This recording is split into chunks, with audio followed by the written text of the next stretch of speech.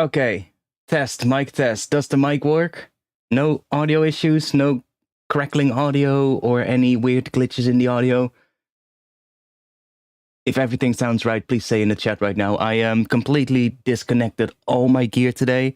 I disconnected all the cables, took everything off my desk, and completely cleaned my desk out today. Cleaned the inside of my PC, cleaned all my gear, and then hooked everything back up. So I barely made it for the start of the stream, but I think we're good. So hopefully everything is good. Everything is sounding good, and we can just have a good stream today. I want to work on the track from last week, from last Saturday. It was Saturday that we streamed.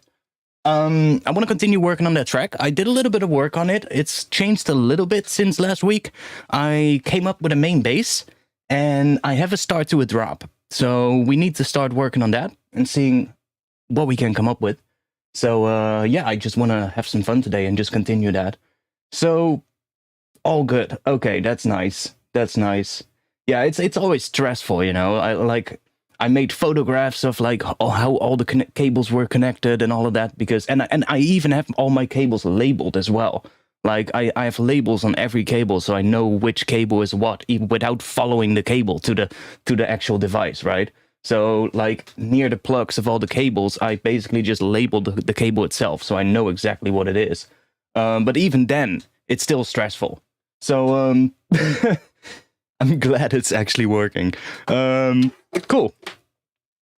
So yeah, I guess I'll just play the track that I have so far right now. And then we'll just continue working on it. So I'll play it first, and I'll see you guys in just a little bit.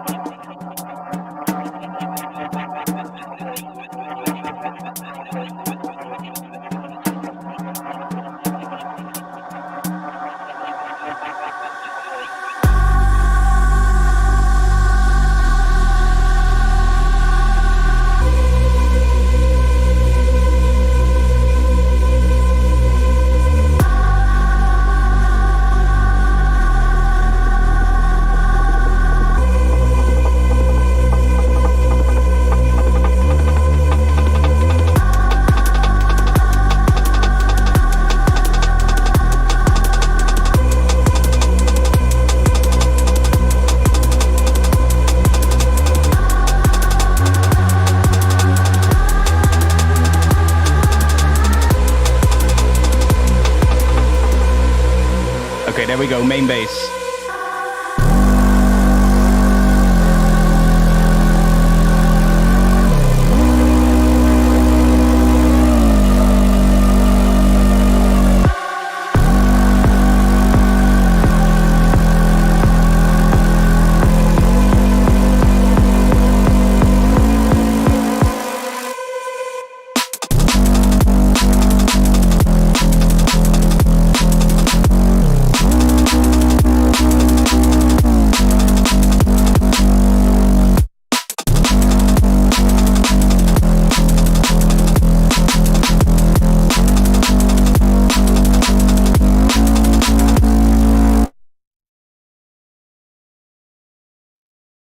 Too late with clicking this thing. Well, whatever. So that's what I have right now.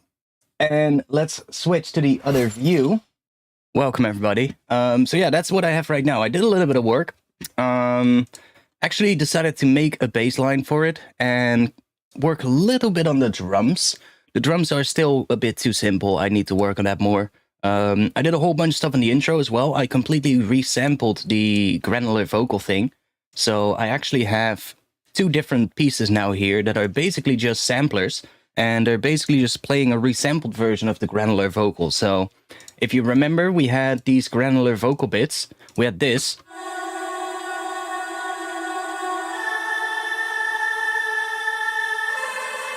Right? After the stream, I made a different version that sounds like this.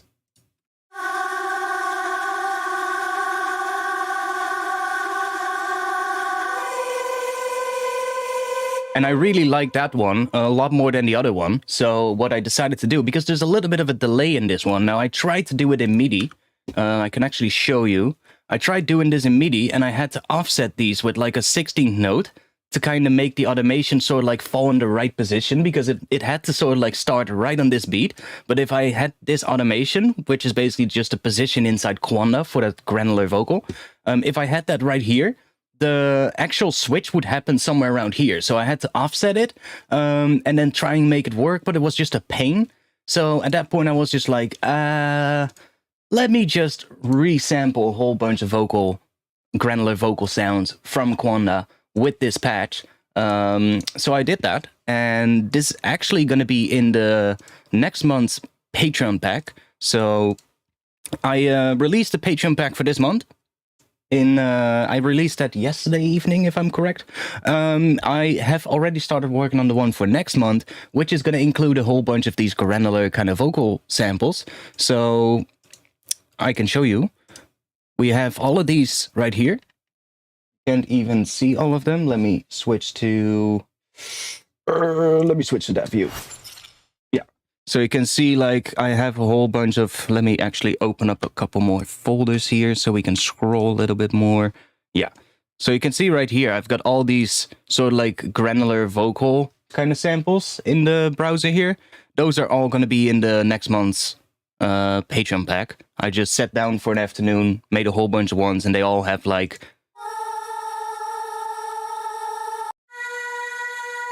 See, just all ones like that. And they're labeled by key. I'm still gonna have to go through a couple of them, tune them, because they're not all exactly tuned right. But yeah, that's gonna be in next month. So I did that, and then I basically just threw them into samplers, so that I didn't have to worry too much about, you know, making sure that it starts right on the beat.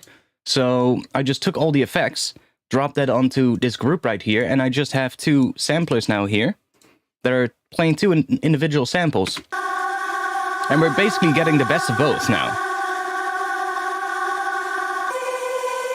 And it switches perfectly. There's no, like, delay or anything.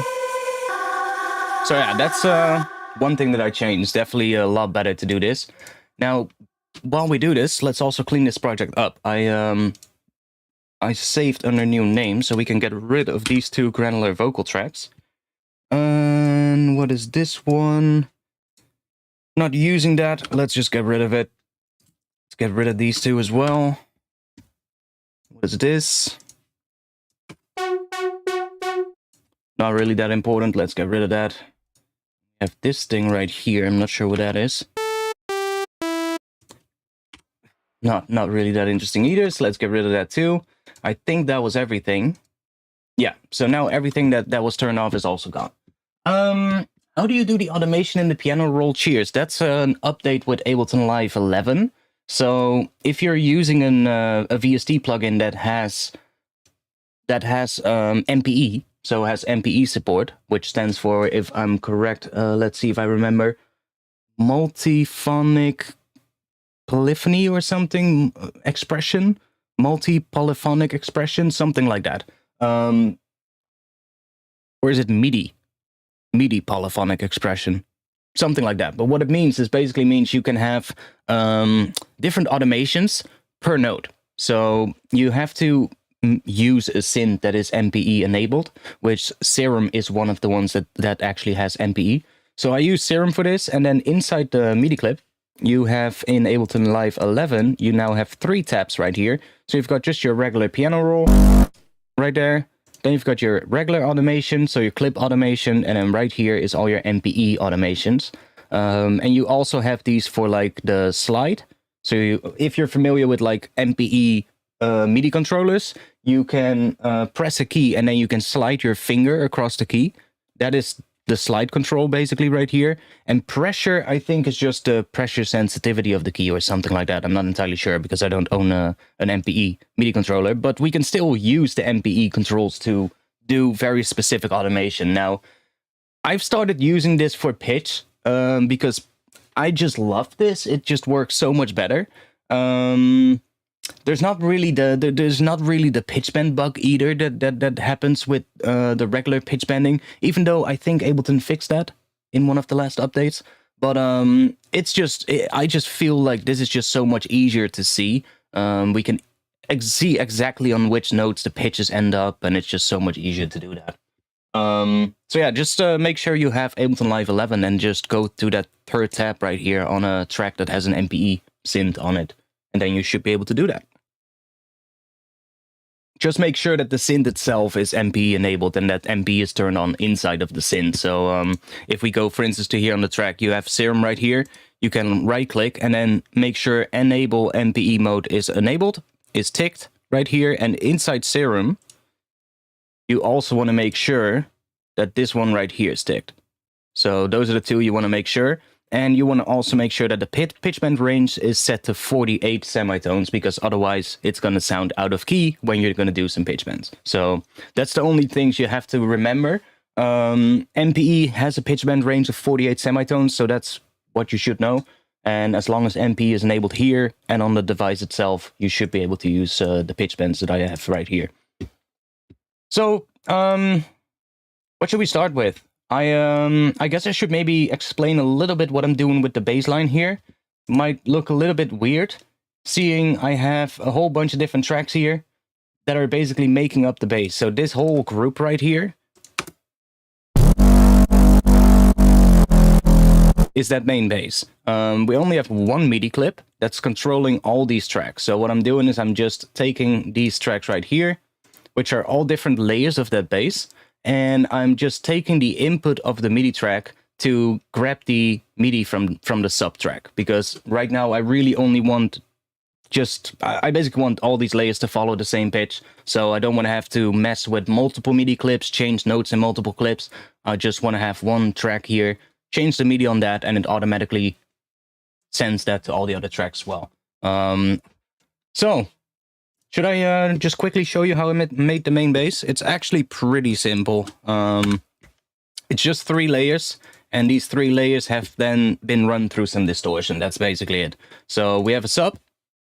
That's literally just a Serum sine wave sub with nothing on it. Yeah, that's literally just a sine wave. And you can hear as well, we have the pitch bend at the start of the note, for instance. So let me turn off the sidechain as well, that we can hear that.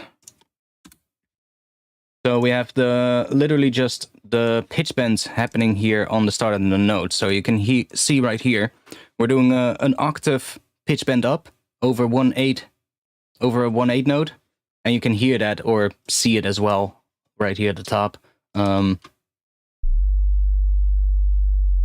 Yeah, that's just a sub. It's just a sine wave.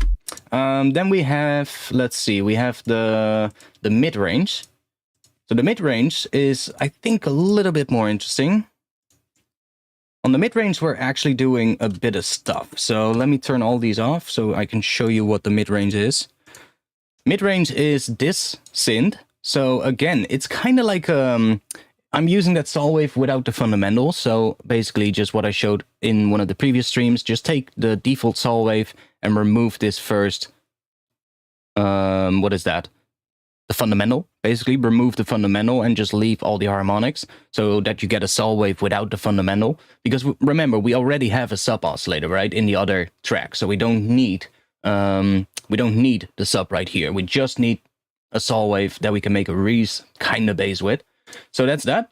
And that's being FM'd with this one, which is the phase warp wavetable. Just doing a bit of FM, nothing too crazy. This one is an octave up, but other than that, there isn't really much going on.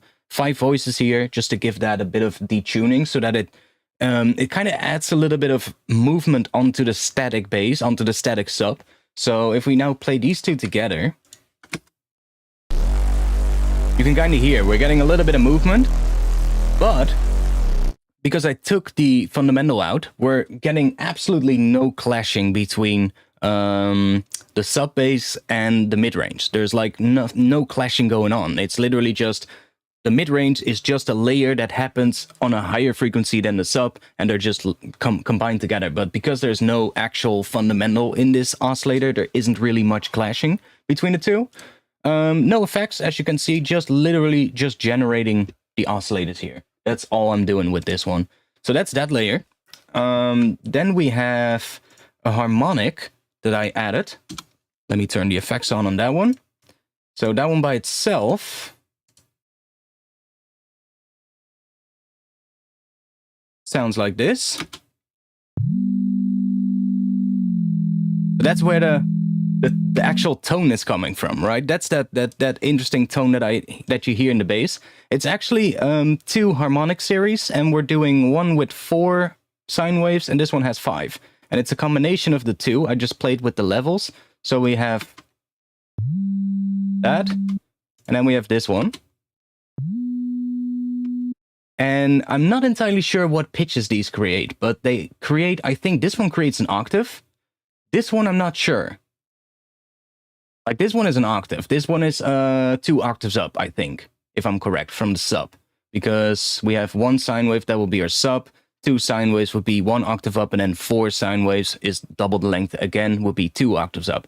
This one is, however, I guess this is, what is that? Is that 1.5 octaves up? Or no, 2.5 octaves up or something. No, not 2.5 either.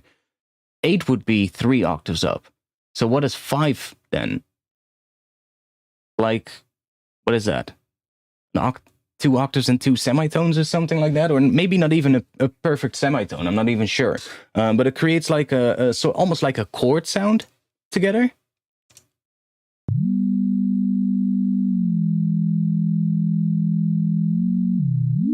And that layered with the sub and the mid layer.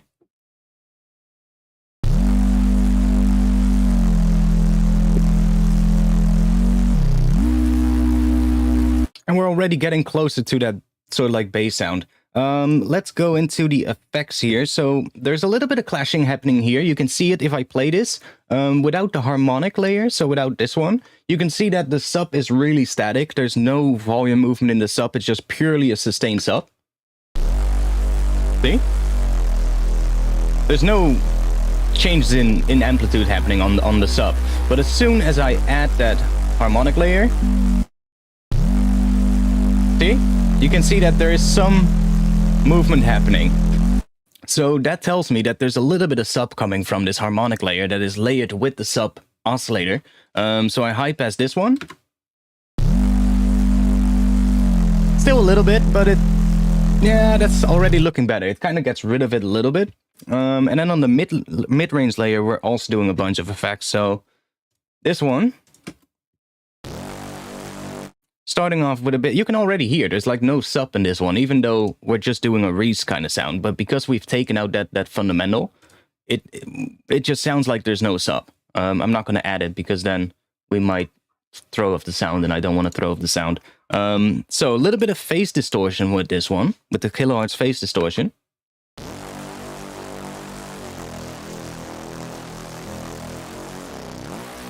Very subtle. I mean, I'm not even sure if you can hear the difference, but EQ. Then I have this chorus thing. I think this is a Native Instruments chorus. Yeah.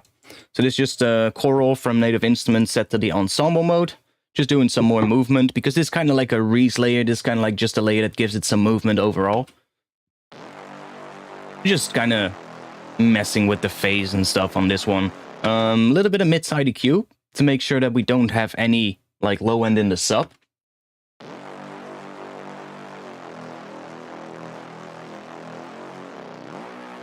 Yeah, see, there's almost nothing happening there, so that's good. And then just a final saturator. Let's see how much of a difference that phase distortion makes.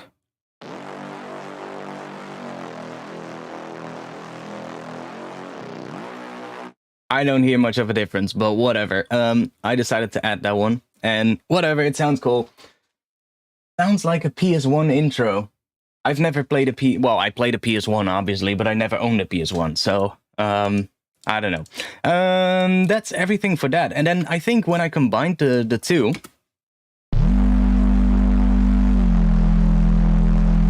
I already like the sound of it. So then I thought, okay, we need some distortion. So I took app filter set in 2, specifically set in 2, because I could use that one in linear phase mode. I didn't want to offset and mess with the phase of this bass. Like if I tried doing this with Iced Up Trash, and Iced Up Trash is not a linear phase, obviously. And as much as I liked what it sounded like, I could just see on the waveform itself how completely offsetted everything was. And I didn't want that, so I wanted to keep everything looking clean on the waveform as well. So I used Saturn instead. Multiband mode, 3 bands. We have... What do we have? We have warm tube on the low band, warm tube on the high band with a lot of drive on this one, and then warm tape on the high band, or this is the mid band, sorry. And then warm tape on the high band. So this is really adding a lot to the sound. So this without.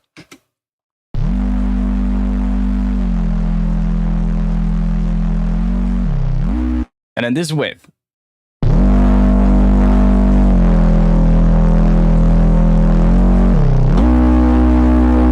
Now it's mostly coming from this layer, this warm tube.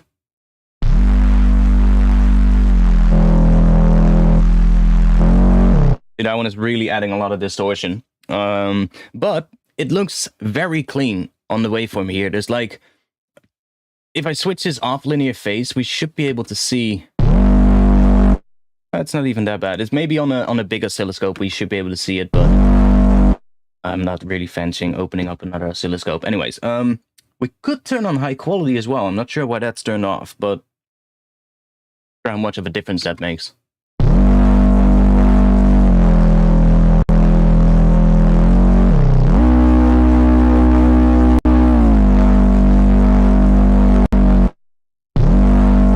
I mean, it definitely makes a big difference in my CPU use, so I'm just going to leave it off for now, and probably turn it on at the end when I'm bouncing the track. Anyways. Beast bass, so cool, thanks. I mean, I like where this bass is going, but it still lacked something at this point. Like, I was working with it, especially in this section right here.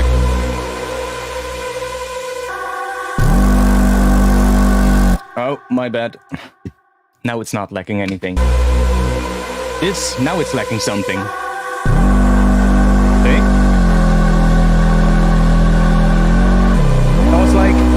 I was like, yeah, that sounds cool, but it lacks something. It lacks some high end. So I did this final layer, which is a Vital, and I specifically used Vital for this one because I wanted to do a key-tracked LFO.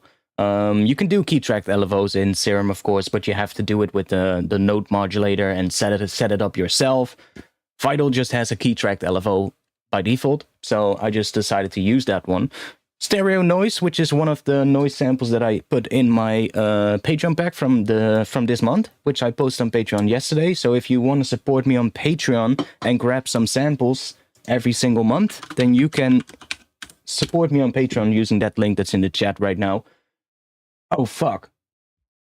Before we continue, I forgot something. And I'm going to change that right now. And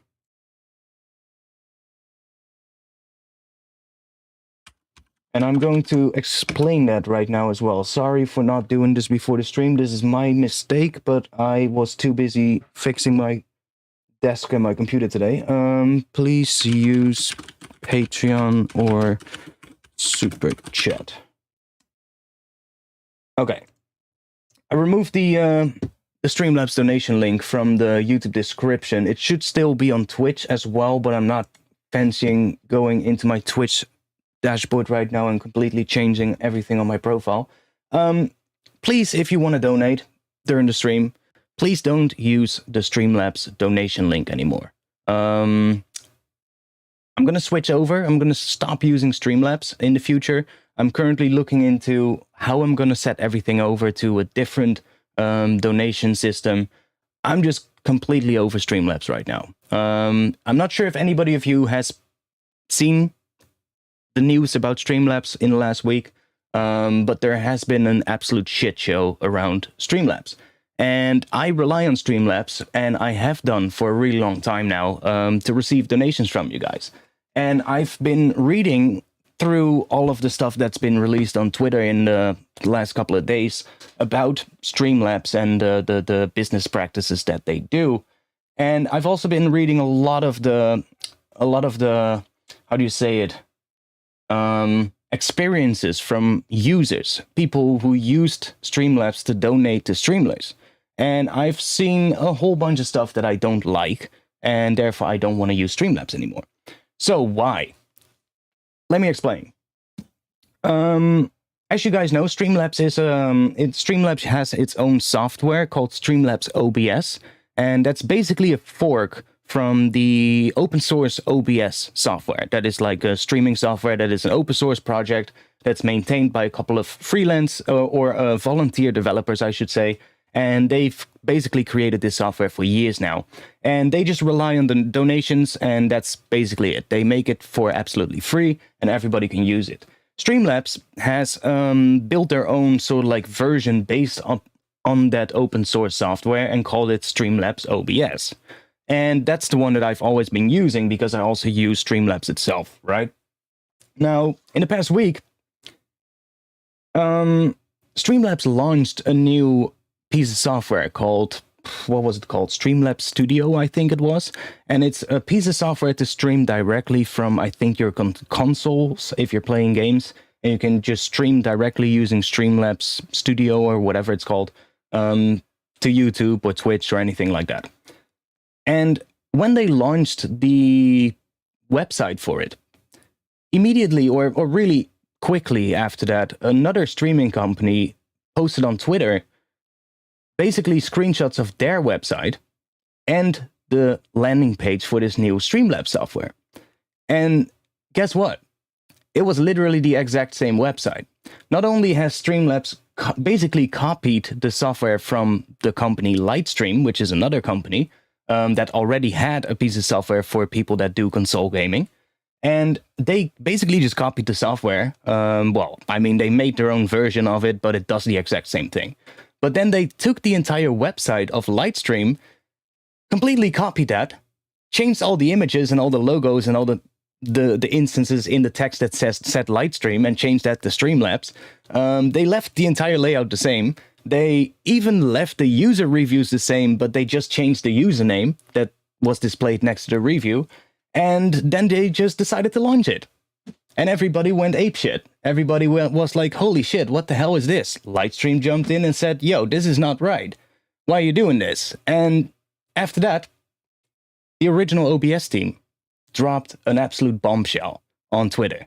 The developers from the original OBS, so the open source OBS, posted on Twitter that around the time when Streamlabs OBS was being released for the first time, they told Streamlabs, please don't use OBS in your name, because that's gonna lead to confusion. We are an open source project. You are allowed to use our code and build a fork of your own software on that. That's allowed. You are even allowed to make it a commercial product, which they did. But please don't use our name.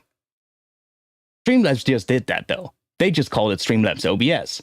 And since then, the OBS team has been getting, like, angry like the original open source OBS team is getting customers from Streamlabs OBS that are paying for the Prime subscription, but are angry because they have an issue, and they are connecting the original open source OBS team, like, please help me. But of course they can help them, right? So it's leading to a whole bunch of confusion, and even companies don't understand it anymore.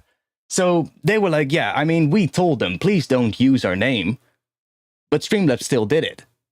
Not even that, but after they launched Streamlabs OBS, they also filed a trademark for the name Streamlabs OBS, which is even more fucked, let's be honest. They also don't donate back into the open source OBS project. So that's something that you should do, right? If you build a commercial product based upon an open source product, then maybe it's nice to every year just make a little donation back to the original developer team, right? But they don't do that.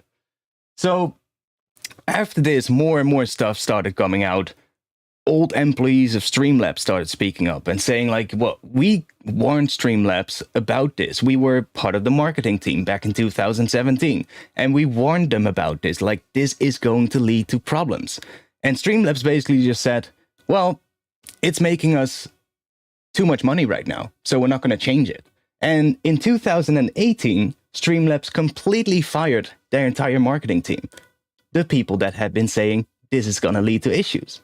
And there are even YouTubers backing this up that were in touch with Streamlabs around the time, working together with them, and suddenly they lost all their contacts within Streamlabs, within the company, and were contacted by new people. And they were introducing themselves and all this. And a bunch of the YouTubers came out with it and said, like, I already found that weird, but now I totally understand. And they basically just, completely fired the team of marketing team that told them, like, don't do this. This is gonna lead to problems with customers. So while I was going through all of this, I was like, okay, that's fucked up. You know, I don't like it when companies do these shady practices, and especially not if I'm relying on that service for like receiving donations. So I was like, yeah, that's fucked. And then I saw all the accounts from the users.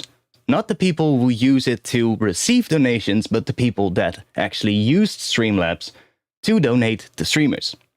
And that's when I really started seeing the thing for what it was. That's when I really went like, okay, this is it. Now I'm really gonna have to switch over. What Streamlabs apparently did, and I have never been aware of this, by the way, keep this in mind. If I had known this, I had never used Streamlabs for this long, but I just didn't know. Streamlabs, apparently, when you donated to using Streamlabs, and I'm not sure if this is still the case, but it used to be the case, you obviously connect your PayPal account to Streamlabs or something like that, so you can make donations, right? You don't have to fill in your PayPal every time. I think at least that's what they do. But there were basically users that had just their Patreon account in their Streamlabs account linked so that they could make quick donations to streamers. And one very cheeky little thing that the Streamlabs would do is on the donation page, it would add a little tick box at the bottom. And that tick box would be ticked by default, and it would state, by ticking this box, you are also, I think, opting into a Streamlabs subscription or something like that. And obviously, a whole lot of people didn't see that. It's scummy to make that thing ticked by default, let's be fucking honest.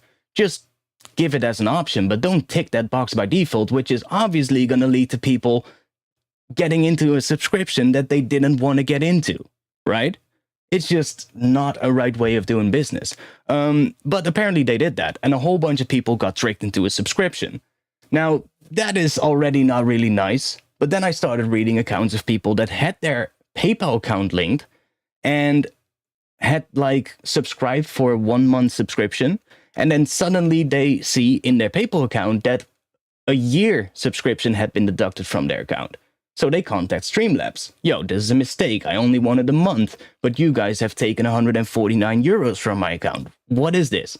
And Streamlabs would not refund them. So at that point, it's just like, this is just so much shit. You know, this is just too much shit for it all to not be true. Right? Like, normally I'm like, okay, I want to hear both sides of the argument, but this is just too much, right? This is just so much shit.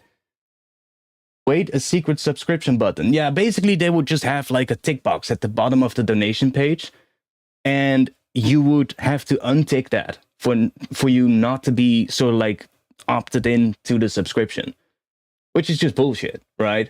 And then also I started seeing like private messages, screenshots of like streamers that would basically just use Streamlabs a little bit and decided to not have a Streamlabs Prime subscription or something like that, and then Streamlabs employees would like private message them on Discord and stuff like that for like, hey, you're doing great.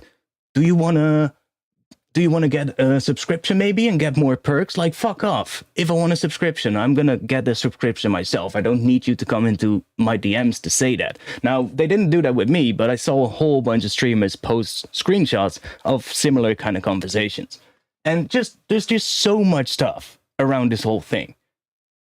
Now, I was like, okay, well, I'm gonna wait until Streamlabs says something. Streamlabs actually made a quote-unquote apology. It's not really an apology. There was so much stuff that they were being called out for, and they basically just made a post on Twitter saying, from now on, immediately we are going to do everything we can, or something along those words. But immediately was in the first sentence. We are going to remove OBS from our name. Guess what? Within the same sentence, after the comma that was after that, they immediately then called their software Streamlabs OBS 2 times in one sentence after they just said that they're going to do everything they can to remove Streamlabs OBS from their name.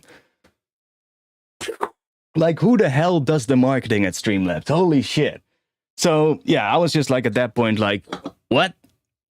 Did you even send this past, like, your superiors or anything? Or did you just send this out to Twitter? Because this is the most stupid thing you could have done. Then the original developer of Streamlabs OBS came in, who isn't working for Streamlabs anymore, but he came in to prove that they have the right to use the name OBS for their software. Now here it comes. This is going to be funny. I don't know if the post is still up. Let me see if it's still up. That would be really funny if it's still up. Twitter.com. Ooh, how can I find that? It wasn't Twitter. It wasn't Twitter. If I search for Streamlabs OBS, am I gonna get it? It was the original developer of Streamlabs that basically shared an email that he had around the time that Streamlabs was released. Can't find it right away, so I think he removed it. He got like so much shit on that tweet, so it would be pretty okay if he had removed it by now. Well, it would be smart. Let's just keep it at that. But he posted a screenshot of an email conversation between him and the developers of the open source project OBS team. And in that email, and remember, this email he shared on Twitter as proof that they had the right to use the name OBS in the name Streamlabs OBS, and then, of course, use that for a commercial product and trademark it and all that fucking bullshit. Yes, I'm Dutch. So he shared this email, and in this email, he asked, or the developer from the original developer from Streamlabs OBS asks the open source OBS team, we are about to release our Streamlabs OBS software, or something like that. We are about to release our Streamlabs software, and we are going to be releasing the code on GitHub. So is it okay for us to name the GitHub repository Streamlabs OBS? And to that, the developer of the original OBS team, the open source one, said, yeah, sure, that's fine. However, we all know that a GitHub repository where you share some code is not the same fucking thing as your actual product name, right? It's not going to give, that email does not give you the right to give the product the exact name, and it also doesn't give you the right to use that name and then trademark it. You just ask the developer, yo, can I upload the code on GitHub and name that Streamlabs OBS? And to that they said yes. So everybody came in and said, dude, what? You literally came in and made it worse. Like, you shouldn't have done that. Like, holy shit. So he just came in and did that, and then just started blaming everybody that was calling out Streamlabs. Like, you don't have the right to call them out, and I don't work for them anymore, but still, I think everything should be set straight. We had the rights to do this. No, you didn't. You asked them about the GitHub repository, which is, of course, something completely different than the actual product name. So, yeah, and around this time, it was already the discussions between the two OBS teams were already going on about the name OBS. They had already had phone calls together and told the Streamlabs team, please don't use OBS in your name. And they just went on with it, basically. So the OBS team has been basically now been fighting this ever since Streamlabs has been released. And they've just been asking them or trying to get this fixed to get them to remove this part. Now, they finally removed it now. But, I mean, I just don't want to support a company like that, you know?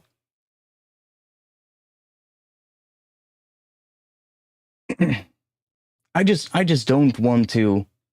I just don't want to support a company like that. It's just fucked up.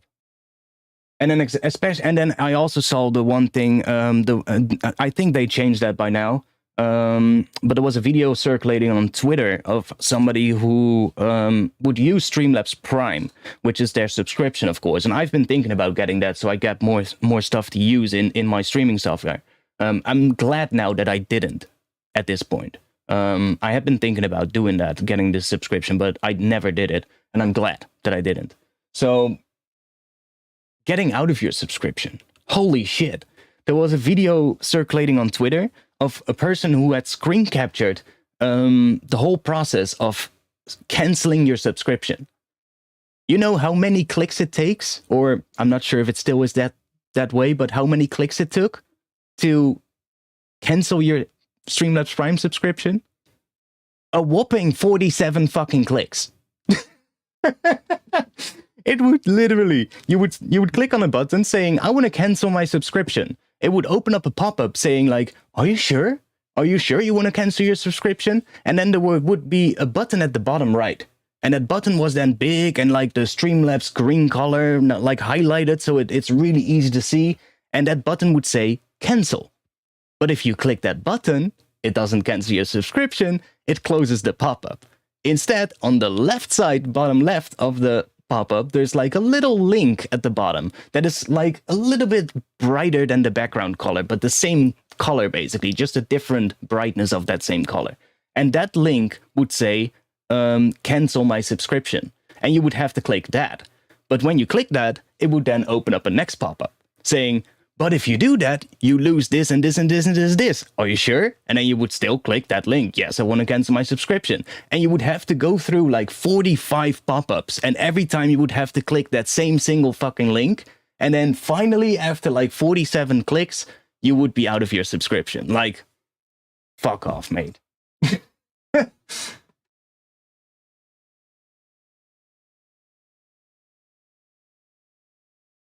It's like it's just ridiculous. So yeah, I'm currently in the process of completely removing Streamlabs out of my setup. It's gonna take a couple of weeks probably. I have to set everything over. I have to do all my alerts again on like I think I'm gonna use Stream Elements, which is a different company that does similar things to Streamlabs. They don't have their own OBS software, but they have a plugin for OBS for the open source version. So I'm probably gonna try that out.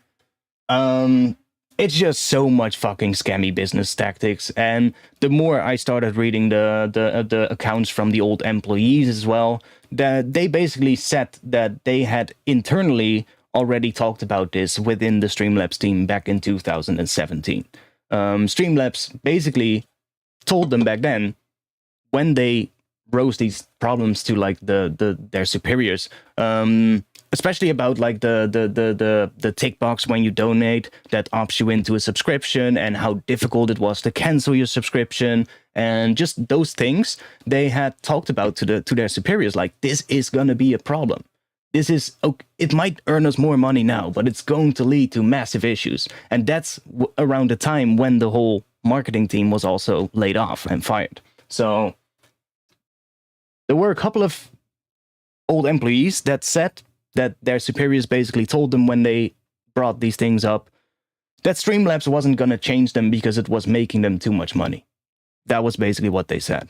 So I'm not sure how correct that is, but seeing from the things that these people, these old employees on Twitter were sharing, I don't think that they're lying. I don't think that they're sort of like faking that they were employees or anything like that. They knew so much information that it's almost impossible to know that information without being an employee from the company. So yeah, it's interesting. But yeah, yeah, like I said, I'm definitely gonna switch over now. Just like pretty much all streamers have been saying after this came out, everybody just went like, this is nuts. This is not right. And we've been relying on this company to receive donations, so everybody was just like, what the hell? Like even Pokimane. Like Pokimane, I don't care about her at all. But she's been like the poster child from Streamlabs for like years now. Like her photos are used on the front page and everything like that. She even lashed out on Twitter saying like, listen, you either fix this or you're gonna remove every fucking instance of my name, all my photos, and everything from your product, because this is not right. And I think so far the only thing Streamlabs has acknowledged is that they might have used the name OBS incorrectly or without permission, and therefore they are removing the name. That's the only thing that they responded to. All the other accusations, all the other things that people brought forward, none of that has been addressed. So that says enough, right?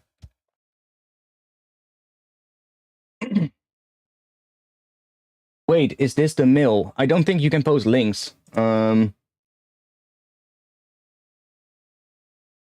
don't think you will be able to post links in the chat, but if you search for Streamlabs, you should be able to find everything on Twitter, unless people remove their posts. Like, I can imagine that original developer removing his post about the email, because, yeah, everybody was just responding. Like, there wasn't a single response to his tweet that told him, oh, okay, well, then that is at least set straight. No, everybody was literally telling him, dude, do you not know the difference between an actual product name and a trademark and the name of a GitHub repo? Like, do you don't see the difference in that?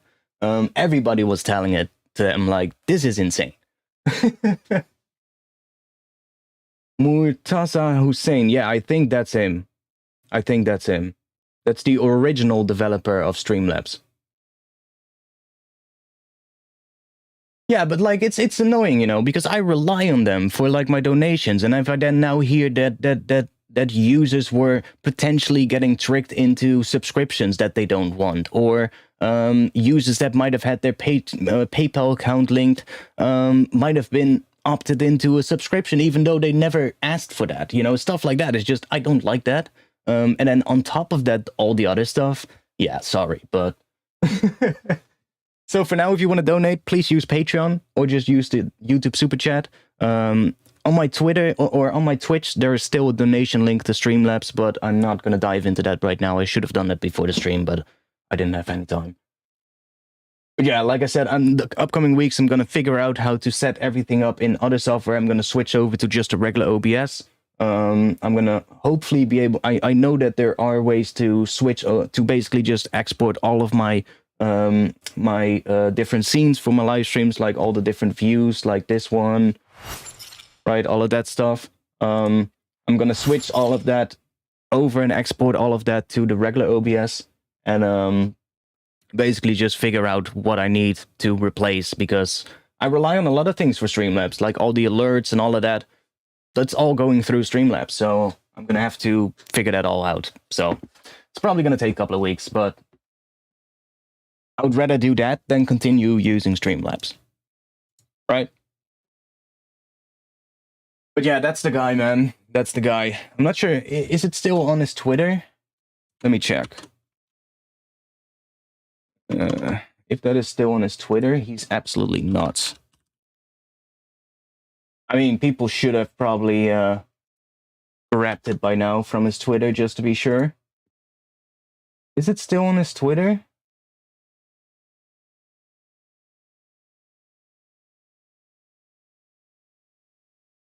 Looks like he removed it, though. Or is it in his replies, maybe? Because I think he replied it to another tweet.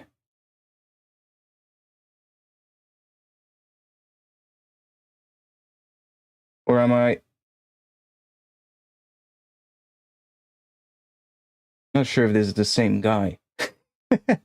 Are there more Murtaza Husseins? Guys into cryptocurrency. Are there more people with that name? Oh, I think this is the guy.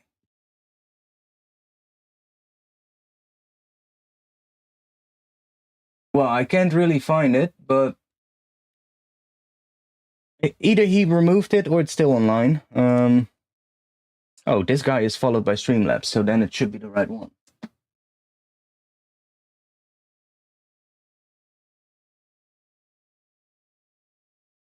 $19.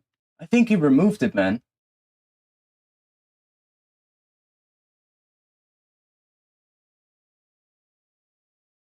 It was a reply on one of the tweets from Streamlabs.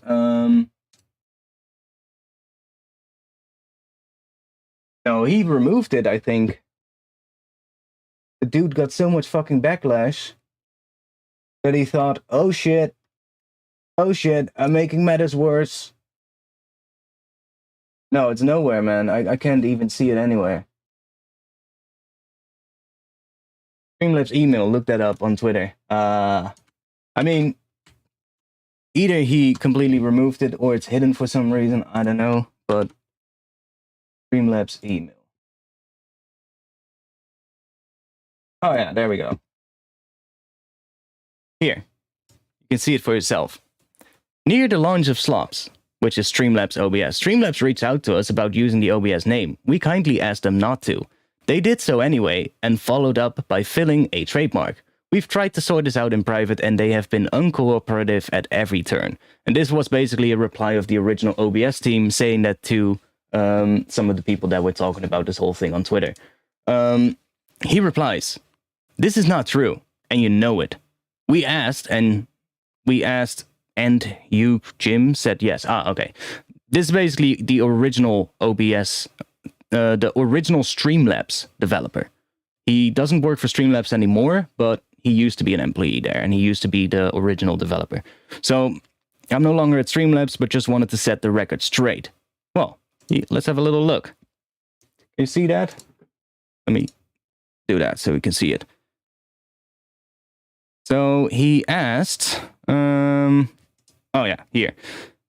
"Hi Jim, it's Eddie from Streamlabs. We met at TwitchCon on Saturday. I'm the dev working on our streaming software. We are setting up the GitHub to make the code available to everyone. We're wondering about the right name to choose. We are thinking of this one, Streamlabs OBS. Is that a problem for you if the name of our repo contains OBS? If so, feel free to let me know and we will find another one."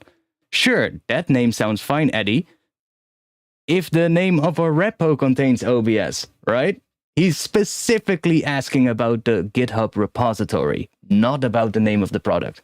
And he is now using this to discredit the original OBS team about their claim that they were not allowed to use the OBS part in the name of the actual product. Think about that. And everybody, just everybody in the comments were just like, yo, that's a GitHub repository, mate. And he even tried to kind of fucking... So is Streamlabs OBS. That makes no fucking sense. Like, it's an open source project, so is Streamlabs OBS, same license. Yeah, so what? That still doesn't give you the right to use the name. I know we all want to witch hunt and burn some things down, but read through what I posted. Well, I think it's pretty clear that you had no right to use the name. Had Jim said no, we would have happily used another name. The problem isn't the GitHub repository, the problem is the product name.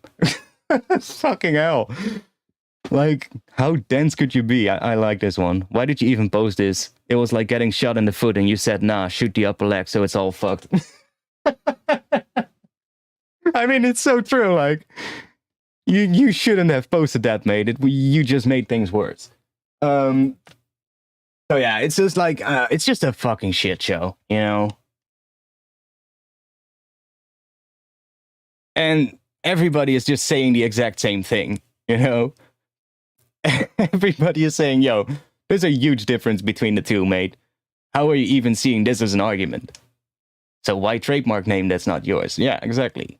Why file a trademark for it then? If it's an open source product and you're just making an open source piece of software that's based on another open source piece of software, then why would you have to trademark it? I mean, I don't see the whole point. It's just so weird.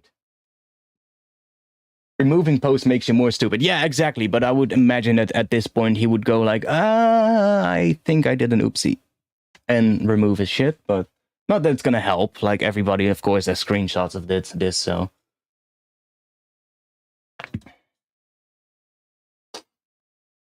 But yeah, it's nuts. It's absolutely nuts. I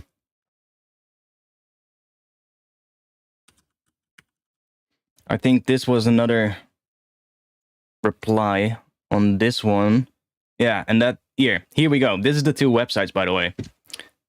This is Lightstream right here, and this is Streamlabs OBS Studio or Streamlabs Studio. a little look. Let's switch over to the full screen so you can see everything. Look at how beautiful they copied this. Level up your Xbox and PlayStation streams. Level up your console streams. Automatically add overlays, alerts, and other media every time you go live. Automatically adds overlays, alerts, and other media every time you go live. It's literally the fucking same thing. Same layout. Button right here at the top. Button right there at the top. The button even both say get started. It's like, what? They just made the menu right aligned instead. How does it work? How does it work? Activate personalized stream. Activate personalized stream. It's literally just a copy. Cloud capture for console streams. Cloud capture for console streams. Full layout and design control. Full layout and design control. All you need is your console. Go live in minutes from your console. It's just the fucking same thing, dude. Holy shit. Remote control from your couch. Remote control from your couch. And here we go.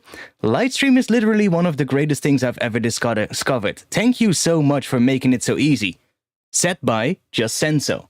Streamlabs Studio is literally one of the greatest things I've ever discovered. Thank you so much for making it easy. Set by James Dokidis.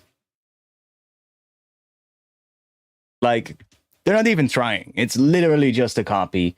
And they apologized for this to Lightstream. They said like, yeah, that was a bit of a mistake and this shouldn't have gone live. But even then, like, you don't copy something. Create your own fucking webpage. Holy shit. How hard is it? You can grab a fucking template these days and just make a website in an hour, basically. This shouldn't even take an hour. Like, honestly, if you have all the graphics pre-made, a web designer should be able to slap this page together in like 30 minutes or something. If he has like all the stuff pre-written and can just use like different pieces of code to kind of build this, you can build this in such a quick amount of time. If you use WordPress even, you can build this with a WordPress template in like little to no time. So yeah, it's literally just the same thing. And this is the only thing they actually reply to about this accusation. All the other stuff, they said nothing about. So, yeah. It's pretty crazy. So yeah, on this post, everybody came in and started saying other stuff about the Elgato coming in. Know that feeling. Control your live stream from your phone with Streamlabs? Stream Deck. Remember, Elgato had released a product before that called that actual box that streamers use to switch between different scenes or trigger audio? The Elgato Stream Deck? Well, Streamlabs made a phone app doing the exact same thing. You can use the phone app to launch scenes or different things in your streaming software, and they obviously called it Stream Deck. It's like... It's just not even one example. It's just like example after example where they just copy or steal stuff and just get away with it. Oh yeah, Logitech is the owner of Streamlabs these days. They bought it. So yeah, it's just like everybody came out with this, and it's just nuts. Stream Elements. I mean, that's true as well. Like, they kind of stole the whole thing from Stream Elements as well, I think. But even stuff like the... sometimes streamers have like what is that tip jar, that little glass in their stream, and every time you donate, it adds like a little thingy into that glass. That whole thing is also stolen. Because there was actually... I think he was a streamer or something. Or maybe a coder, something like that. But somebody made, a single person made that for a different streamer. And said like, yo, here, I made this for you, you can use it. Or maybe even the streamer himself made it, I'm not sure. But a single person made that, and it was not part of Streamlabs. It wasn't a person that worked for Streamlabs. Streamlabs just copy that. And if I go into my settings now, I can just turn on that tip jar and that glass. And every time somebody donates, you see a little coin or whatever drop into that glass. That is just completely stolen from what that other streamer were using. Streamlabs saw that and was like, hey, we want to have that too. Let's just copy the whole thing and put it in a software. Like, and he also came out about this during this was all going on. It's just like, there's just too much, man. I can't fucking deal with that. So yeah, long story short, I'm quitting Streamlabs. When you outsource your HTML styling to an Indian dev. I mean, nothing against Indian devs, of course, obviously. But yeah, exactly. Nothing against people like that, but it's just, yeah. Or just any cheap-ass graphic designer that just want to catch this a little bit of a quick buck. You know, they go, okay, I can make you a website. What is this? Oh, it's a streaming software that allows you to stream from your console. Oh, okay, let's see if there's any other competitors out there. Let's see what the competitor websites look like. Oh, Lightstream is a similar thing. Oh, their website looks pretty good. Let me copy that and base my website on this. And he just copies it and sends it to Streamlabs at some point, probably as like a little thing like, yo, is this gonna be something? With all the stuff changed, of course, and Streamlabs probably went like, oh yeah, that's looking something like we can use. And instead of, you know, the guy saying, yo, but I still need to change a whole lot of stuff, they just probably just clicked live and just made it go live, which is absolutely, yeah, that started it all. And honestly, I'm glad all this stuff came out in the past week.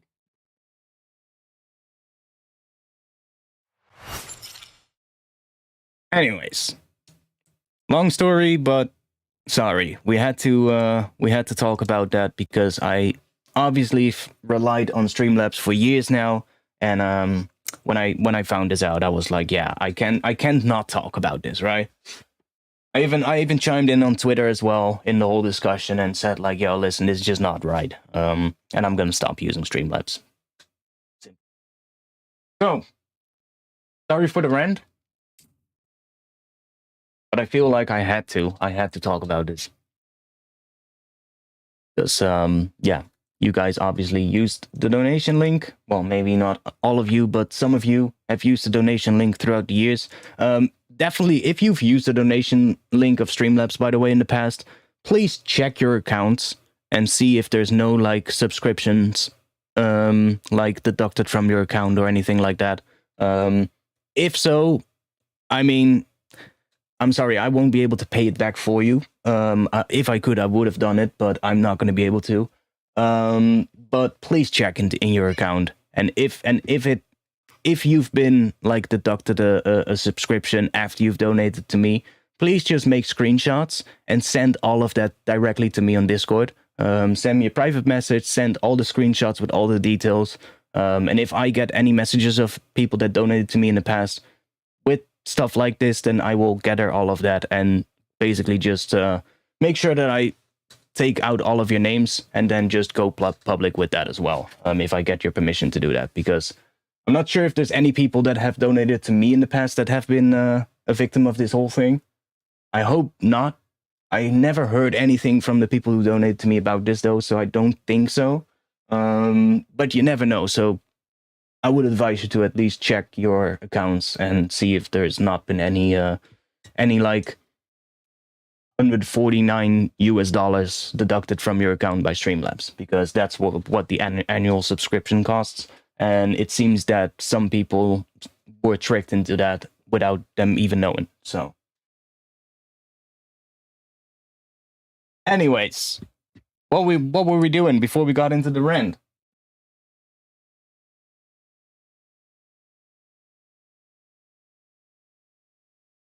I mean, come back at what you said. Discarded telepathy. Telepathy? That's probably not how I should pronounce it. I'm glad you stand for good business decisions that don't hurt the consumer. Exactly. Like, you guys are the people who donate to me, right? So if I receive donations from you, then this is obviously not something that I like to hear. But also, it's going to hurt me as well, right? If people donate to me and get tricked into a subscription because they've used a donation link that I supplied to them, then they're going to be mad at me as well. So yeah, it's going to be both bad for the people that watch me and donate and for me as well. So yeah, there's no other option. I just have to get rid of Streamlabs. So yeah, if you want to donate, please donate on Patreon. Patreon is the better platform anyway, because you actually get stuff in return. You can donate once and then cancel it for before the next month starts, and you can just download everything on my Patreon. if you want to keep supporting in the months after that, you can do that. And every month I will post new content on Patreon with new samples and new presets or other stuff.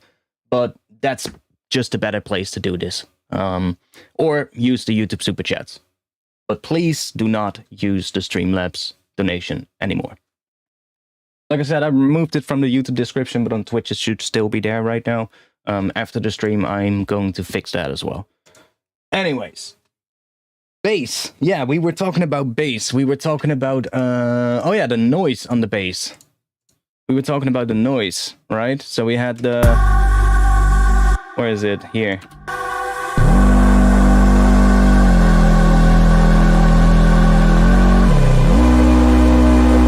So we had that extra layer of noise. It just adds so much, right? It's just so much better. So I'm just going to play this one more time because a couple of people might just have tuned in during the rant. And I kind of need to recap as well and hear what we're doing. So see you guys in just a bit.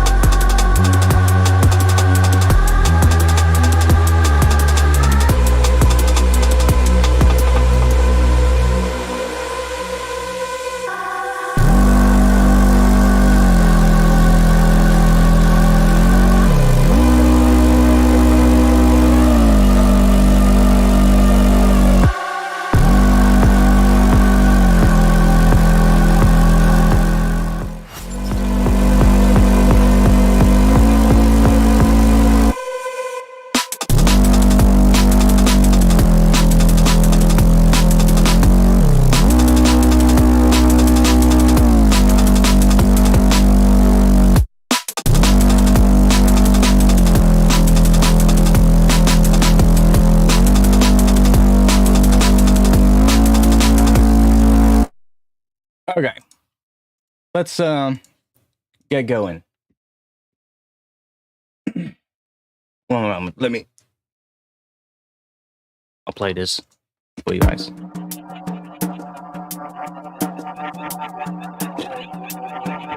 Getting hot in here.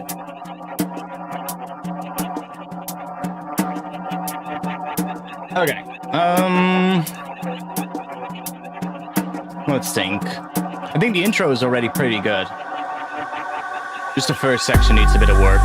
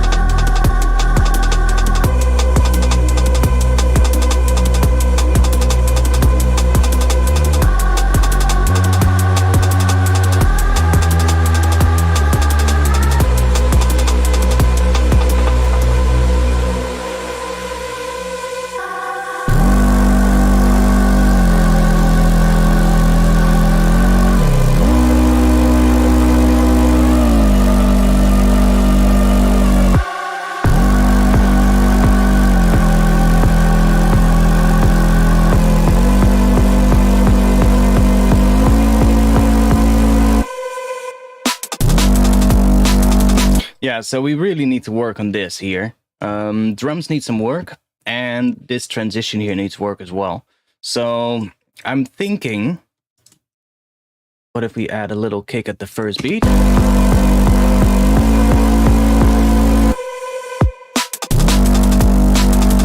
definitely gonna be better. That. We can probably switch to a 1/4 head on the drop.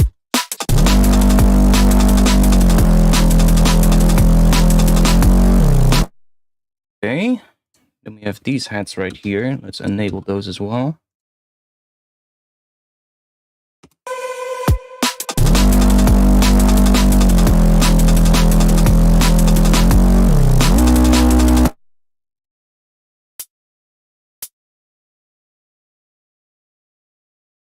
All to quarter notes.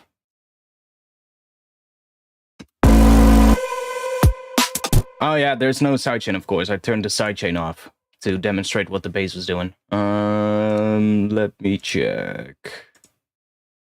Yeah, right here.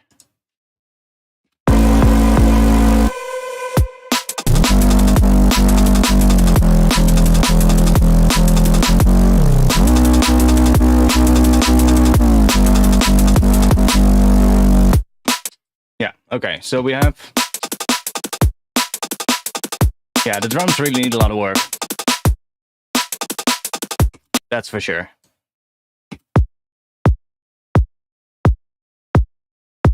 Drums are just way too simple when the drop hits.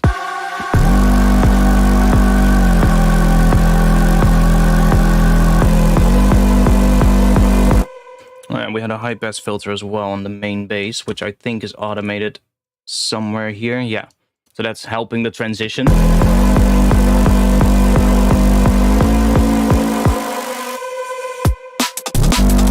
Kind of fading out the bass a little bit, at least the sub from the bass. So we have, do we have some rises here? Oh yeah, we have a riser as well.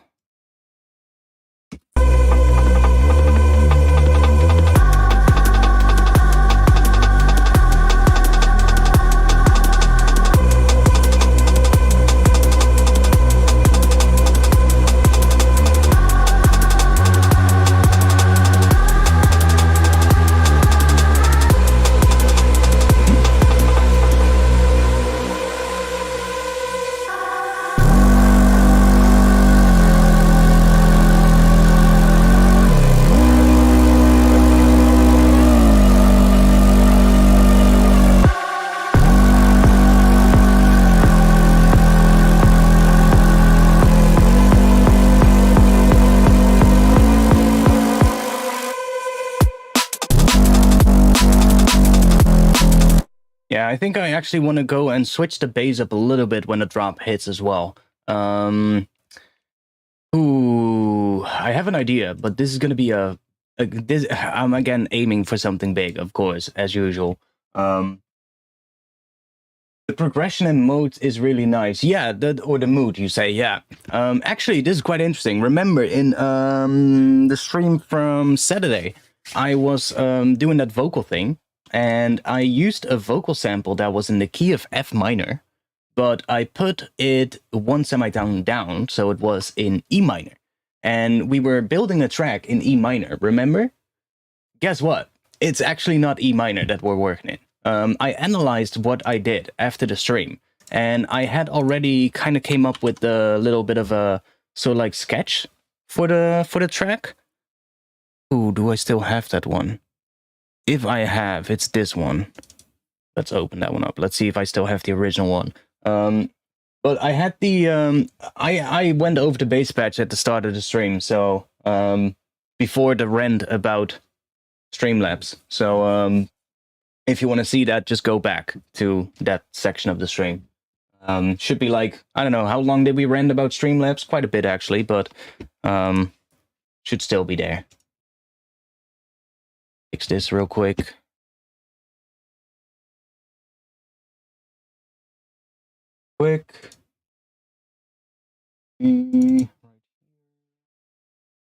Polls, Patreon.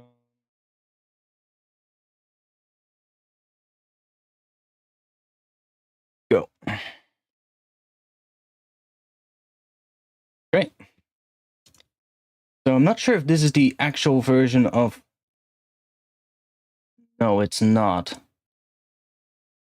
No, this is not the version from Okay, well then I removed that version. But I was making a different version. I think I still have... That's still the original bass line. Yeah. Yeah. This is the original bass line in the intro. I did a different thing in the previous stream. So the bass line was doing...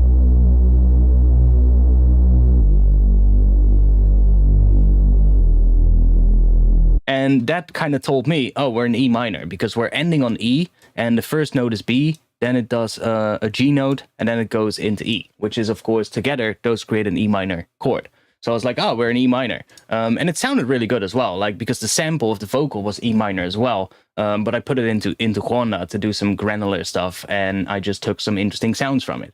Now, those sounds are obviously not necessarily the key of E, because if you take a vocal in the key of E minor, it's probably not just going to sing in the key of E. It's just going to move around. It's going to sing a melody, right? If you sing, usually there's sort of like a movement in pitch as well. So the things that I got out of Quanda weren't necessarily in E minor.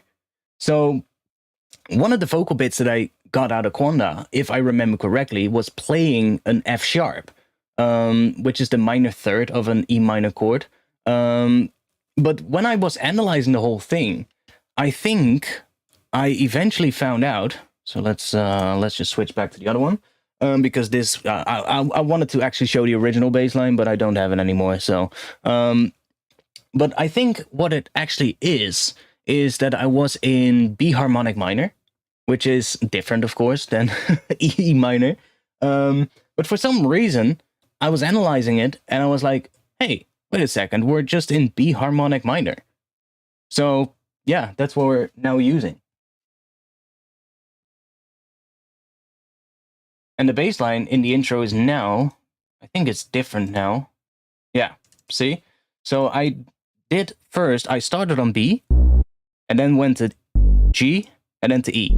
But now I'm doing G, E, to B instead. And we are in B harmonic minor, if I'm correct. So let's check real quick. B harmonic minor. Yeah, B harmonic minor it is. See?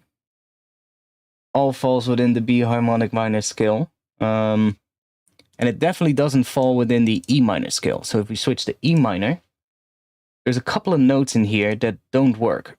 This all works. That's all right. Up until here, that's all right. That's right. This is right. This note, this really quick one there, is not in the scale. I mean, technically we could still use E minor. That's just a very quick note, but it just sounded much... I actually started writing some chords on it as well, which I should still have if I open them up from here. In the other version of the project. Yeah, so I started writing some chords. I'm not sure if this is the entire thing. No, this is not the entire thing. It could be this one. But I started writing some chords. Yeah, this one. So I started writing a chord progression with these sort of like bass notes. And I started doing it in E minor. And I was like, it doesn't sound right.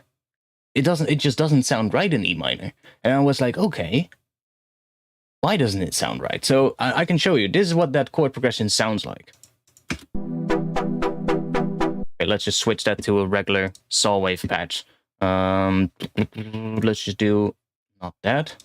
Let's do initialize. Just give it a bunch of saws like that. Maybe a little bit of a low pass filter or something.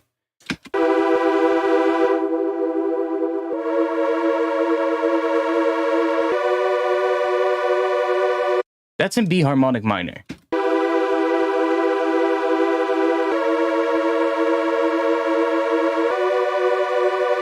And you can see what I'm doing here. I'm in the bass, I'm playing G to E to B. So this, and this is kind of what the bass is doing.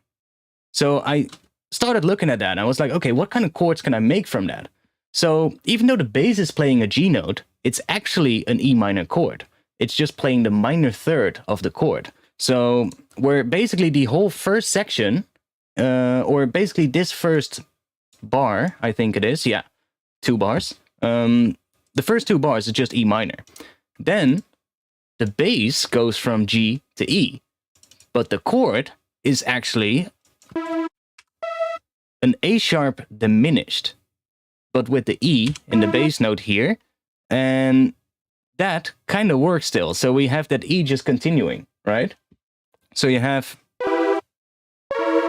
that's kind of nice. And then we go up in the bass to B, which I was like, okay, what is that then? It's a B minor chord.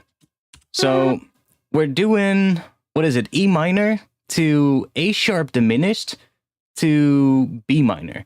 That's what the chord progression is. Now let me show you what this would sound like in the regular E minor. So if we go to E minor, I think the only note I have to change is that A sharp. Oh yeah, and the C sharp as well. So A sharp, let's move that one down. And the C sharp is gonna go down as well, I think. Yeah. So this is what it would sound like in the regular E minor.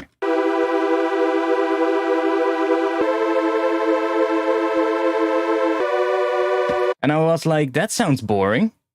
You know? I was like, it just doesn't sound nice. And then I was playing around with the notes and the different sort of like sounds. And I was like trying out different skills that, because without these two notes, without that C sharp and the A sharp, if we just turn all of these off, this could still fit in a whole bunch of different skills. It's literally these two notes that decide which skill it is. And there were a whole bunch of skills that were working with all of the notes here, except these C sharps and the A sharps. And I was like, okay, which one is it then? So I was just flicking through a bunch of different options, and every time, you know, transposing the notes of that second chord. And then I came across the B harmonic minor scale. I found out that in B harmonic minor, it falls exactly on those notes. And I was like, okay. And then I found that sound.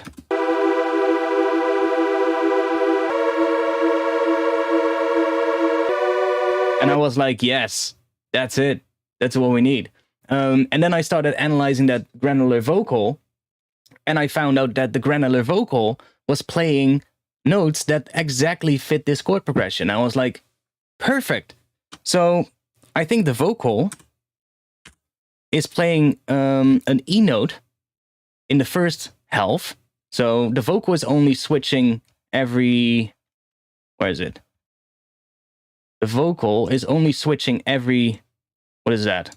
8 bars? 4 bars. So every 4 bars, the vocal switches to a different thing.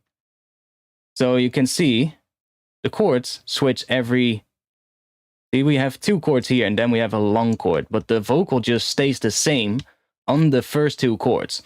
This one, even though it says F sharp here, oh yeah, I think it's playing an F sharp. Interesting.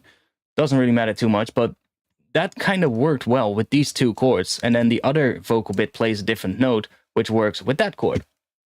So it's quite interesting. Yeah, true. Sometimes you can use the parallel key as well. True. But that's not what I'm doing here. At least, I don't think so. Because, let's see. E minor.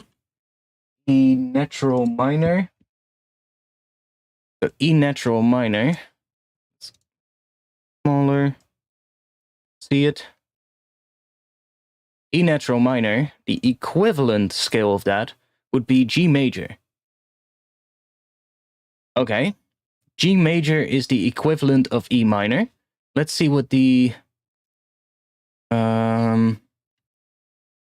is B harmonic minor like 1 semitone apart from this? Maybe.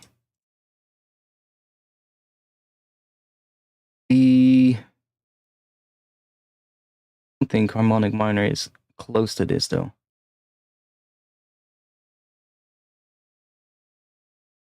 Yeah, it's not close to this at all. Not even listed in here.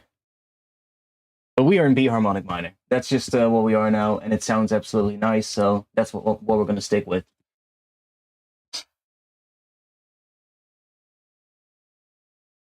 But yeah, true. Like if you have a vocal sample that is in the minor key, let's say your vocal sample is in A minor, you can just as well use it in a track that's C major. You just have to write the track around that vocal though. And you have to sort of like incorporate it into a track of C major. But if you do it right, you can still make that work just fine. Yeah, that's kind of like what I did here, but not exactly the same, if you get what I mean. Damn it, I closed that window. I wanted to show you something. B harmonic minor. Because I think the two are pretty similar. Here we have B harmonic minor. And then let me open up the E natural minor as well.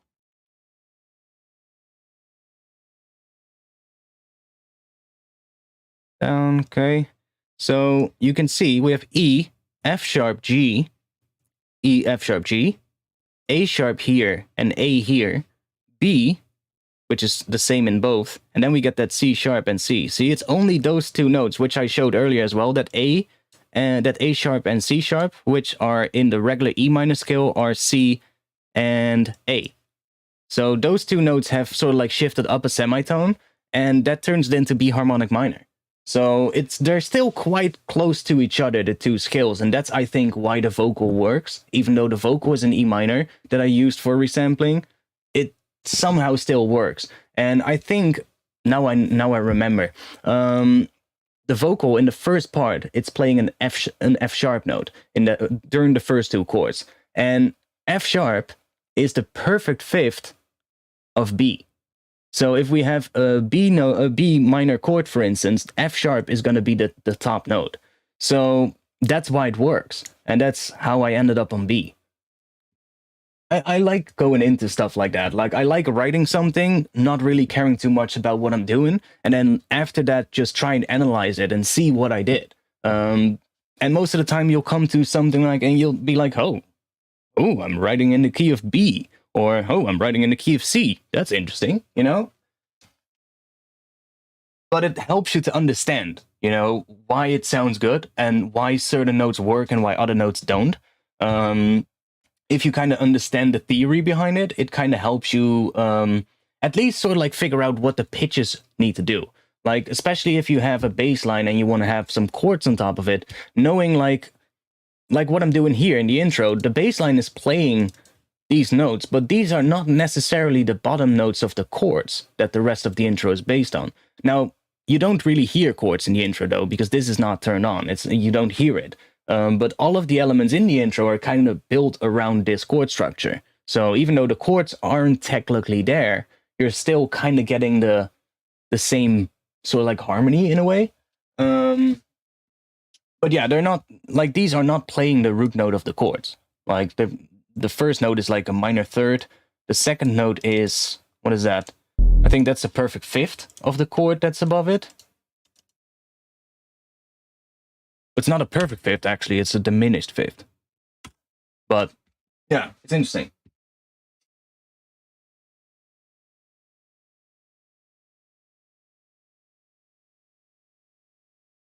What works really well as well, let's say you have a chord progression, and then at the end of your chord progression, you want to sort of like switch it up.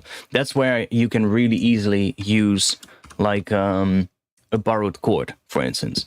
So let's say we are in, let's just do, yeah, B harmonic minor is fine. If you have, like, let's say a chord progression, really simple one.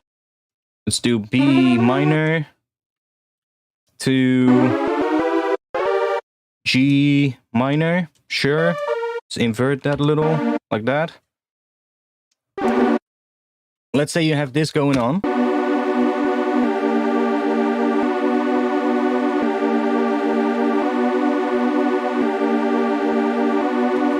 And we can switch this one out. Instead of a B minor, or G minor, we can turn that into major as well. Now, because we're using this scale, the B harmonic minor, both actually fall within the scale. But within a regular minor, you would only have one option. You only have the major or the minor. You have the major option. So in the regular minor scale, B minor, this would basically be a major chord every time. So this note would be that. See? So you would get this. Let's do that. Copy all of these. Let's make them a little bit longer so we have a little bit nicer of a chord. And then this last one we could swap out for a major chord, for instance. So we could say instead of, or into a minor chord. So instead of G major, we could make that one a minor chord. Even though it's not within the scale, it should technically still work.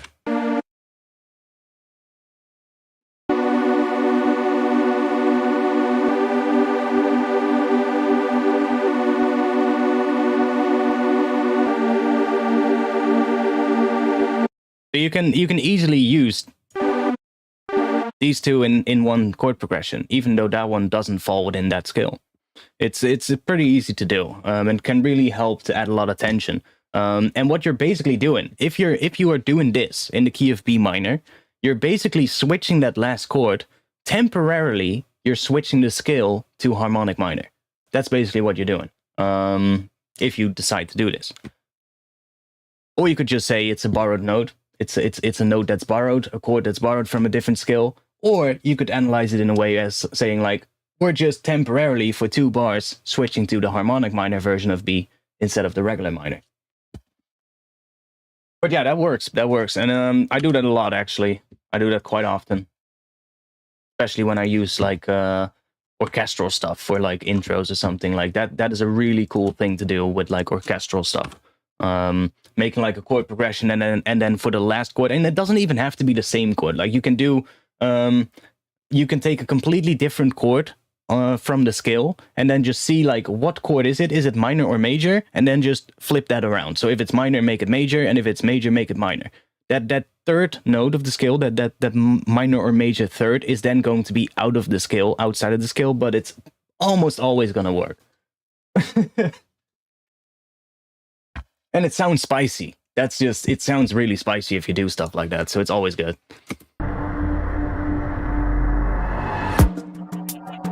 Okay, I need to, I'm gonna listen on my speakers real quick, and I'll be back in just a bit, see if I can figure out what I want to do for the drop.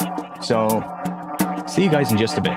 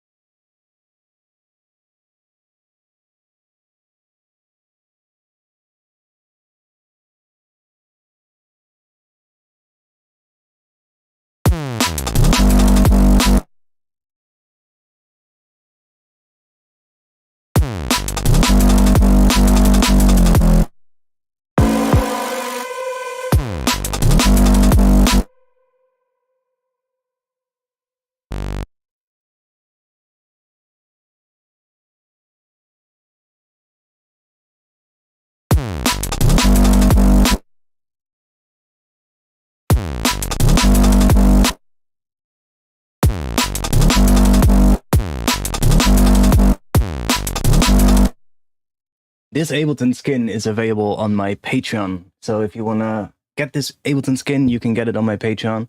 All the Ableton skins, if I remember correctly, are available to the lowest Patreon tier and all the other tiers as well, of course.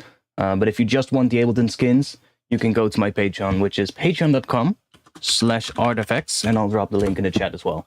I actually updated the rewards for the tiers to include the Ableton skins as well, so it's now pretty clear which tier gets access to the Ableton skins. Because that wasn't too clear before. I'm thinking about what I want to do here. I think I want to have sort of like a bass sound that drops in pitch during the first beat, and then in the second part, I want it to be kind of like almost like a pluck bass sound that has like a filter closing down and almost sounds like a one-shot bass hit, if you get what I mean. So I kind of want to make a bass sound that just kind of is more sustained in this first part, maybe closes down a little bit on the filter, and then just some kind of a little bunk on the first beat or on this first snare. And that's also where this, during the end, I think it's gonna sort of like decay down in volume as well, so that then the other bass comes in. I kind of want to try and if I can make it sound as if they sort of like morph into the next bass, but I'm not sure if we're gonna be able to. Well, we should be able to. Should be able to.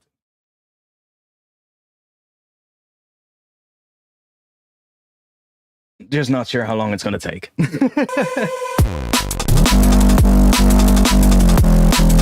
And what note we're gonna use for this, because we are in B.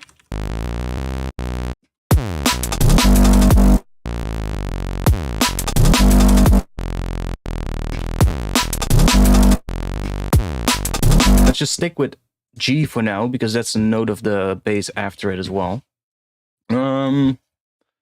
Yeah, so it needs to be a sound that kinda... Let's see.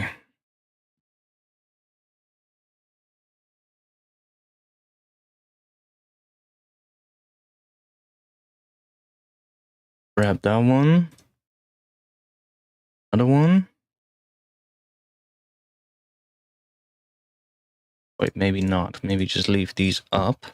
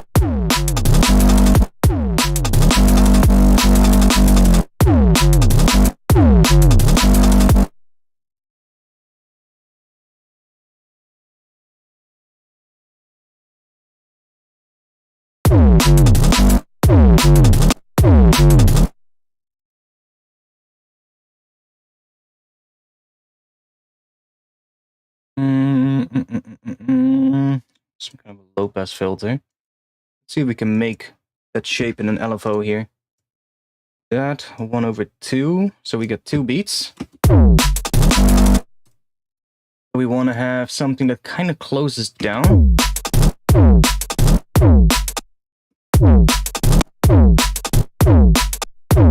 And then I want sort of like a plucky thing here as well, so we kind of get...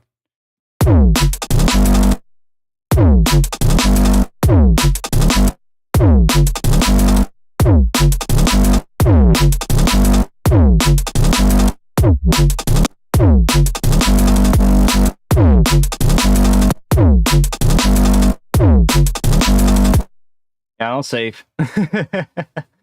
I'll save.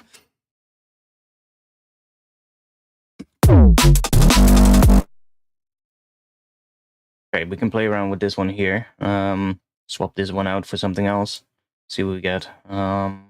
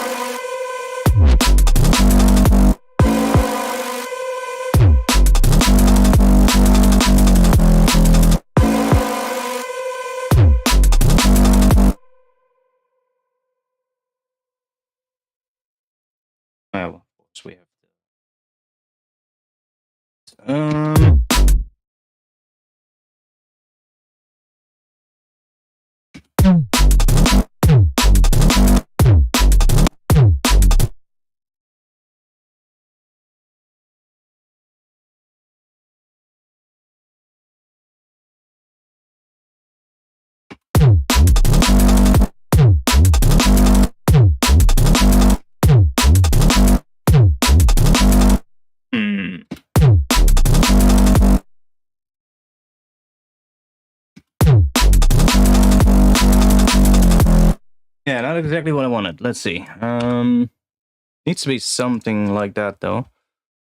Like a step bass here.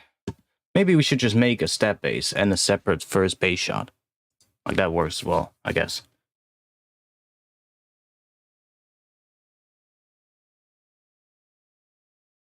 Maybe we have a step bass. Reese, bass step.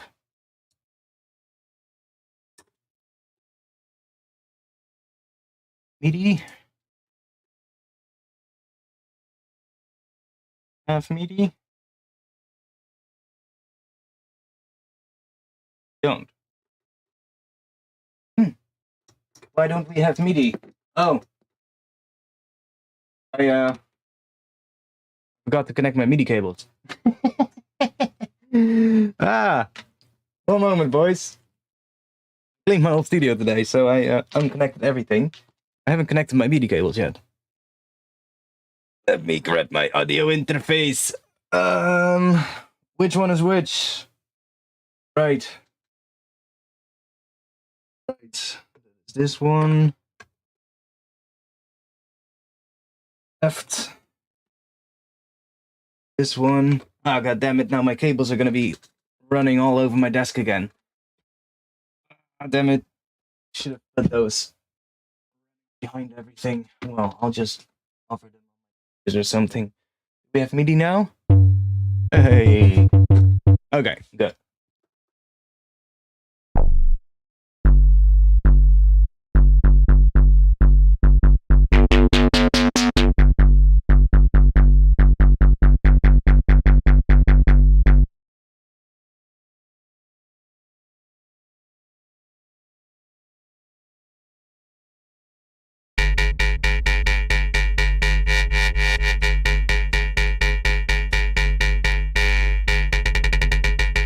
Yeah, we'll just make one.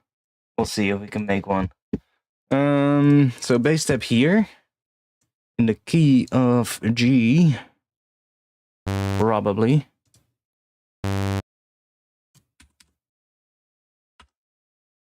Can we do that? Come on.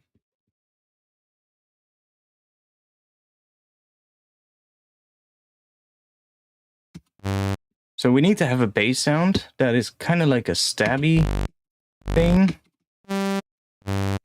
Maybe even on that pitch. Needs to be closing down on the filter pretty quickly. That. Turn the sidechain off for now. Hear what we're doing.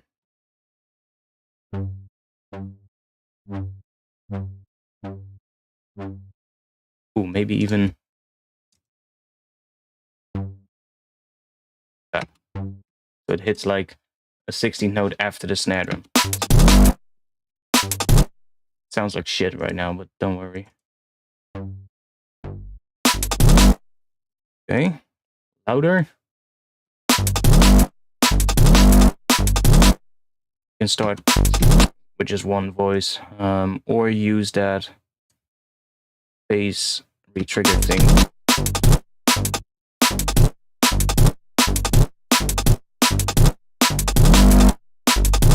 Sure. Let's start with a bit of this. Okay, that brings it up.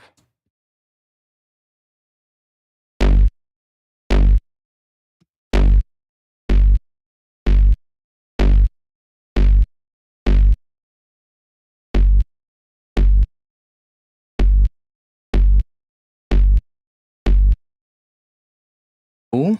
Let's make sure that we have a bit of volume movement happening on this as well. That should work with the compression. A little bit more of a stabby kind of bass sound. And then, let's see what happens if we distort this.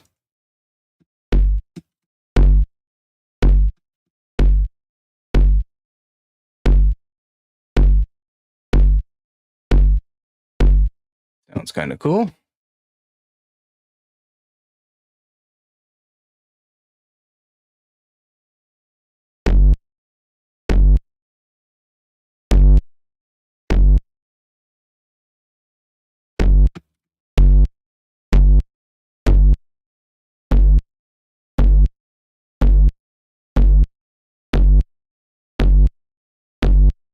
I'm looking for one that sounds pretty nice like that one. A little bit of a reverb maybe.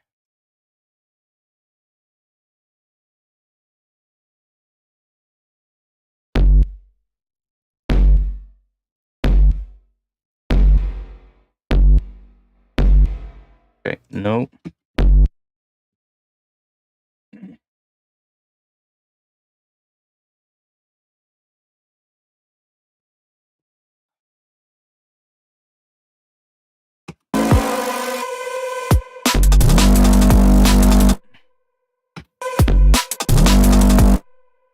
Thinking where I want to have sort of like a bass step here, but oh, I think maybe here then.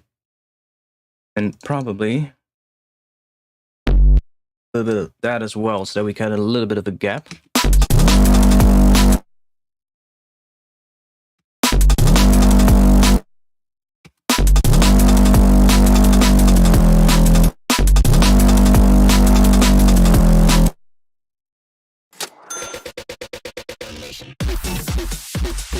Hey, thank you.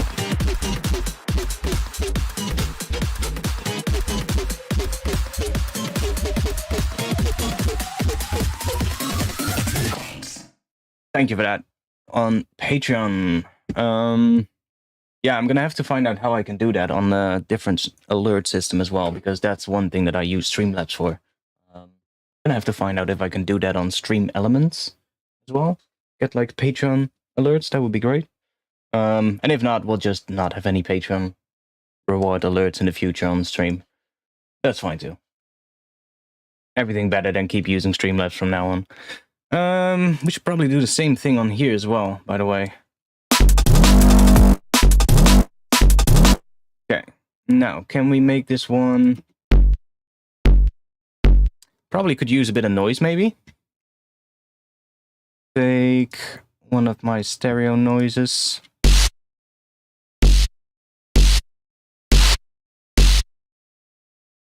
What if we take an LFO, set that the trigger on maybe 130 seconds, add that to the volume. 64.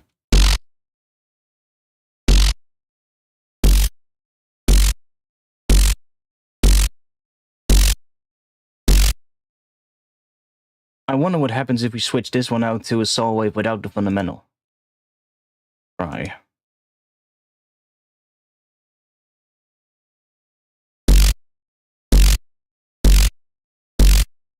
Now the sub should be very consistent because there's no sub coming from that one. It does sound a little bit different as well. See, depending on what we do here, it can either sound pretty powerful or just absolutely horrible.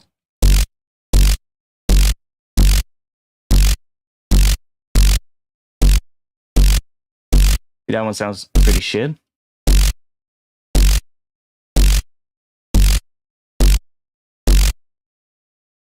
Anyways, is it possible to use sidechain drum and bass? Yeah, of course. Of course it is.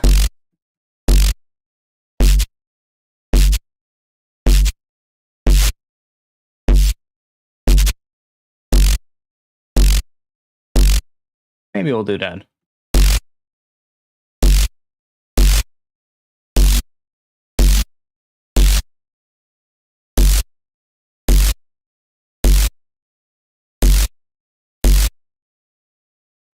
Let's try this out. See if we can make this work somehow. We need some kind of a bass sound there at the first part because we're lacking a little bit of something there. But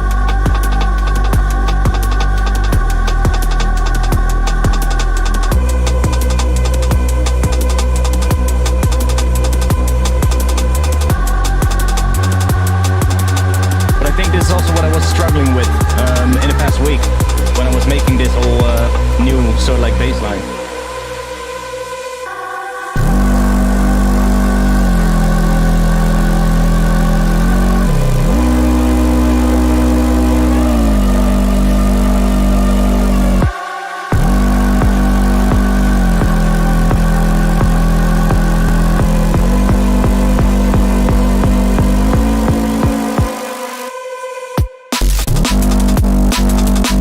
Not really, huh?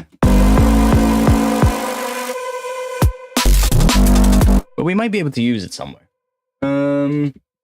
Any bus route tips? That whole philosophy still kind of mystifies me. By the way, that soul wave without the fundamental was genius art. Got a nice clean reese now. Yeah, it's such a good technique. To make really nice wide reeses that still are like really good in mono. So yeah, it's definitely a good one. Any bus route tips? Honestly, I don't really use buses. Buses in a way, a bus is basically the same thing as a group, right? So in Ableton, you have groups.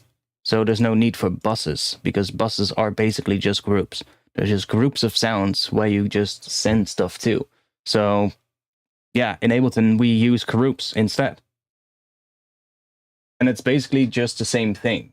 The only difference would be with a bus is you can just send anything to it, right? Well, I guess theoretically not, because a track only has, like on an old school mixing desk, could you like, without using, oh, I guess you would use sends for a bus, right? Like I've never used old school analog mixing desks to do like an actual mix down, for instance, so I don't know how they would do that. Do they have like separate bus mixer tracks, like separate tracks for buses and then also for sends, or do they just use sends for buses? Like I'm not sure. But like obviously you don't have the ability to group on like an old mixing desk, right? You don't have like, oh, take these couple of tracks and put them in a group. No, you have to send the tracks individually to another track, which is then your bus, where they come together so you can process them together. Same thing in digital though. In the digital days, you don't really need buses because you have groups in most DAWs. And kind of works the same way, right? You just have a bunch of sounds in a group, and whatever you put on the group is going to be put on all of those things that are in the group. That's just how it is. That's just how you should look at it, basically. They use both as far as I know. Yeah, I think they had like on some mixer desks, they would have like separate bus tracks. You could just send tracks to there. But I'm not even sure. Like, I guess they would have to do that with like actual cables as well. Maybe. Or maybe there would be like switches maybe that you could internally just send it to another bus, but I'm not entirely sure. I think it would actually, you would need stuff like cables and stuff and just route it with cables to different tracks, but maybe not. See, what I'm saying is I don't get it. Well, what do you don't get?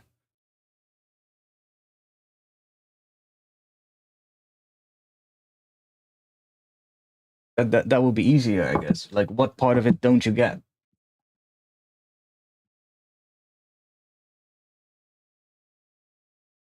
I mean, the group should be easy to understand, right? You just have one group, and inside of that group is multiple things. For instance, here we have a bass group, got a Reese for the intro, and this is another group. Within that group, we've got another group and another track. See, so there's like a group in another group in another group, basically.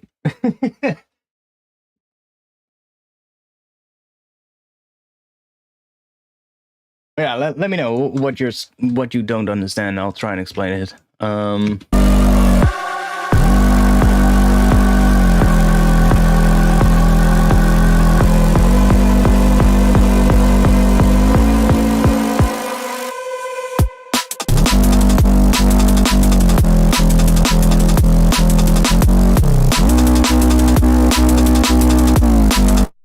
Yeah, this is gonna. I'm really wondering what I want to do here. I want to sort of continue the same pattern of the bass line, but it needs to sort of like, how do you say it? We might even have to resample it.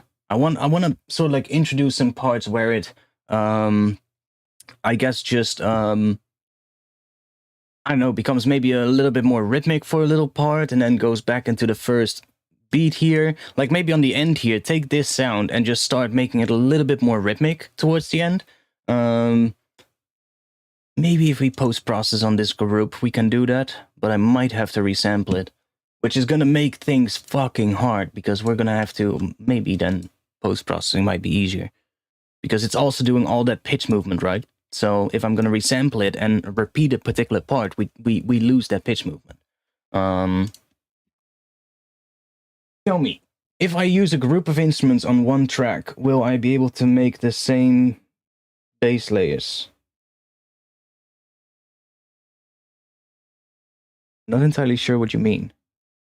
If I use a group of instruments on one track, yeah, okay, so we can have a MIDI track, and we can have two synths on it. Let's say an operator, and we can have another operator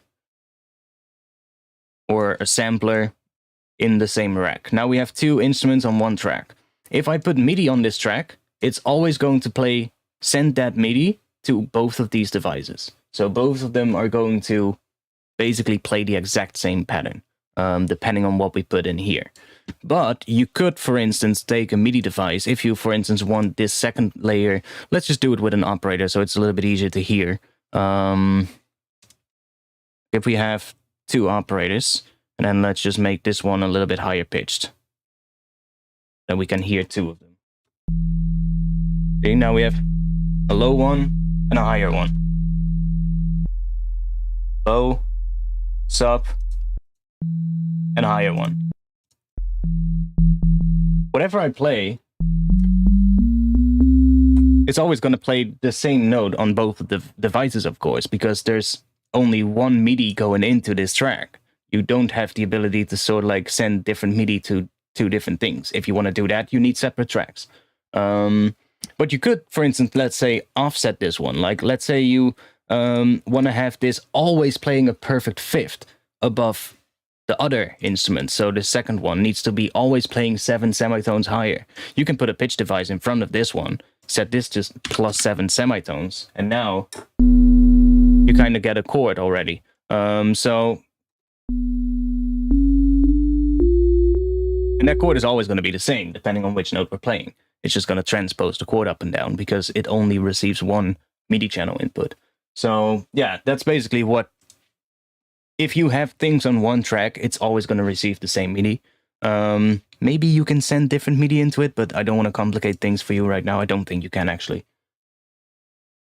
So if you need like two instruments that are playing two different MIDI patterns, you need two separate tracks. But you can then, instead of having them inside of an instrument rack, you can put, for instance, an operator. Let's say you want to have an operator on one track playing something. You can have just an operator on here, just have another track, so two operator tracks, and you can make MIDI on this one. Something, doesn't matter too much what, but let's say E to G, to stick with what we were doing. So that one plays E and G. And we can just have a different pattern on this one, right? We can have B to, I don't know, let's make this one do B and then another B. So now we have two different instruments.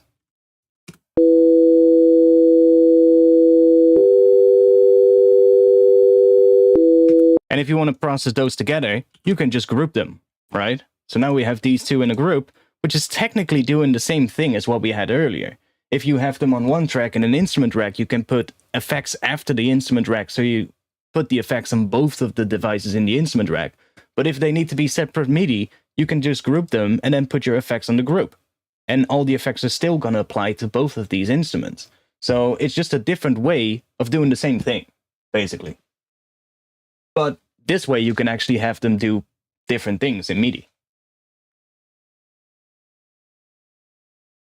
But yeah, like groups and buses are pretty similar in a way. I think groups are basically just the digital equivalent of a bus. And we just switched to calling it groups, I guess. It's like the Russian nesting, yeah, true. You can just basically, well, in Ableton at least, not in the older versions of Ableton, but in the newer versions, you can do group in group in group, which is really handy. Like this bass line, this main bass sound, this entire group makes up the entire main bass sound.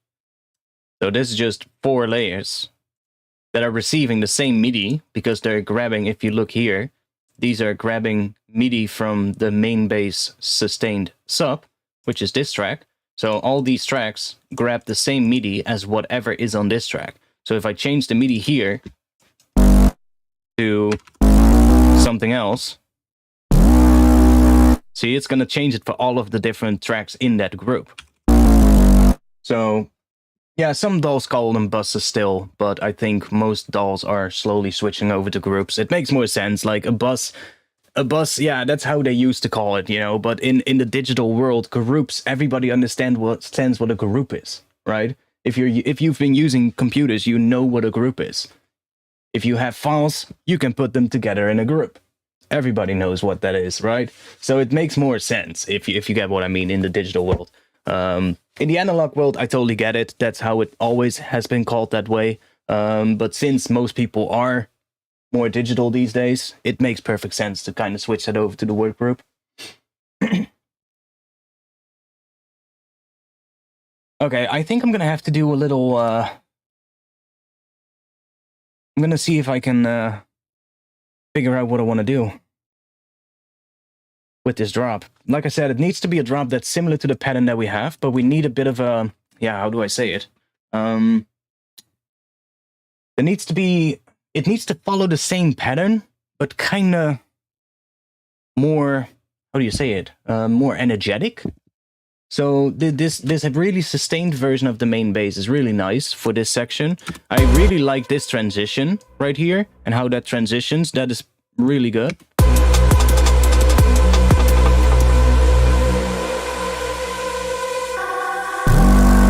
Like, I really like that.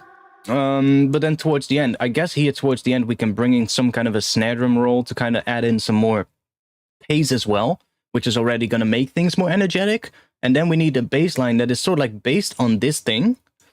I'm not even sure if these are the same, by the way. So I'll have a little look.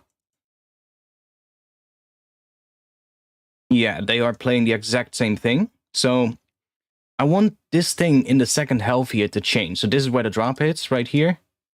And then I want this to kind of change a little bit, but not too much, if you get what I mean.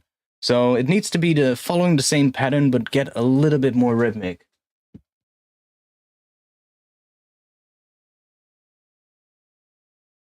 Why? Yeah, it's essentially the same thing. You're right. It's essentially the same thing. The only reason why I'm doing this is because I like to be able to see everything at first glance. I don't like having to click on another track to see the individual layers of that sound. Especially not like if it's a sound like that's my main bass line. Like if it's a pad or something like that, I most of the time don't care. But when it's my bass sounds, I want to be able to just at one glance be able to see all of the individual layers in like a nice list. And even if I have multiple bass sounds and they all are made out of a couple of layers, I can see them all at once. And I can see the levels of all of them at once. And that is just something you cannot do if you put it into an instrument rack. Because if you have it into an instrument rack, you're always going to have to click on that track to see the individual chains, right? So that's just the only reason, I guess. And I just prefer it that way most of the time. But other than that, it's technically just the exact same thing. Yeah, it is. But I have been doing this because I also kind of already had this in mind that maybe later in the track, I might want to play like a little bit of a variation somewhere where the harmonic of the bass, so this part, that part doesn't play the same note as the sub. So that one creates maybe like a harmonic or like a chord with the sub, but only for like maybe a transition of the bass line or a variation on the main bass line. So I was already so like thinking about that when I was starting this bass line and when I was writing this thing. And that's also why I kind of already separated them on different tracks. I feel like with bass lines, especially when you have a bass line that sounds a little bit like a chord, or a bass line that has like this one it's basically just two sine waves, this layer. This layer is basically just two sine waves that are on a much higher pitch than what the sub is playing, and they are creating a harmonic within the bass line. And that layer is really nice sometimes to just make that go to a different pitch than what the rest of the bass is doing, but still a pitch that sort of like is harmonically correct with what the sub is playing, like a perfect fifth or a major third, for instance. It's still going to sound nice. It's going to add tension. And that's something that you wouldn't be able to do if you have them in an instrument rack. So yeah, that's just one thing, but I haven't done that yet. So we'll probably get to that if we get to that today. I'm not sure. I want to figure out what I want to do here, though.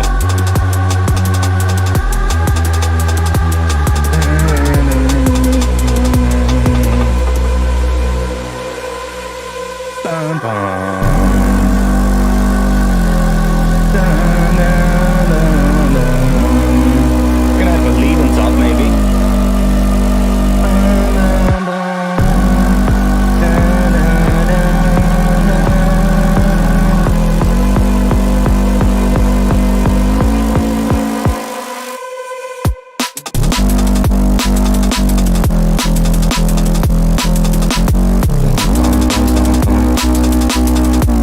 I think maybe even that sustain part is already gonna stop right here, and that's where it's gonna get more rhythmic.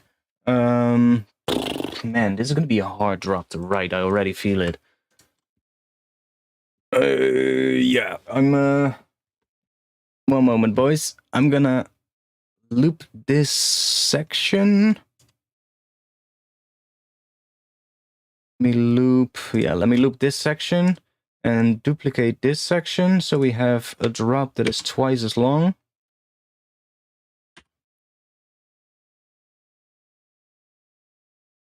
And you won't hear me for a little bit because I'm turning my speakers on and walking away from my screen to the other side of my room. Because for some odd reason, I tend to get ideas if I do that. It's really weird, but I found this out, that when I just have something playing and just don't look at my screen, but just I see people saying this a lot online as well. Just don't look at your screen, but just listen. And by walking away, you listen more closely. But I'm gonna try if I just can quickly, I don't know, come up with something and hum it into my phone or something. So I'll be back in just a little bit, and we'll have this playing, so you guys will just be able to hear that. No, it's like it makes sense. It makes sense because it's the same thing as what we talked about in one of the previous streams, where I said that I always tend to get ideas for tracks when I'm under the shower or when I'm taking a bike ride. What do all of those have in common? That I'm not behind the PC, right? Or when I just have it playing on my speakers and I just walk downstairs for a little bit to grab a new drink. The moment I walk downstairs and I hear it coming from upstairs, I just hear the bass, for instance, and the sub mostly. I'll hear something and I'll be like, hey, wait a second. What if I do that? And it always happens at that moment. So it makes kind of sense to just stand up, walk to the other side of your room, if you don't see the screen, and listen to what you hear. And just have your phone. Loop the part that you're struggling with, grab your phone, voice recorder on, and just start, I don't know, just start fucking humming some stuff, or just make some weird ass bass sounds with your voice and see what kind of pattern you can come up with. It doesn't have to sound interesting or good. It's your voice, and you're probably not a good beatboxer, so who the hell cares? It's gonna be a guideline for you later, right? But it helps, gets the creative juices flowing. So I'm just gonna do that right now. I also need to piss, so I'm just gonna take a little leak, and I'll be back pretty quickly. See you guys in just a bit.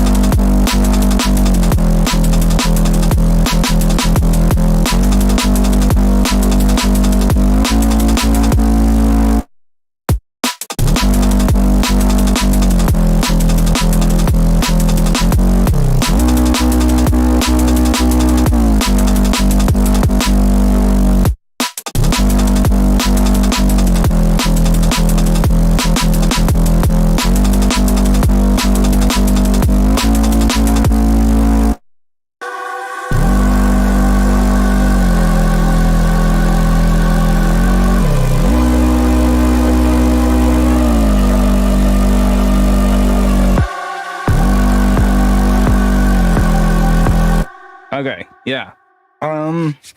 Yeah, I hear something when I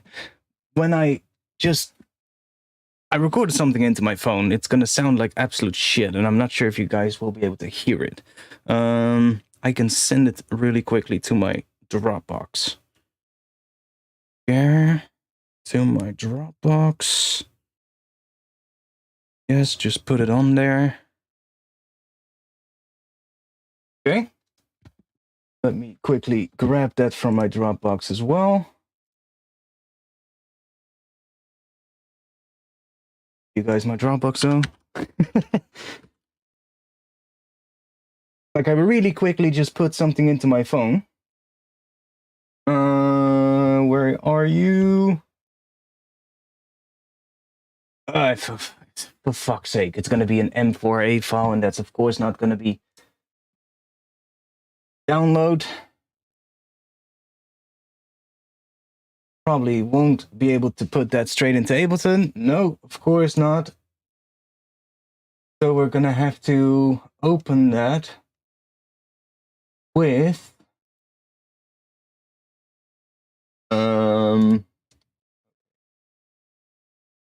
switching to this one real quick. In case you see my hidden porn collection. Shown folder, yeah, exactly. My whole folder with downloads obviously opens up on my main screen and not on my second screen. Exactly what I thought was gonna happen. Let me just quickly turn this into a WAV file. Adobe Audition.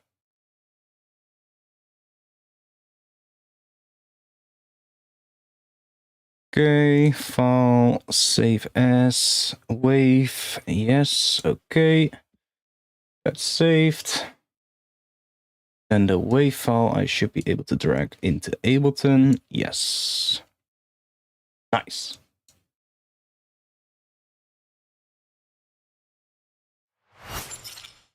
Okay, there we are. So I have this little thing now here. This is basically just while it was playing. Really wondering what this is gonna sound like. It's gonna sound like absolute crap. Listen.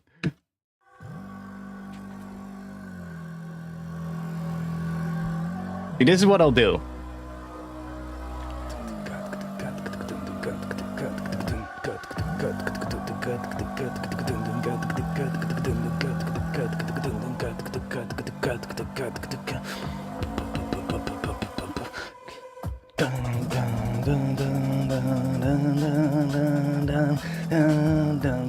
So you hear that?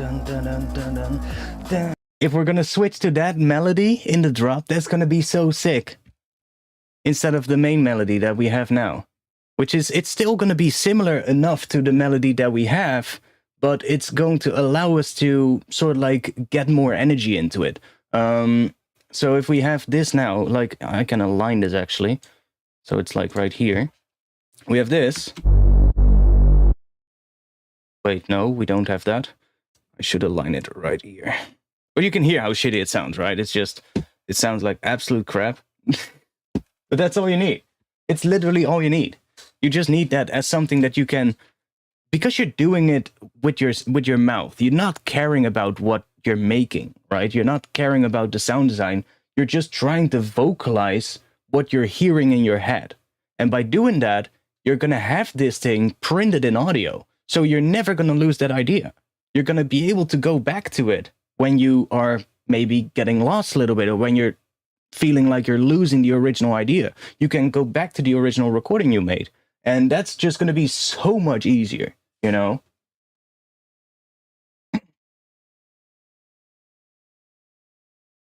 I mean, it might sound like absolute crap, and you might go and you might think like, oh my God, this is cringe. But is it really cringe if it's going to help you to finish a track or get to the, or write the groove that you're hearing in your head? Is it then cringe? I don't think so. It's actually going to be a very, very usable tool. Can you not speak the forbidden language of Mr. Happy? Wow, wow, wow, wow, wow, wow, wow.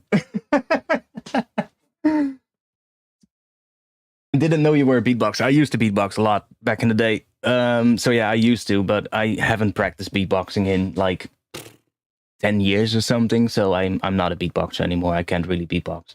I used to, though. I used to. I went to the Dutch beatbox championships and stuff like that. I used to go to like the Dutch national championships and all of that kind of stuff. I never competed, but I used to always just go there to hang out with all the other beatboxers. And if there were like international events, I would go there as well. But yeah, I just at some point I just started working more on like actual music production, and my whole beatbox thing kind of just phased out. But it still helps me to this day, especially when I'm making drums. Like if I'm making drums, I do the same thing. I'll be like, let's say I wrote a bass line and I have no drums. And I'll be like, what drum pattern can fit this? Instead of putting like a whole bunch of loops into your DAW and seeing which pattern works, why don't you just play the bass line with a metronome maybe, so that you can keep the timing a little bit better and just beatbox? Or it doesn't have to sound good. Everybody can do boots, cats, right? And if you then just do that a little bit and make sure that you get that a little bit faster, then you can do that as well. It doesn't have to sound good. All you have to know is you have to be able to make 3 sounds. You have to be able to make a sound that sounds somewhat like a kick drum, one that sounds somewhat like a snare drum or a rim shot, and one that sounds like a hi-hat. If you can make those 3 type of sounds with your voice, even though they sound like absolute crap, you can beatbox in your drums and do that to find the pattern that you want.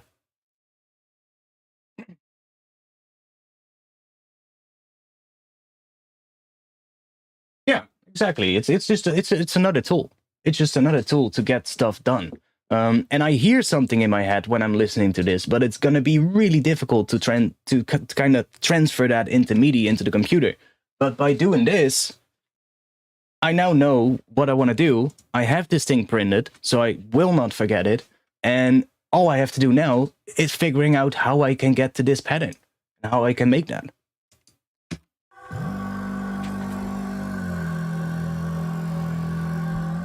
But yeah, like I said, a break coming in here. Maybe a little later, like from here, this part.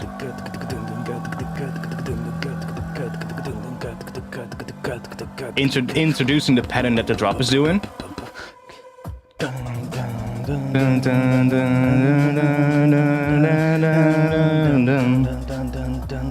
And then rhythmic here.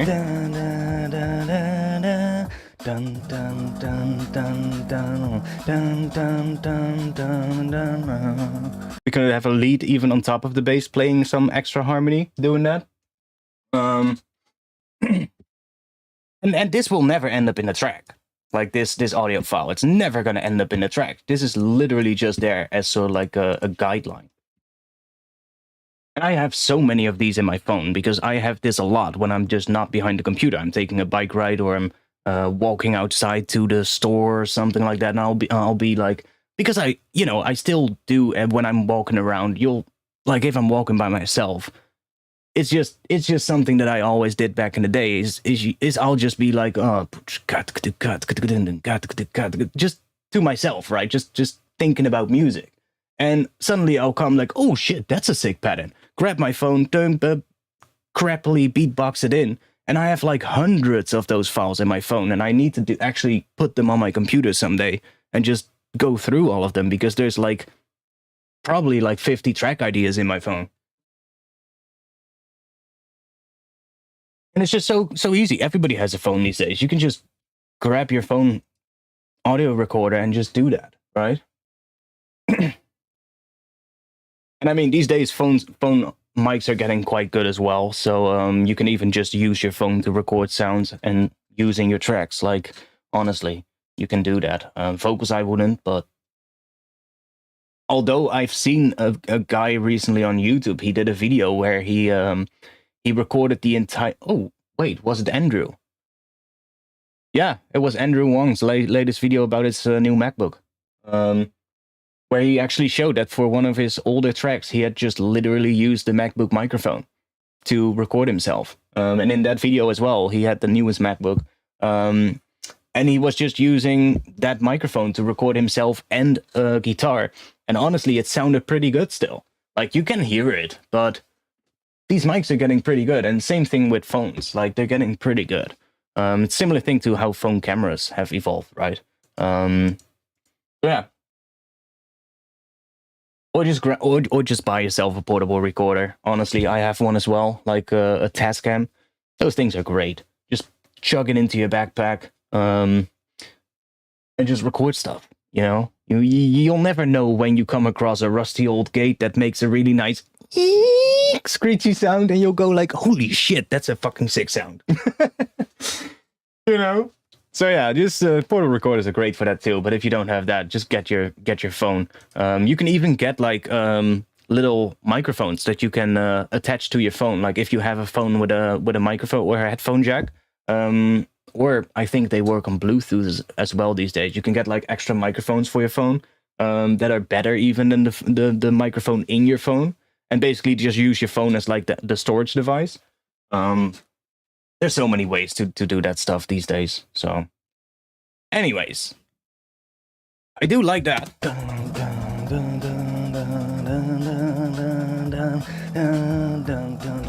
Yeah, so I'm hearing. Then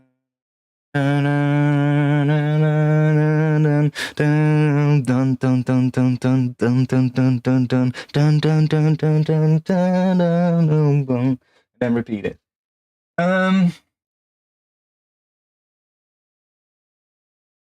Once had that in the train, then Killbox released a remix that used the idea already. I mean, that happens. I had a track that I was working on not too long ago. Should have it here. Which one was it? I think it was this one. No. It was a different one. One of these. I'm not sure which one. But I had a track in here as well that was like a drop I was working on that actually was starting to turn out pretty well. And then another, and I'm listening to Vision Radio one of the weeks, a couple of months ago actually, and I listened to Vision Radio, and one track comes on by the artist Sound, and I'm like, holy shit, that's literally the exact same track idea that I was doing. And at that point I was like, okay, fuck that track idea, move on to the next one. It was literally just like the same kind of track, same kind of pattern, same key. I was like, yeah, no.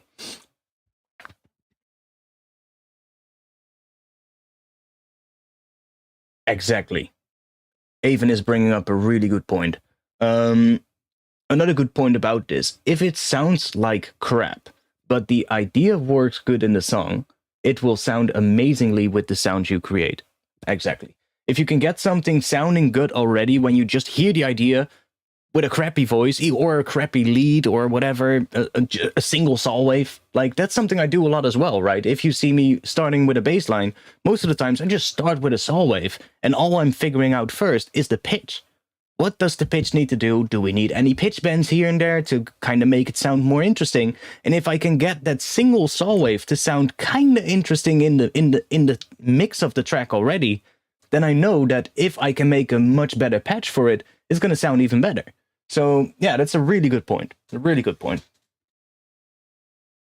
And that also tells me that this idea is going to work. I just have to find out how to make it.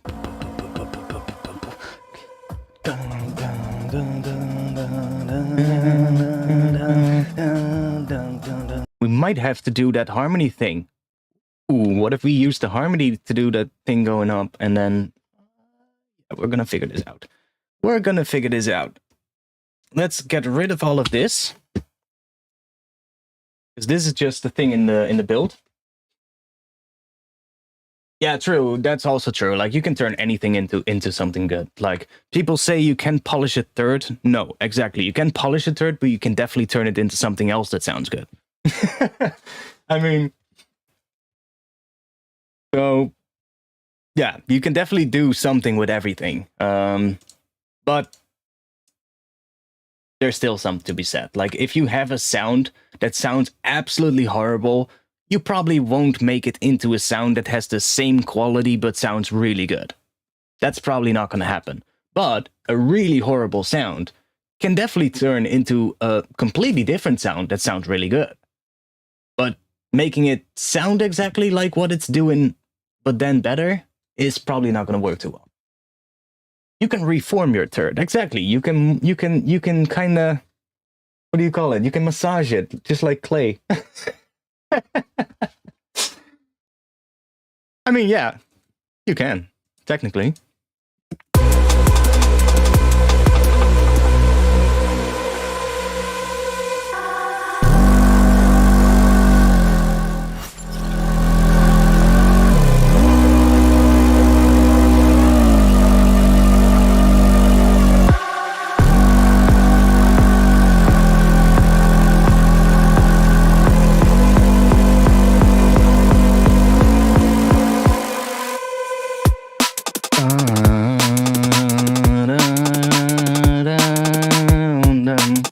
That's what we need.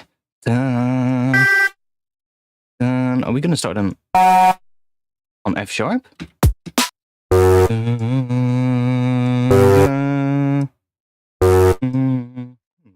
are we gonna get? Let's see.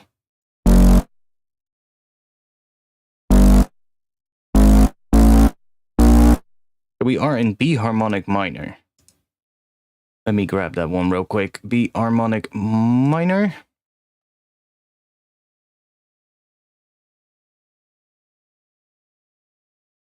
I don't like this though. I always get confused when I switch to this. I get confused because I'm looking for the semitones in between. I'm so used to seeing the semitones in between that when I switch to skill or fold mode, I just get so confused. I just need to be able to see the other ones. Not sure why. Maybe that's just me, but let's see what pitch we need here.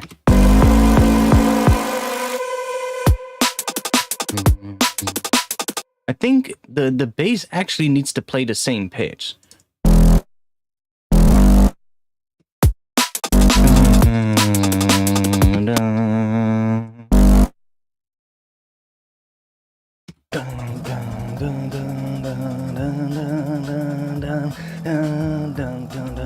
Yeah, or we need a layer on top of it.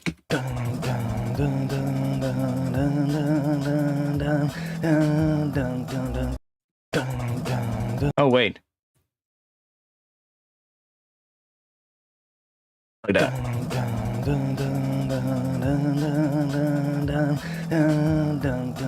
Yeah, it could be a layer on top of the bass. If that's the case, we can have this. We can try what happens if we do this, do that, and then switch this one to just be like that, and then auto. So now this one just has its own MIDI. And then let's see.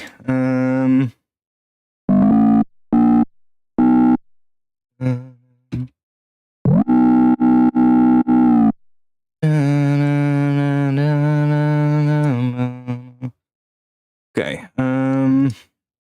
We have all these pitch bends. That's gonna make things so much more difficult.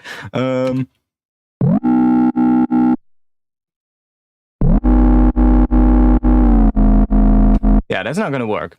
We need to do it with a separate sound, because this one is gonna interact with a distortion. So that's gonna be like that. And we need a separate sound layered on top of this, basically. Let's just do that and write the pitches for that layer, so we at least have that.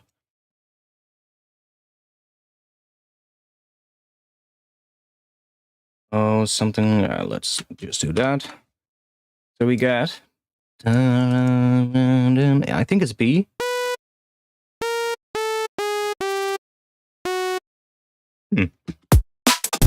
What pitch is that I'm doing there, though?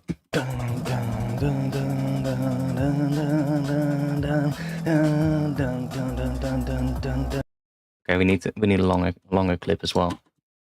We need something like this. Well, let's see.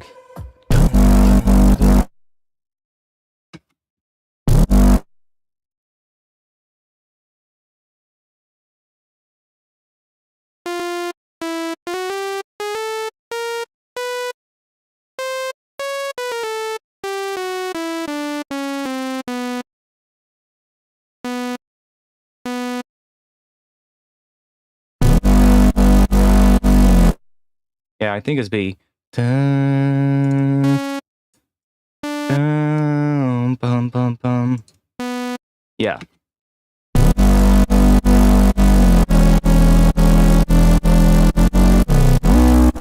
That's what it is.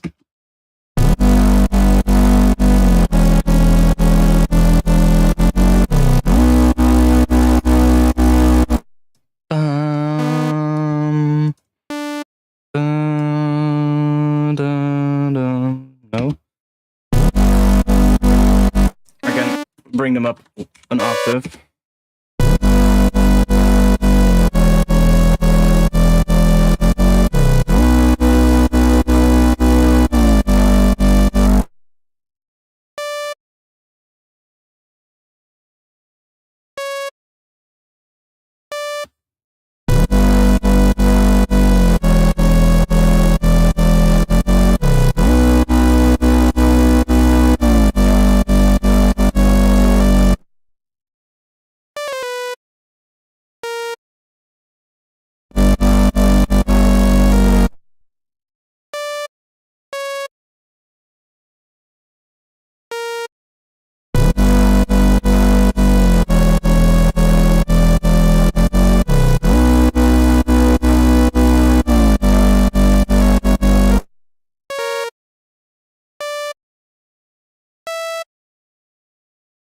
Oh yeah.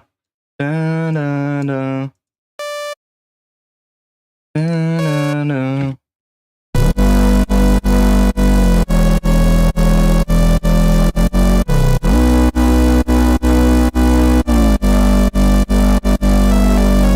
Oh.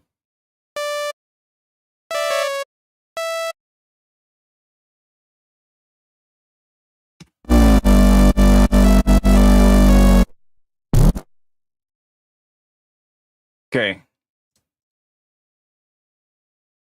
that correct? Oh, I'm going up sooner in this thing. We're going up here already. Dun, dun, dun, dun, dun. Dun, dun, dun, dun, dun. Yeah. Dun, dun, dun, dun.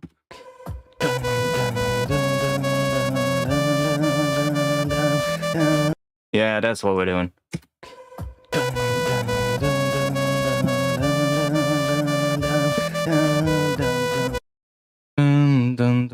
So here we're gonna get a pitch bend. So we're gonna basically end on B right here. So we need a pitch bend there. So something like this.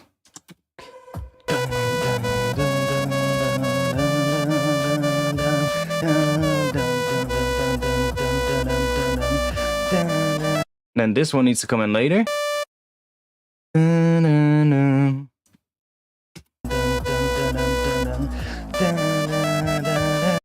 Yeah, this is going to be changed, but this is what it needs to do here. The bass comes in again here, I think. Am I right? Am I right? Oh, the bass just continues throughout that entire section.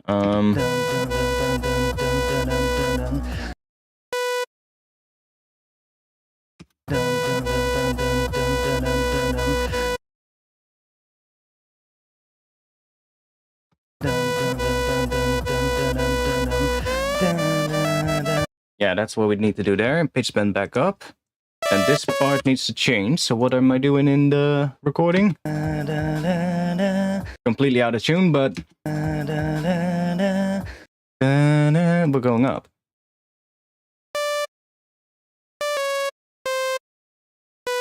Kind of sounds like I'm doing B there, though.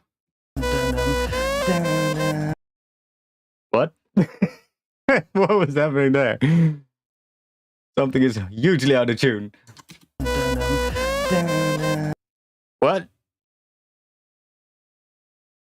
What? What's happening there? Okay, weird. Strange. I get a pitch bend bug when it's on B, but not when it's on D. Interesting.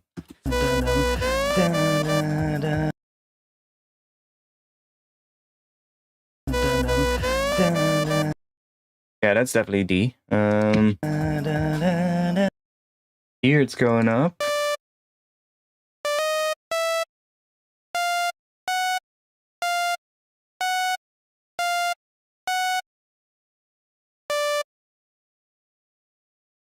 I think this is gonna be it. That hit me. What hit you?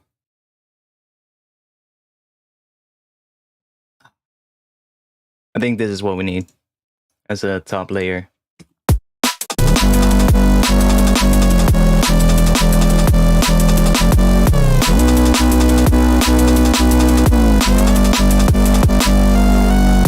Oh, that needs to be different.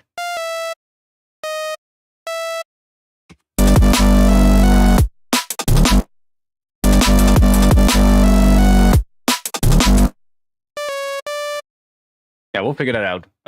But yeah, that's kind of what the pitch of that upper layer needs to do.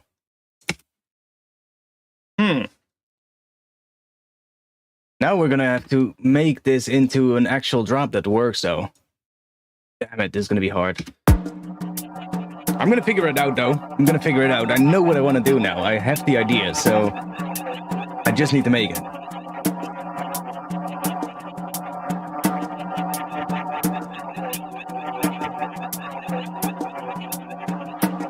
And this part is probably gonna change. That percussion thing is probably gonna go out of it, to be honest, or it's gonna be replaced with something else. And then just some resampled bits of whatever is in the track after this, to kind of introduce that in this section. But this is just a placeholder. I'm focusing more on this area right here, right now. This area already sounds pretty good up until here. Maybe this area could have a little bit of extra work, but this area sounds pretty good.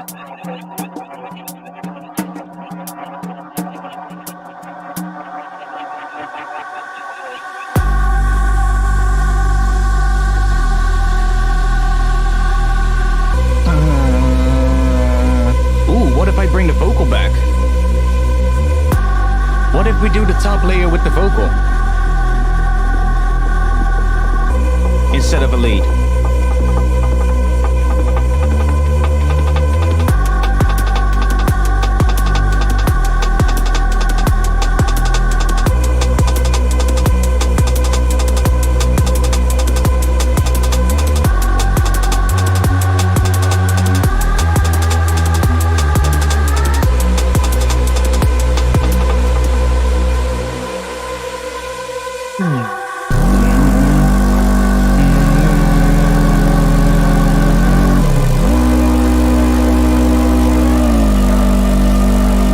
Now I'm wondering, what happens if we make the vocal follow that pattern?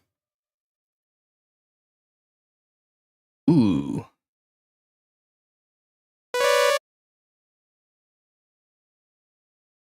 We're gonna try something out. Create that vocal channel so we don't lose the original one. Let's take these notes, these nuts, and drop them in here.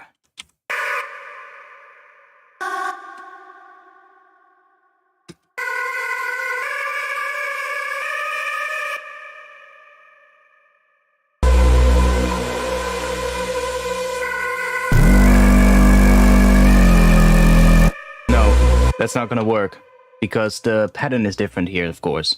The bass pattern is doing something different. It's switch, or no, it's not. My bad. It's not different, but the vocal is doing a different thing than what the bass is doing. See, the vocal comes in right on the first beat as the bass comes in on the third beat. So that's not gonna work. We need to do it in a separate layer. You were sleeping, or almost sleeping, and that out-of-tune note came in, and you were like, what the fuck was this? Ah, okay. Yeah, I was thinking in different skill for a bit, but I forgot we were in B harmonic minor.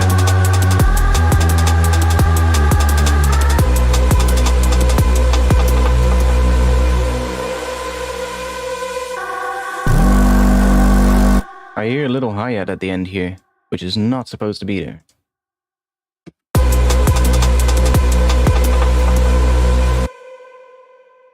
There's a hi-hat at the end, which is not supposed to happen. Where is that? Which one is it?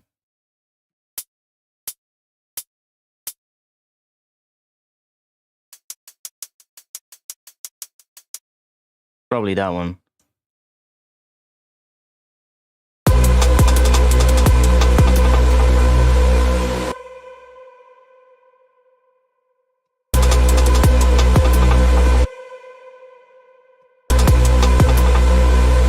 Yeah. That's better.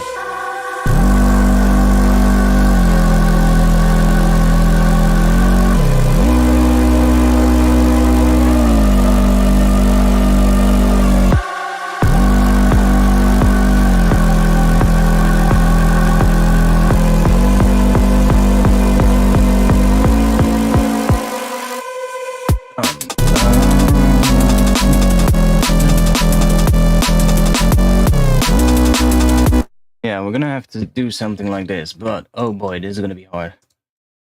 What am I thinking of here?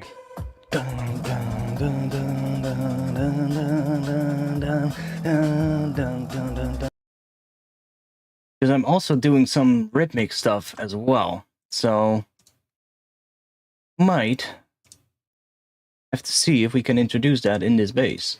Can we though?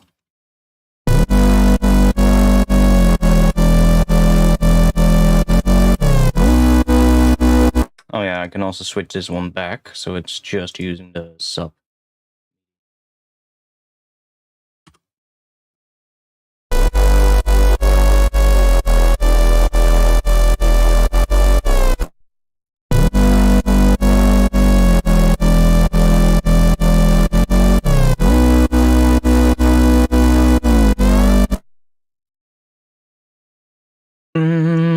Dun dun dun dun dun dun. What am I doing here? Dun dun dun. Dun dun dun dun dun. Yeah, dun dun dun dun dun dun dun dun dun dun. That's what I'm doing. Ooh. We might have to make a variation on this main bass that's more rhythmic as well. We're gonna do this. See, I know what I want to do, but I'm thinking about how I'm gonna do it. If you get what I mean.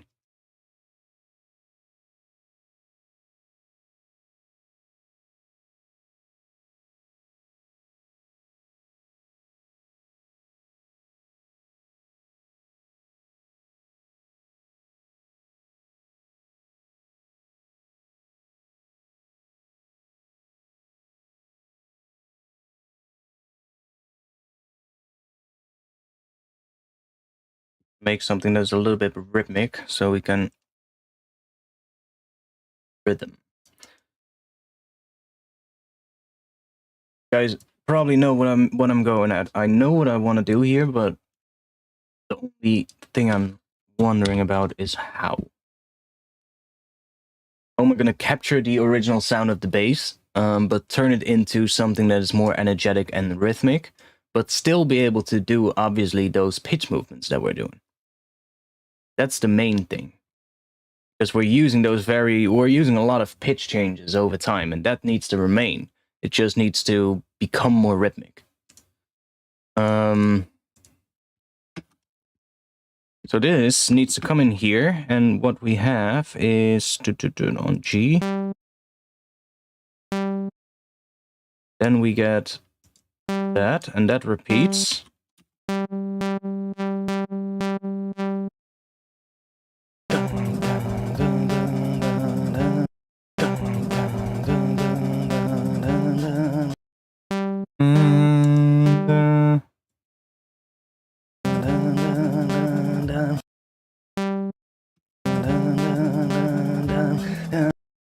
That one comes in later. Well, I'm a little bit off as well in my timing.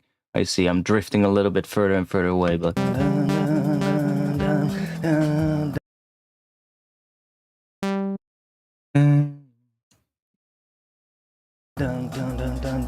and here we're speeding that rhythm up. So here we're gonna go dun, then we're gonna get dotted.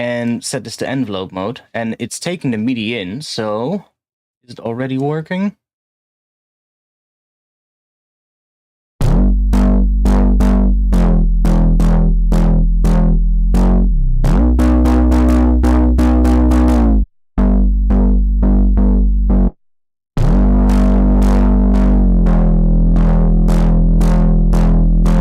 It works.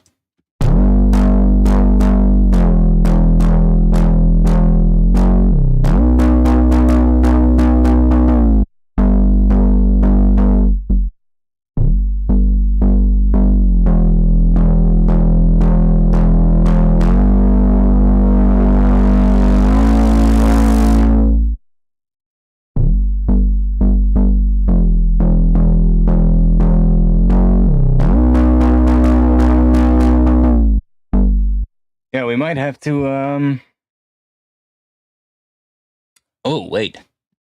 I can, of course... Oh, I think I know what I can do.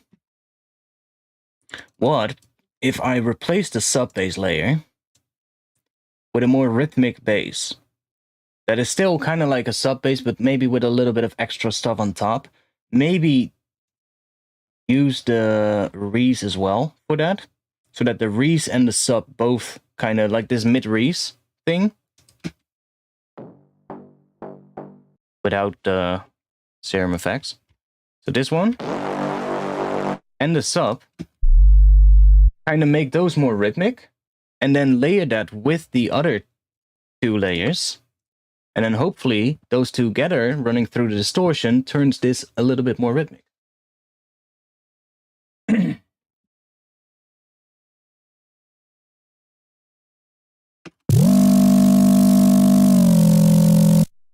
See what happens if we do that.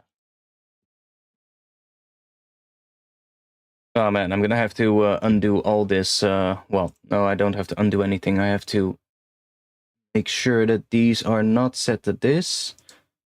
And we're just gonna put the MIDI on all of these tracks, so that they all have the MIDI. And I just have to change multiple MIDI things if I want to change something.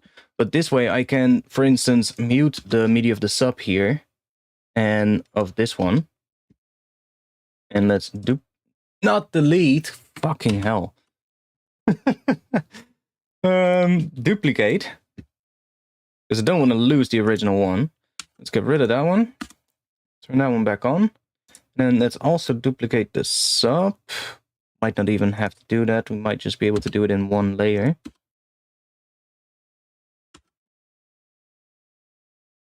This is getting really complicated. Let's just move this down here. So this...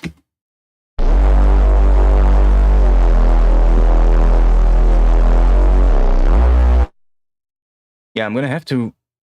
This is the only downside of this. You cannot sort of like make this rhythmic now without losing this pitch automation. That's the only downside.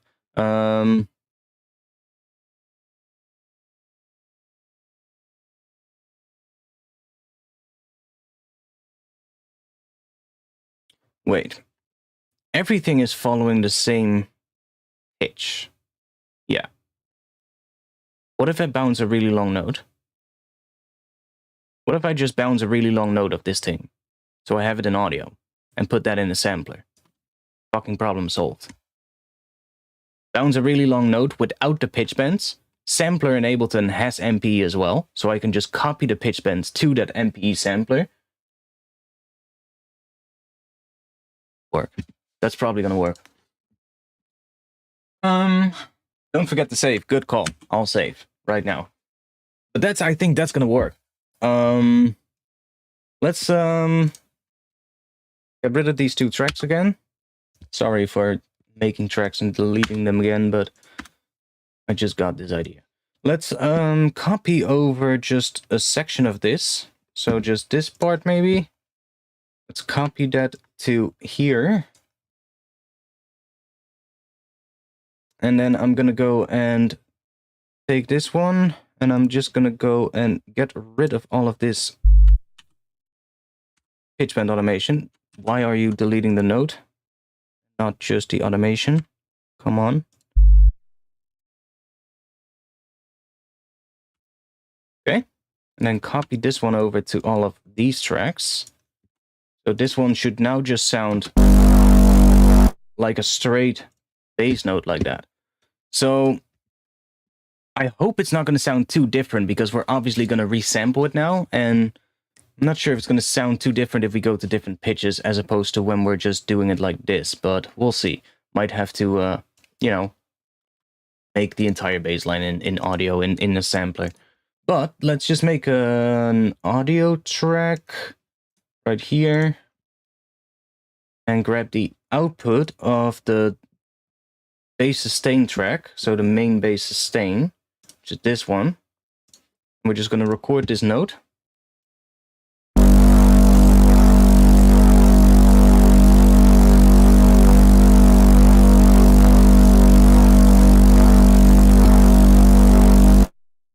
Okay. And then we can let's do this. Shouldn't clip right now. No, it's not clipping. But we can turn it down just a little bit like that. See, we get a little bit of a thing in front of it, but that's the pre-ringing from the linear phase Saturn. Probably. That little extra wiggly thing right in front of it. See? That's probably from the linear phase Saturn, but that's not too important. So now we have this. We can grab a sampler. And sampler has MPE as well. So I can just chuck this in here. Drop sample. Cool. And this is in G. So I'm going to adjust this one to be G. What was it? G0 probably that I was doing here. Yeah. So let's set that to G0.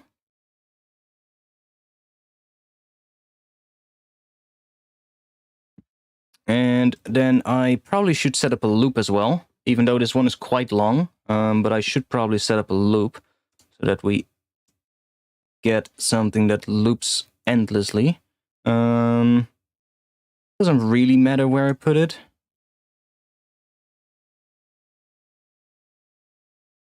Okay, at the front of that sort of like shape. Let's go all the way to the other side. That looks pretty good, I think. I think that's actually correct. Yeah. Okay, that should be looping now. We can fade them a little bit so that it loops even better. Can't even see it. We don't need a long loop. Check. Do you hear how it sounds more low pass? Sounds a lot more low pass. That is because by default, the filter in sampler has key tracking turned on. So you can turn it down. You get your high end back. Most of the time I just turn the filter off completely. You can also bring the volume up to 0. So at the right level. Now we're going to have to move this one into a group here. So remember, it's bass sustain is which we resampled. So I can take this one and put it outside of that group, but inside this group.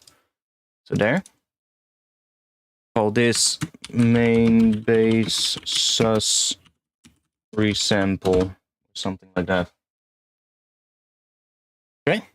And now, first thing I want to try out is what it sounds like if we just take this MIDI and put it on this track.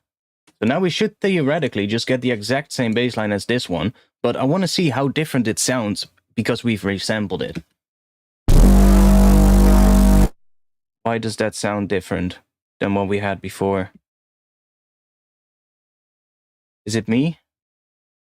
Oh wait, I'm playing two at the same time. My bad.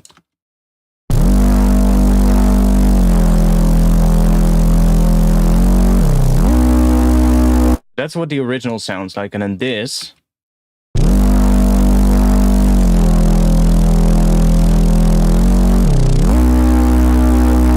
That sounds pretty similar. Might sound a little different, but it sounds similar enough to me that I can work with it this way. That is correct. So the pitch bends are exactly doing the exact same thing now. Nice. Nice. Because this, we can definitely start turning into a more rhythmic thing as well. Like if we can, I think at least.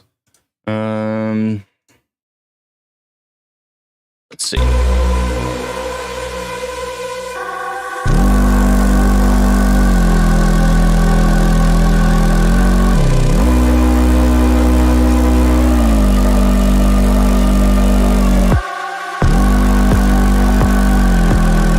No, I'm fucking stupid. I'm still gonna get the same issue. Still gonna get the same issue because we need those sustained notes to do these pitch bends. Might just have to resample the entire bass. Fuck my life. You know what they should do? What they should allow you to do? If you have, well, it doesn't make sense if they do that, but I wish it was an option. Like, if you have this pitch bend, I would love it if you would be able to make this pitch bend sort of like go across multiple notes, as opposed to just one note, if you get what I mean. Then my problem would be solved. Like if we could take this note and splice it up into different notes, but keep that pitch bend. Otherwise, I'm going to have to completely redo the pitch bend. But then for like every note and figure out what every rhythmic part of the note needs to do in terms of pitch and do it for all of the notes separate, because you cannot, like if I have another note here, see, that note gets its own pitch bend thing. So if we want to sort of like recreate this, but with a rhythmic shape, where we might have one note which has something like this, right? And then the next note needs to start there. So we need to, it's going to be a mess, but yeah, I guess that's the only way.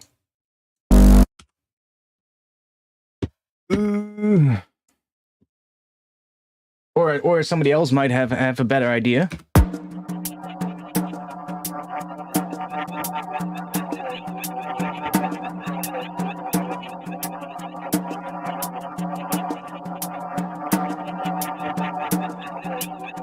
Yeah, exactly.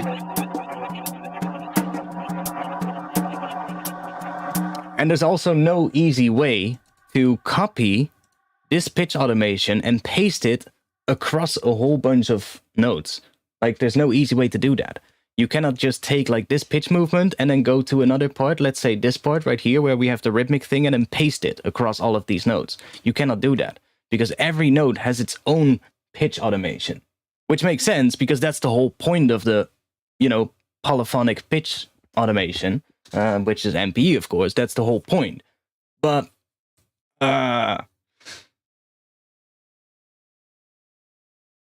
guess we could do it. I just thought of something else. What if we set the pitch bend range in a Serum or any other synth to 48 semitones, which is the pitch bend range MPE has? If I then copy the pitch bend movement, oh, it's probably not going to work. It's probably not going to work, but let's test it out real quick. I want to see what happens. Yeah, exactly. Use the normal pitch bend, but with this shape. I don't think it's gonna correspond to the same values, though. That's the whole point. I don't think it will. But we can try it out. Take a MIDI track. We'll give it a shot. See if that works. So if we take a MIDI track with a Serum or something, just make it a little bit like that.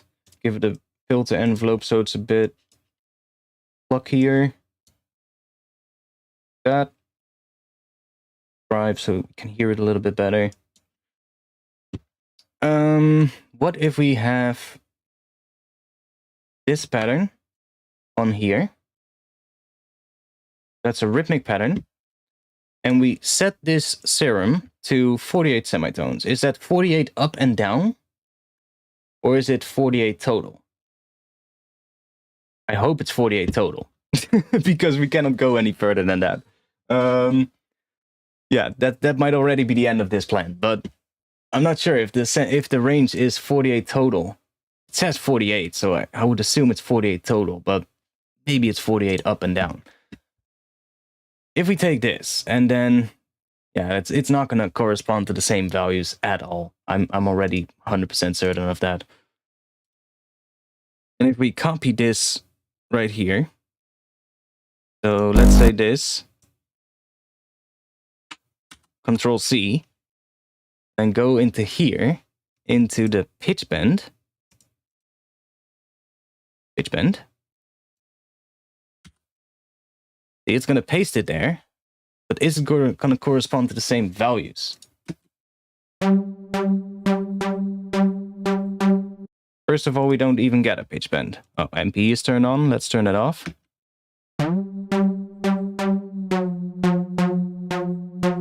No. See? The values are different. It's probably 48 semitones up and down, which we kind of do in Serum. And a lot of synths actually don't have such a big range for the pitch bend. So that's probably also not going to work.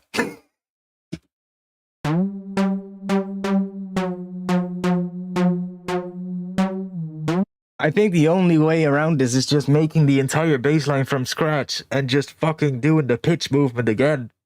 But then for every single note. Ugh. Not looking forward to that, honestly. But I think that's the only way. Sorry, this stream is not too productive. But I've given myself a nice and really big job to crack here. Yeah, we can't go up. There's no 48, so that's not an option. Vital, probably it's probably 24 as well, max. Ooh, 48 on Vital though. But is that 48 up and down? I think it is. I think it is. No MPE.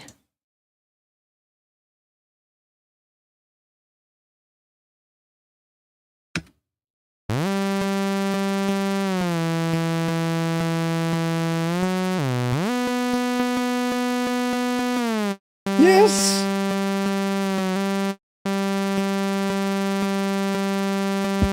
It's working. It's actually working. I think this is the same pitch.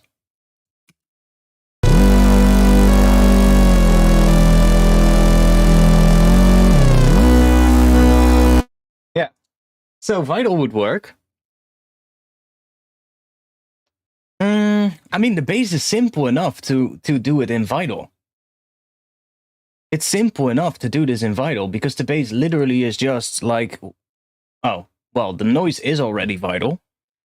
This one is literally just this, so I can just I can make this wavetable, this waveform in Vital.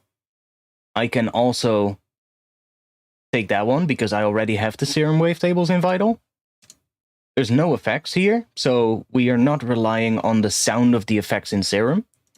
So I could really easily remake this patch inside of Vital. The only thing I might sound different is this FM, but I'm not sure how much of a change that makes.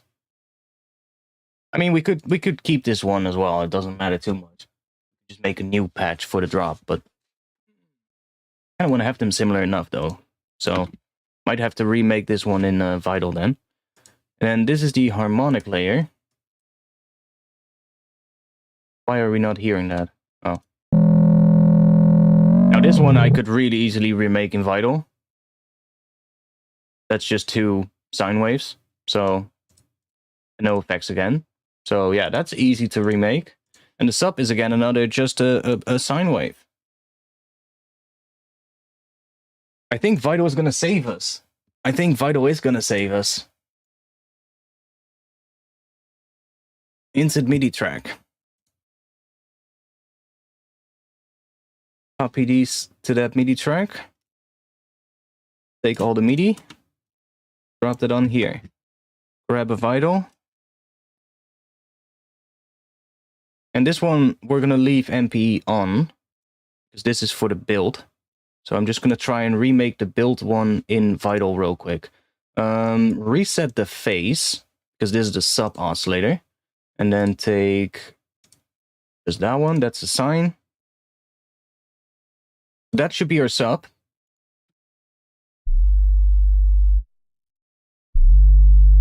A little louder. We have to volume match these a little bit, but that's fine. We can just crank this up.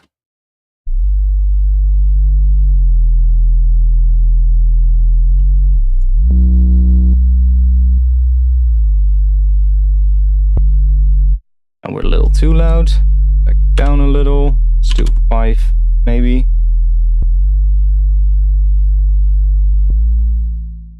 Similar enough. I think we're still getting a little louder, but... I mean, we can check it, of course, right here. Set these things here. Ah, we're really close. That's close enough. Okay, so that's the sub remade. We can mute this one. Try this one. Do another MIDI track. Grab all this MIDI. Drop it on here. There's only a high-pass filter on this one, so we can just copy that over to this one. And then we need to remake that, that sort of like patch with the sine waves. If Ableton doesn't crash.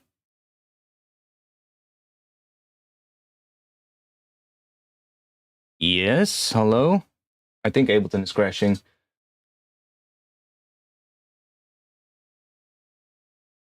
I think Ableton is crashing. One moment. One moment. We'll be back in just a bit.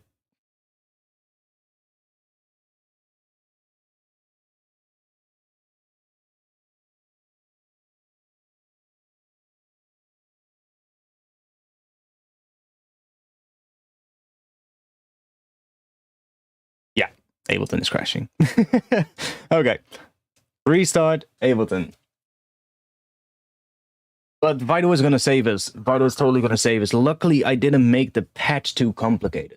Like, normally I would make a pretty complicated patch inside Serum and then work from there. But lately I've been trying to keep my patches a lot more simple and then rely on sort of like the processing and the combination of a couple of different simple layers. And then those being processed together also creates really interesting sounds. But because the original sounds are really basic, I feel like you get more powerful sounds that way. But it's actually saving us right now because I can just take those patches and remake them in Vital and we won't have to worry about it. We can just easily copy and paste the pitch bends over, whether or not we're using the MPE pitch bends or the regular pitch bends. So yeah, that's going to be good. Then we also don't have to resample it. So we can keep working on it if, you know, something changes. We need to do something. Let's see. Okay, we are back in Ableton. First thing that I'm going to see if everything has recovered well before I switch back over to the other view. Let's quickly have a little listen.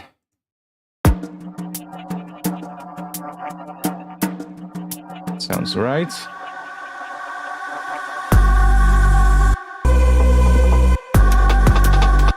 I think it has actually recovered everything. Yeah, it has just removed the Vital that I thrown in, I think.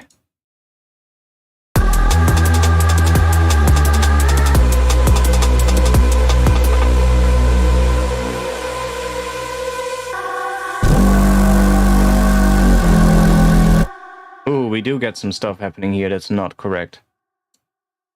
What is that? Let me check.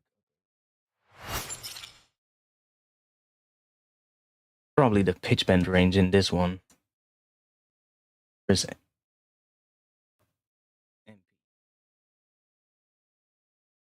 Ah, yeah, MPE needs to be turned on.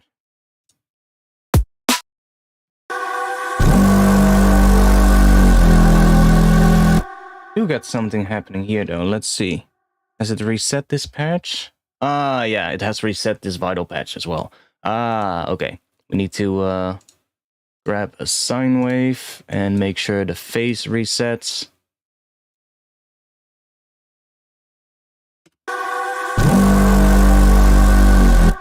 We still get some weird stuff happening here. What's going on?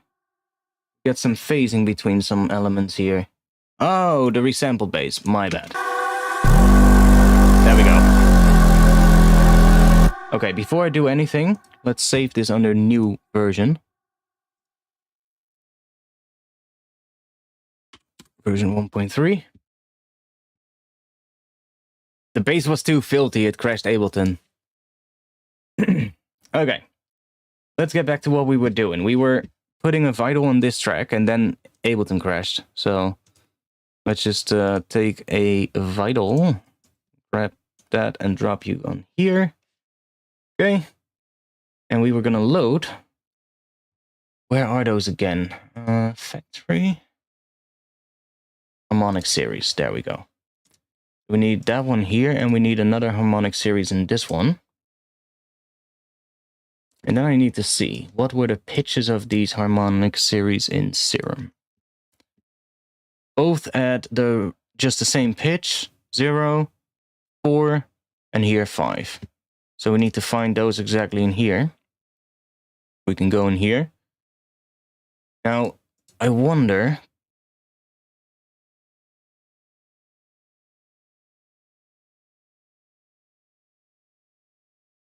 No morph thing here. No, it's just using the keyframes. So we need to make sure that we that we set it exactly to the right spot, which is 4.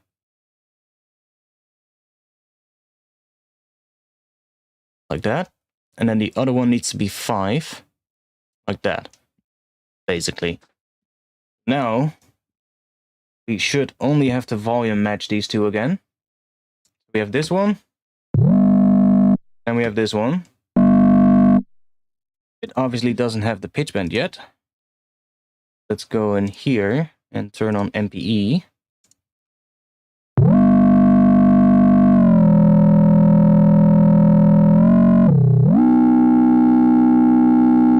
So again, let's switch to this view. So we have this track and this track. This one is definitely louder. So we need to bring it down with, what is that? 3-ish? A little bit more than 3?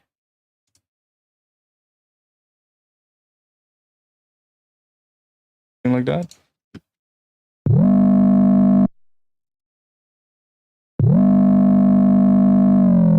Yeah, that's close enough. Okay, so that's the other one done. Now we have, this is the main bass sus sub vital. God damn it. Main bass sus arm vital or harmonic. Okay, and I'm gonna remove those other ones if it actually sounds good in the end.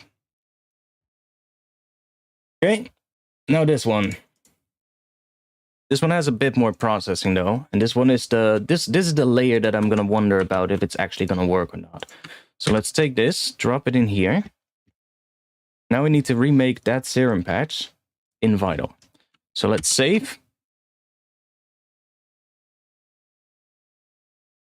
Okay, grab another Vital. Oh, and have I made sure that the phases are re-triggered in this one? No, I haven't. Let's make sure that that is also set to 0, like that. So now we are gonna go to this one, take this MIDI, put it on here. And first thing we need to do is in here, make sure MPE is turned on. And now we need to remake a patch. So open up this one. I'll just a little bit switch to this view. So you can actually see both of them.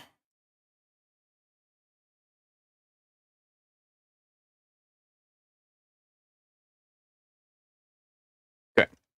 So we need to remake this patch. So we need a saw wave without the fundamental. Now we should be able to make that if we just bring that one down. See, it's a different saw wave. It's a different saw wave to begin with. See? It's the other, it's sort of like flipped around. Well, we can draw that. We can draw that. It needs to go like that. Wait. It needs to go like that. Then it needs to go straight down. And then it needs to go like that. That's what we need. Get the same saw wave. And then we need to remove the first fundamental. Or the fundamental. So now we have the exact same shape as we have here. Now, we need to grab that one as well. So if I'm correct, I have actually the Serum wavetables in here. Serum. And then we need phase warp. Phase warp. I'm just going to search for that. Phase warp. Phase warp. Okay. Then this one needs to be an octave up. And we need to set this to 72. Well, that's not going to correspond to the same value. Oh, maybe it is. 265. Yeah, that is going to correspond to the same value. So we need to set it to 72. Can we type the value? Yes, 72. Now that should be the exact same as well. And then that is doing FM on this one. Fuck, we had... That might not even be that big of a deal, actually. So this one needs to re-trigger. And this one needs 5 voices. So this one needs to have 5 voices. 16%? Maybe? I'm going to leave this randomized for now. I don't think that'll be much of an issue. Let's see. Now we get this on the Serum patch, and this. That already sounds pretty close. We need to do some FM. So we need FM on this one from oscillator 2, and the volume of oscillator 2 needs to be down. And then that one is doing FM. Now, I don't think the FM is going to sound the same. So this is 41. Let's try what it sounds like on 41%.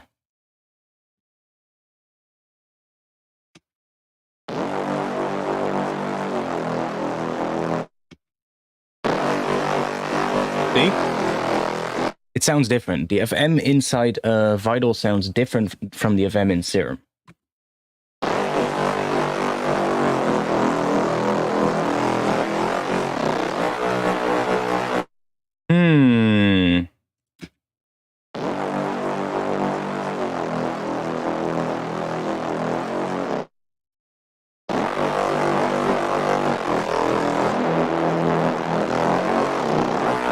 Are we doing any other processing here? No, we're not. So we're really only doing this.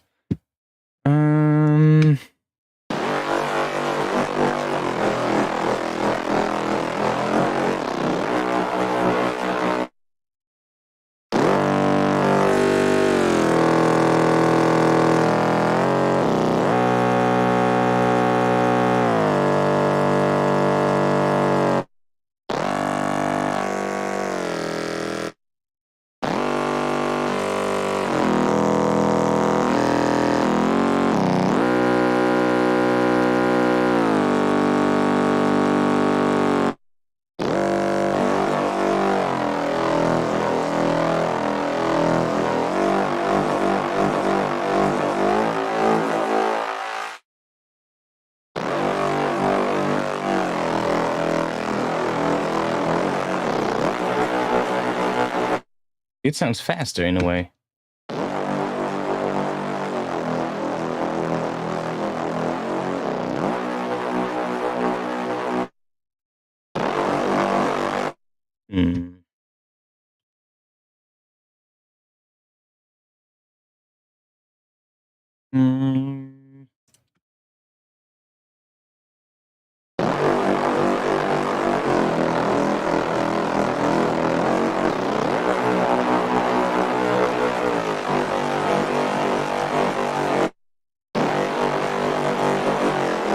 That definitely sounds too different.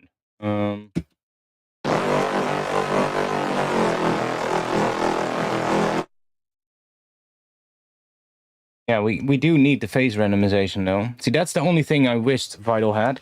That thing that we have here, so we can like still have randomized phases, but they are always gonna start from the same randomized position every time we trigger a note, which that is why we can make this FM work. But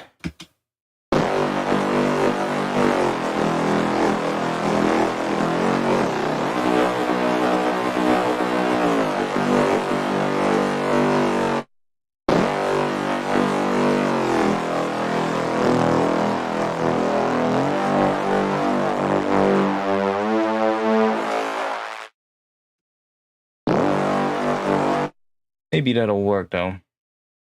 You need to hear it in the full mix of the sound, so you can hear what it actually sounds like in its entirety.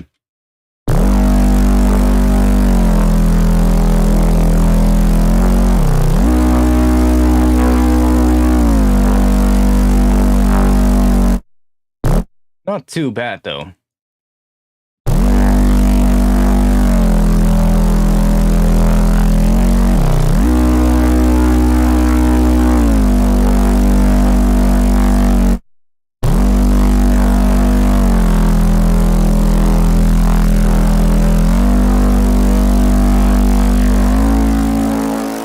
What if we just use one voice?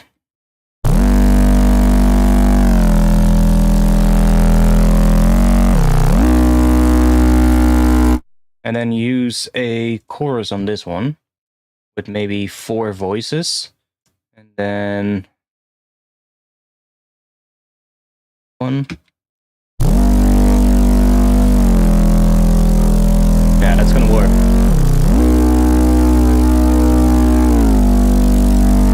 Use the chorus to kind of create the movement instead.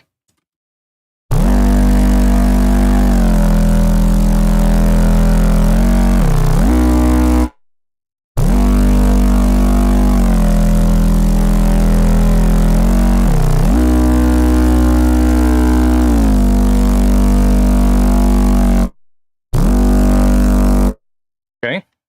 I think that sounds pretty close to the original. Let's actually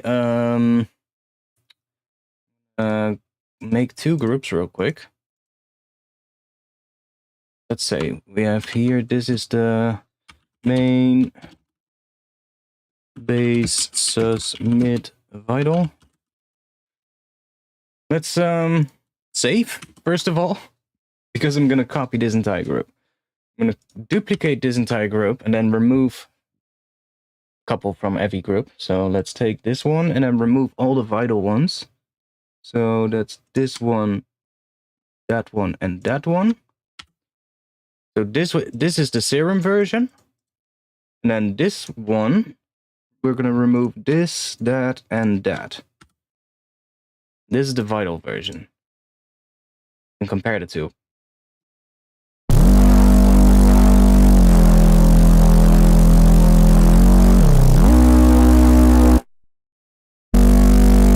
Oh yeah, that's the big difference.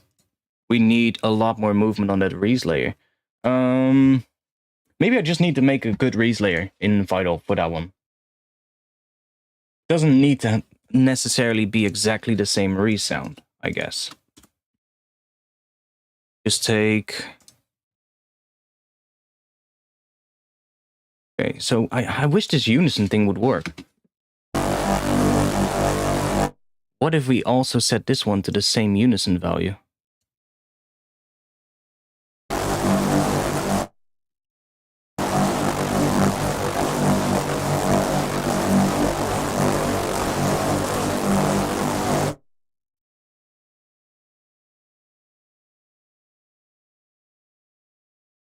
Why are you not pitch bending?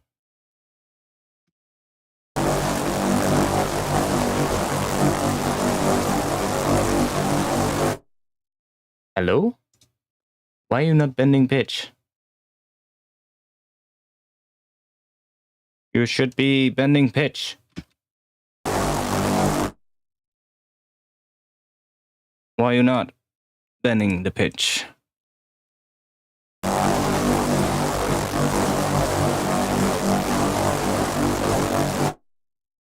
Okay. I'm not getting this one.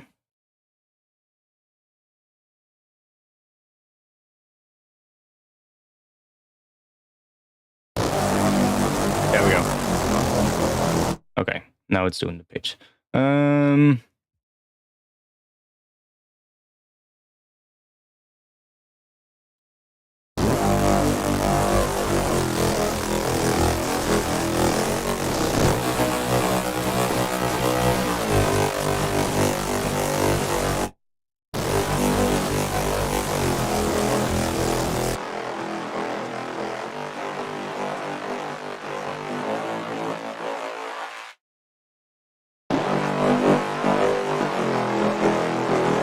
You hear what it's doing? It's doing a lot more. I don't know what it is. It's like a weird. Like if we compare that to what the one in Serum is doing.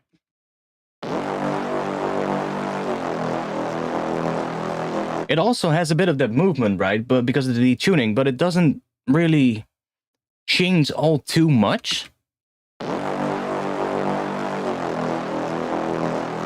It stays pretty constant still, but on this one, it's just the FM that works different in Vital. It sounds completely different.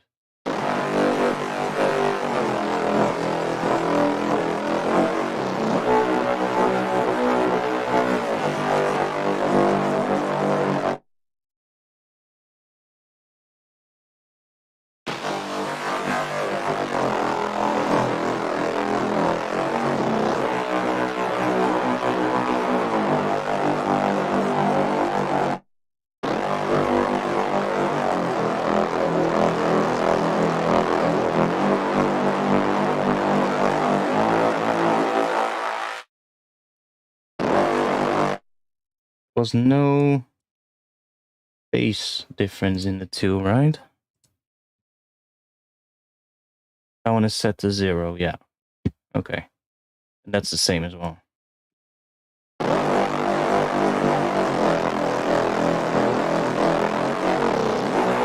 You can just hear how much more, I don't know, it sounds more raspy in a way. Why are you using Vital, not Serum? Because we are having an issue making this thing rhythmic. I need a synth that has a regular pitch bend range of 48 semitones so that I don't have to completely redo the pitch bend when I want to make the bass line rhythmic. And when I have like a bass line that re-triggers every time and basically just use multiple MIDI notes, I cannot do that in Serum because Serum's pitch bend range only goes up 24 and down 24 and not up 48 and down 48. So that's why we switched over to Vital. And we're now trying to completely remake the bass line in Vital. Let's see how much difference this is. This is the main bass Serum. And this is the one in Vital.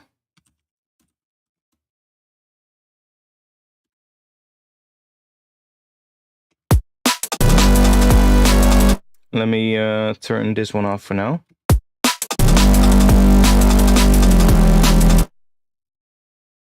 What is going on? There's still stuff happening.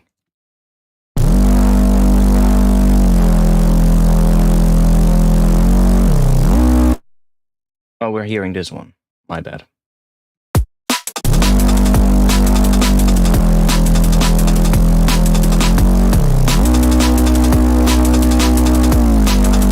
We don't have any sidechain right now. Let me turn it on.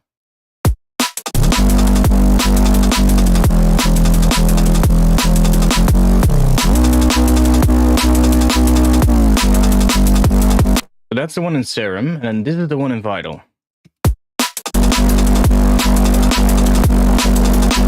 Sounds a lot more messy. That unison thing in Vital is sounding a lot more messy right now. That's what we need to fix.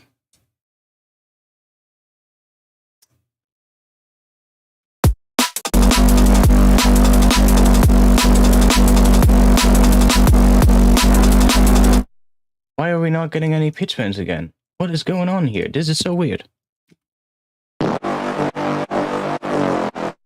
Are these other ones also not pitch bending? That could also be the case. That one is enabled, but I'm just going to do this real quick, just to be sure. I think that Crash has ordered when I copied the group, it might have thrown the MPE off. Let's just quickly enable and disable them. The MPE stuff enabled and is still a little bit finicky every now and then. Every now and then it just does something and then it just forgets that it's to MPE or something.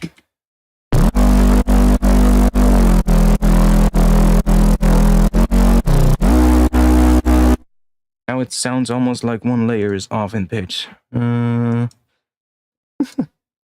Which one is it? Is it this one? Sure, the pitch bend wheels are all reset as well, because I had it earlier that one of the pitch bend wheels was not set correctly in Serum. It was just stuck in like a different value.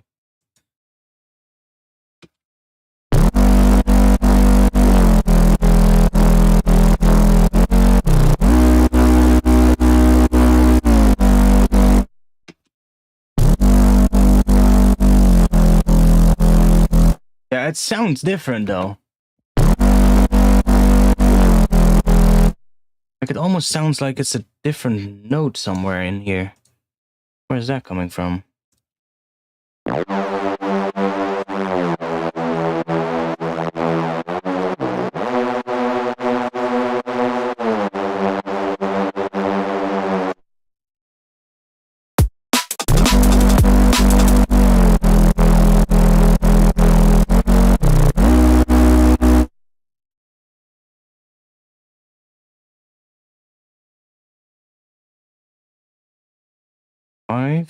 That is correct.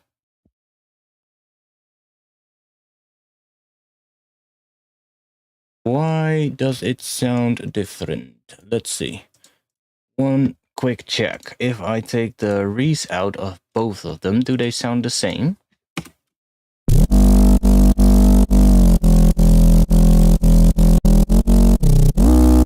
They do.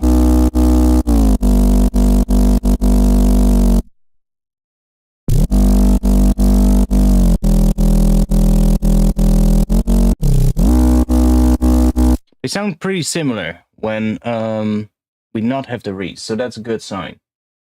We just need to get a good sort of like replacement mid-range layer, I guess, for this. That doesn't sound too messy.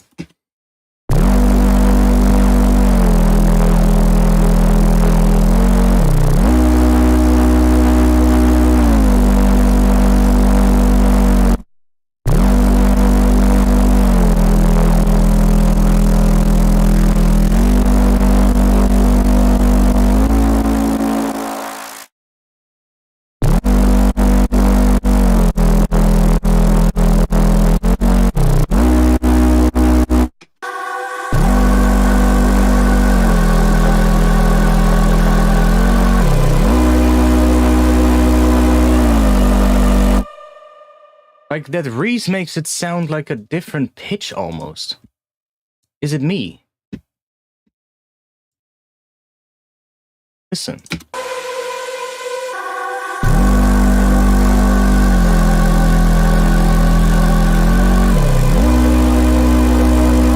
Like, when I hear the Vital version, it almost sounds like there's a different sort of like harmonic in that version. Coming from the Reese. Which is strange. Oh, now for some reason we don't hear anything. Oh, my bad.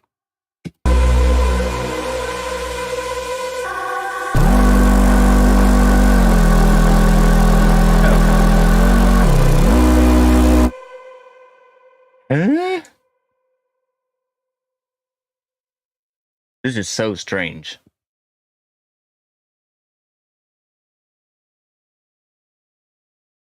Set to? What was it? 31 or something.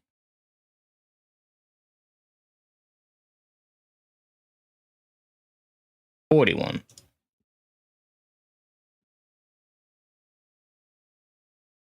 This goes up to 100, so I think that's the same as in Serum. 41.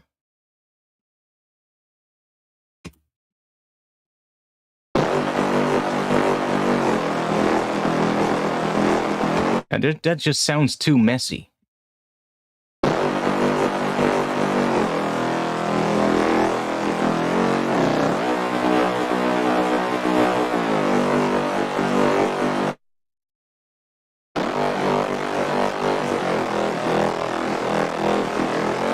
better.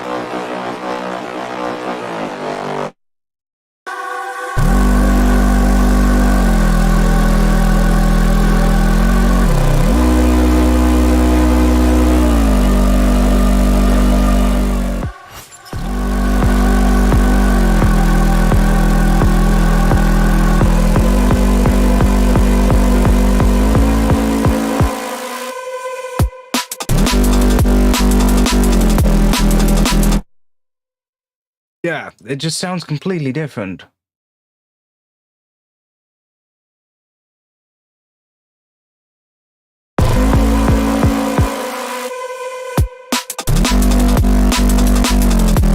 Well, it sounds very similar, but different enough for me to hate it.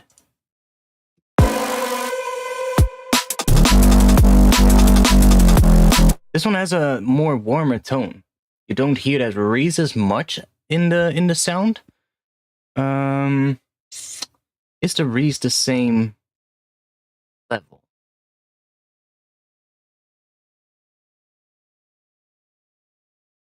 Check this track versus that track.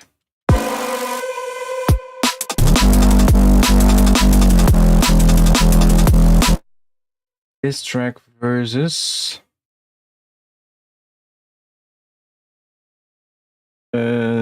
that track, yeah. Ah, this one is louder. The Vital version, the reese is also louder. With about at least 2 decibels. More than 2 decibels. Go in here. Turn you down with about 2.5-ish, 2.4.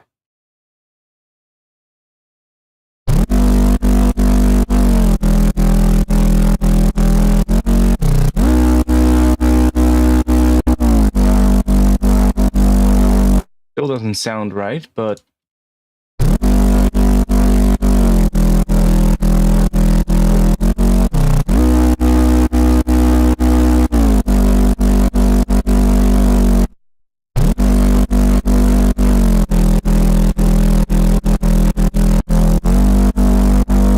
do you hear it? Do you hear the difference? It's just in the Serum version, I don't know what it is, but the unison just sounds different.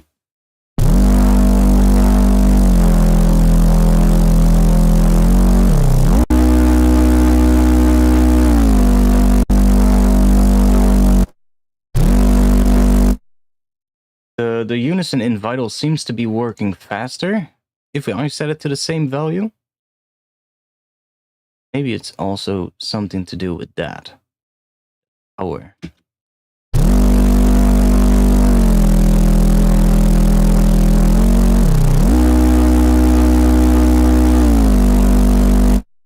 Haven't messed with that yet. Yeah, I want to try and get the Vital to sound exactly like what that Serum does, basically. Which should be possible, I think. Serum. Up so we can see which one it is.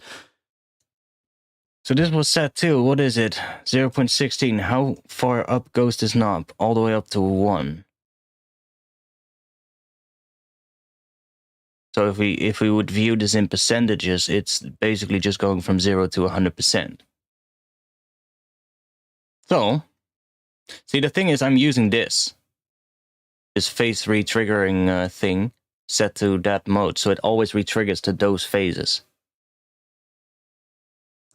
So if we want to get the exact same sound, we would have to make the phases in Vital do that. But we can do that, I think. Like we have the this thing, the stereo thing, but it's always just gonna sort of like spread them out randomly. We have these, but these don't correspond to the stereo. Oh well, they do correspond to the stereo, but not to the unison itself. Like not to the just this phase start position.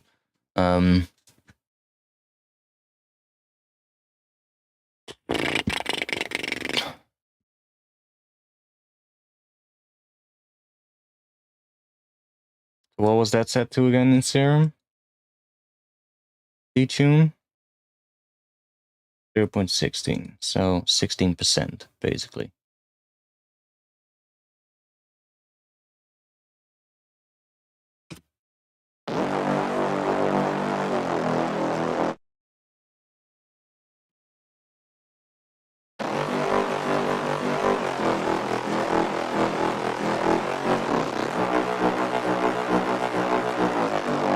See, if I bring the FM down, the amount of FM down, we get closer to the tone that the Serum one sounds like, even though the Serum one has this one at 41%.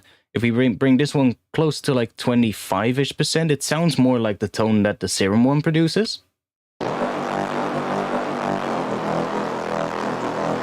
But it still sounds a lot messier than what the Serum one does.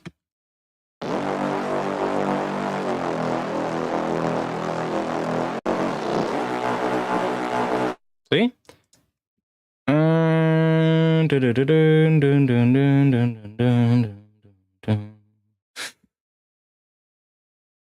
Might have an idea. Might have an idea. Might have an idea. Let's check something real quick.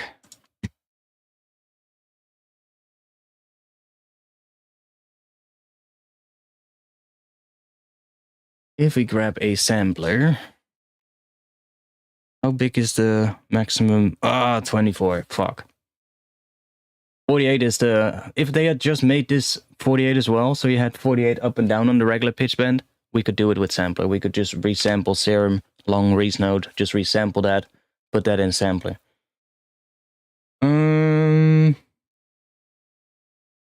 Do I have another sampler that has such a big pitch bend range? Maybe Contact. Can Contact do that? Yes, Contact should be able to do that because we can stack the amount of pitch bend ranges on top of each other if we need more. So, well, we're gonna go and try this then. We need this one. That's the one we need. And technically, we can just take it without all of these effects. So we just get what comes out of Serum. And we're gonna take one long note of that. And we're just gonna bounce that to audio. Output of track, main bass sus mid. Main bass sus mid. we're trying literally everything we can to make this work. Don't normalize it. Or maybe we should. It doesn't really matter too much. We can, yeah, let's just normalize it. We can gain, we can fix the gain later and sort of like balance the two. Because this group is also turned down with -8 again, so it really doesn't matter. Export that. Let's go and export that somewhere here. Bass, one shots. This is playing a G note, so G, Reese, mids. 1. Whatever, it doesn't matter too much. No, I should have bounced it with like a little extra bit so that we have the tail as well. And with Ableton Wavetable. That's not gonna work. That's not gonna work. I don't like Ableton Wavetable, so it's not gonna work. I don't want to try it. I don't like that one, man. I really don't like the Wavetable device in Ableton. Plus, I also don't have the wavetable I need there. And can you do FM in that one? I'm not even sure if you can. Can you do FM with this one? I like, that's how little I've used this one.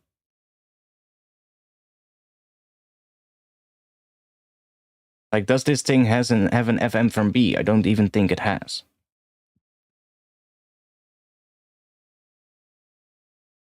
Oh, we could use Faceblend too. That's also a good one. Now you're saying something. Good for telling me that. That might actually be a really good one. I mean, we cannot do the same thing with the phase retrigger thing in phase blend as what I'm doing in Serum. That's just the only feature Serum has that I wish more synths had. But phase blend is actually a good idea.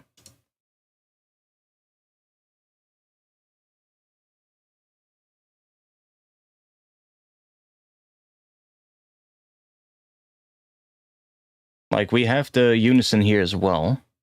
I mean, we can try making the patch in phase blend real quick and see how that one sounds. Although I don't have a saw wave without the fundamental in phase blend. Wavetable. We can make it.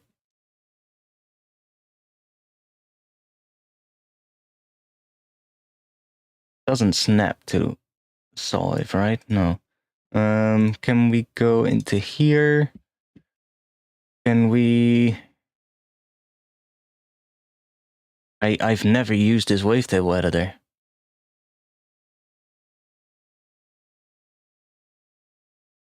We need a saw wave. Come on. Can we just make a saw wave real quick? New? Okay. How do we make a saw wave? That one. Ah, yes. Come on. What was it again? Damn it. Okay, so that, and then going down, and then from here, no, I don't want you to curve. Why are you curving? Ah, good. And then back up to here, and then not curve here. Okay. Then can we remove this one? Direct harmonic editing. Then, is this the phase or is that the volume? I think that's the phase. Alright. Alright. So now we've remade that in phase blend. Done. Go out of here. So now we just have that one. Okay, good. Now we need the Serum one. I'm not sure if I have the Serum wavetables in here though. Wavetables. X for Serum. Alright. Which one is that? Spectral, I think. Phase warp. And then this was set to, what was it again? 72. That's, yeah, okay. 72. Okay. Then the level all the way down. And then we need to do this one on, I think, the phase. With, how much was it? 41%. I'm wondering how this is going to sound. If this one sounds closer, then we could use this. Or we have to check this first. Yeah, okay, so this has a 48 pitch bend range. That's good. That's what we need. Yo, Simon Maximus, welcome. Okay. And then we need unison on that one. With 5 voices. And for now, we'll turn the spread up. And see what we get. So we might have to fine tune this one. Because this is not in percentages like it is in Serum. Maybe we can calculate how much that is. 16.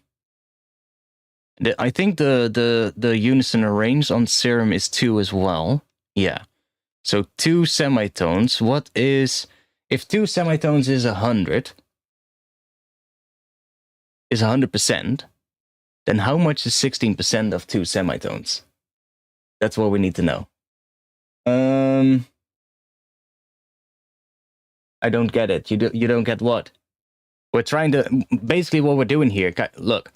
I have a bass line. That is a really sustained bass line. Made right here. It's this track. And I made that in Serum. And it has it uses the MPE pitch bends, which are these right here. And these are sustained notes, and during that note, it does this pitch movement. So I have an idea that I recorded during this stream, which is this.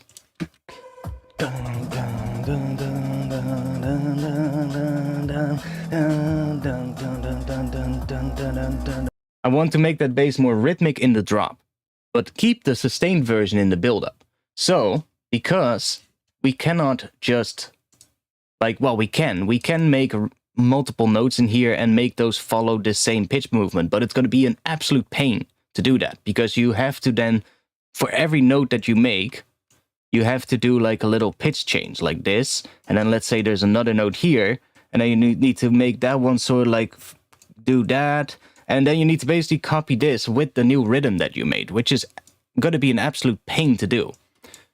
So I thought, well, if I just copy this into a regular pitch bend, like the ones that we have right here, then we could make it work, and then we can just make rhythmic notes, and it's always going to do that pitch movement.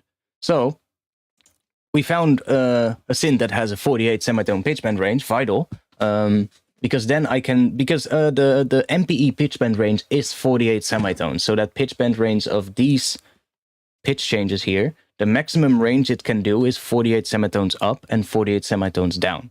But the maximum pitch bend range in Serum is only 24 up and 24 down.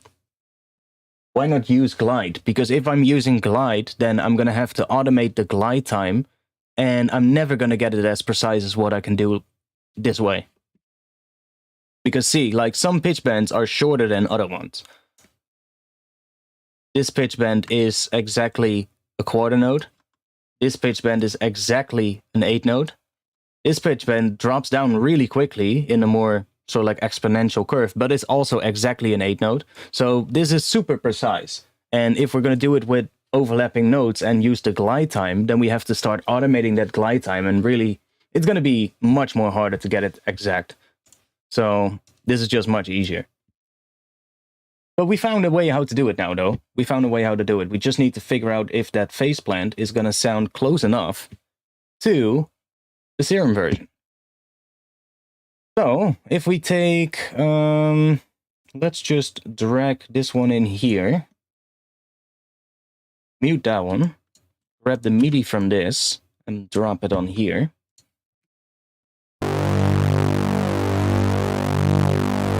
Okay, what we were doing, we were going to calculate the exact amount of cents. Somebody help me again. 1 semitone is 1,000 cents, right? Is that correct? I think it is. My music knowledge is kind of it's kind of leaving me alone real quick. 1 semitone, how many cents? I thought it was 1,000. Oh, 100, of course. Yeah, 100 cents. So let's do a percentage. I should be able to do this from the top of my head, but I can't. So my math isn't that good. So what is 16% of 200 cents? 32, of course. I'm fucking stupid. Yeah. I should have been able to do this out of the top of my head, but yeah, it's getting late. So 32 cents. Where are you? Where are you? Unison. 32 cents. Can we enter that value? Yes, 32 cents. So now, theoretically, at least the speed of the unison and the amount of detune should be the exact same in phase plant as it is in Serum. Let's copy all of this, the effects that are on the layer, and paste these here. See what we have. So this is the Serum version.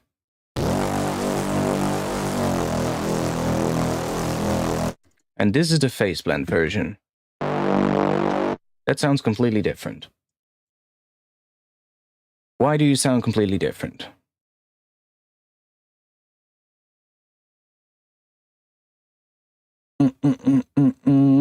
Okay.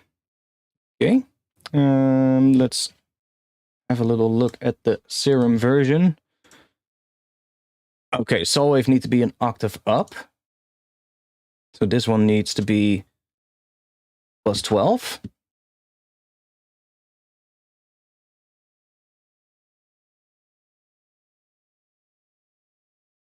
Yeah, we're probably going to have to mess with the detune type as well.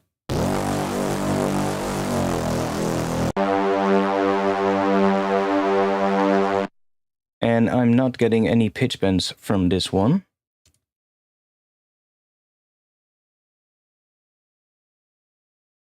Enable MPE mode.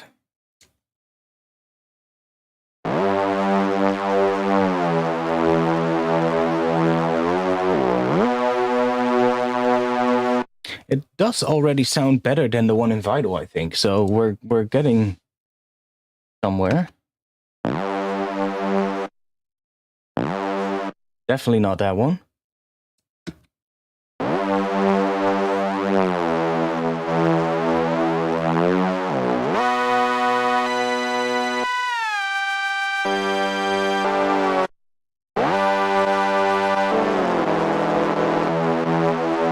Yeah, smooth it is. Smooth is the one that sounds closest, though. But still completely different. Wait. If we drop you right here, so you don't send anything to the output. And damn it.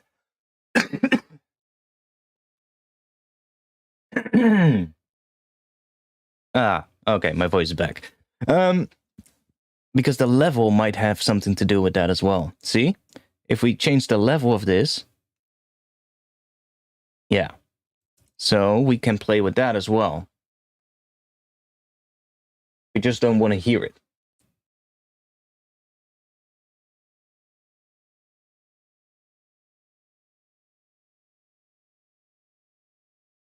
I still think FM synthesis sounds somehow more sharper than wavetable stuff. Why don't you use FMate or operator? FMate is outdated, to be quite honest, and quite honestly has a lot of aliasing. There's no oversampling in FMate, and when you're using stuff for like bass lines, it's still good synth. Don't get me wrong, but Faceblend is far superior in my opinion. So yeah, for like purely FM stuff, I would just grab Faceblend. Operator is pretty good too, but very limited as well. So we couldn't recreate this sound in Operator, for instance, because we cannot import this wavetable into Operator. So we wouldn't be able to do that. So yeah, I'm really because this sound, that resound in this sound really makes this bass. So because we are not going to be able to do this with Serum, that's what we've established. Well, we could do it, but it's going to be a lot of work, and I don't want to do that. I mean, that's my last resort. The only option to do it with Serum is, like I said before, all those sort of like make the rhythm, which I already have here. I have the rhythm that the bass needs to follow. That's this. This is the exact rhythm of that thing that I recorded with my phone.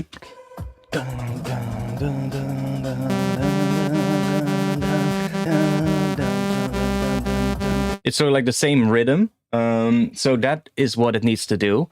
But yeah, if we're going to do all the pitches, then, well, we're going to have to do this. Basically, go in here. And if the pitch needs to drop from here to G over these notes up until here, we're going to have to do this. Like something like that. And then go to this note. And then set this one. And then make that go down. And then do this. It's going to be a pain. That's going to be such a pain to do. It's still possible, but that's really my last resort. I really don't want to go and do that. That's just going to kill the workflow completely. I mean, I've already killed the workflow for this stream, that's for sure, but I just want to figure this one out for today. Have you tried that frequency shifter plugin by Ableton? The new one? No, I haven't yet. Was that in this last update? Is it this one? No, I still have the old one here. I think I probably need to download something. That do the same. No, frequency shifters work different. Frequency shifters don't shift in terms of semitones. They take hertz values. So what will happen is because when you go up in frequencies on, or when you go up in pitch, if you look at that on an EQ, you'll like when you look at an EQ, for instance, that's probably the easiest way to show what I mean. You can see these lines, right? They're not scaled linearly, right? They get closer together, and then here they are wider again, and then they get closer together. That's sort of like, it scales it in a particular way. What is it called? Logarithmic? I'm not entirely sure, but it scales this in a particular way. And when you go up in pitch, it's not so like it. Well, how am I going to explain this? Somebody help me.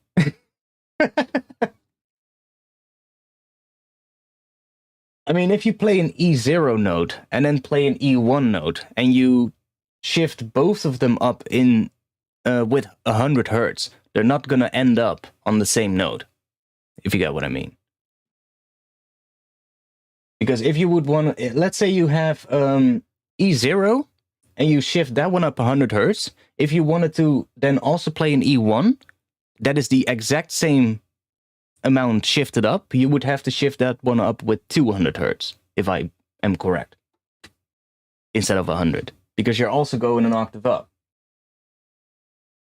But I could be wrong again, but whatever. Now we're just getting distracted completely.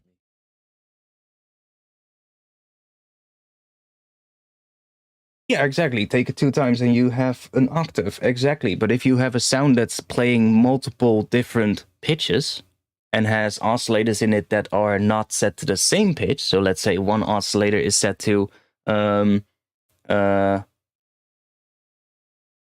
just a regular pitch and one is an octave higher, then theoretically that one that's an octave higher is going to have to shift with a different amount of hertz, right? So how is that going to work then? And that's and in general, just a frequency shifter sounds completely different from just shifting the pitch up or down. It becomes atonal basically if you use a frequency shifter. And if I'm correct, the frequency shifter also doesn't shift the it kind of doesn't shift everything the same as what a pitch shifter would do, but whatever.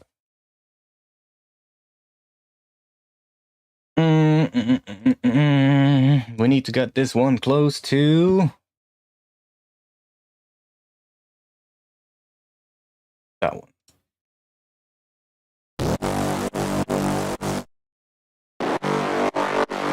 Getting better. It's getting better. It's getting closer.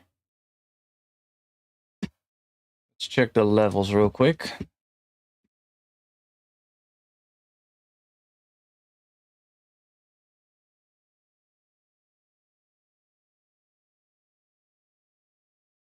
Plugin that would shift everything not by a fixed frequency amount, but by multiplying the root note would be dope. Yeah, so you mean a pitch shifter.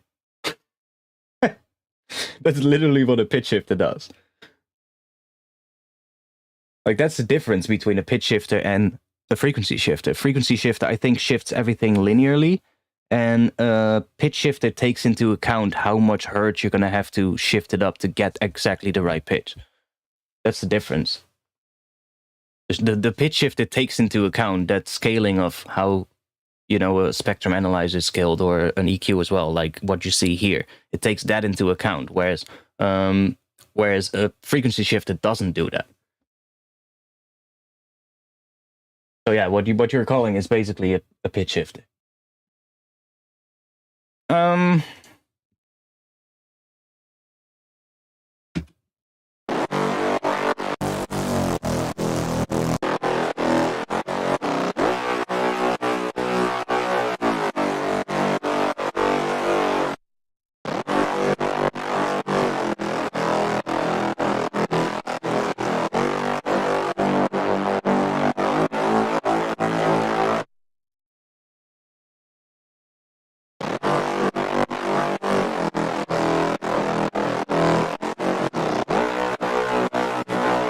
I mean, we can try this out now. Let's see what this sounds like. So we have this.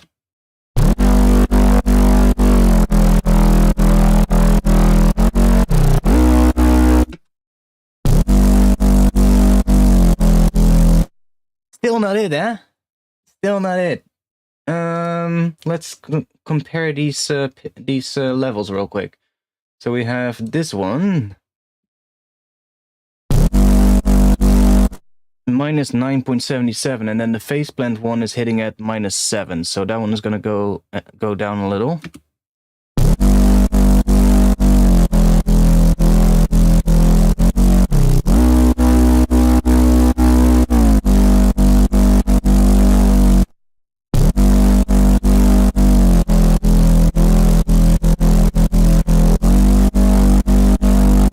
Yo, why not work?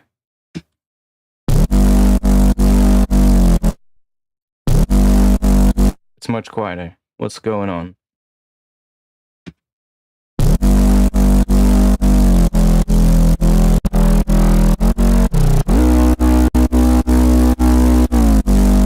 Yeah, I'm really not feeling that, mate. It just sounds too different. We're gonna have to do it with Serum. I'm sorry. But Art, you're gonna have to fucking do a lot of fucking work.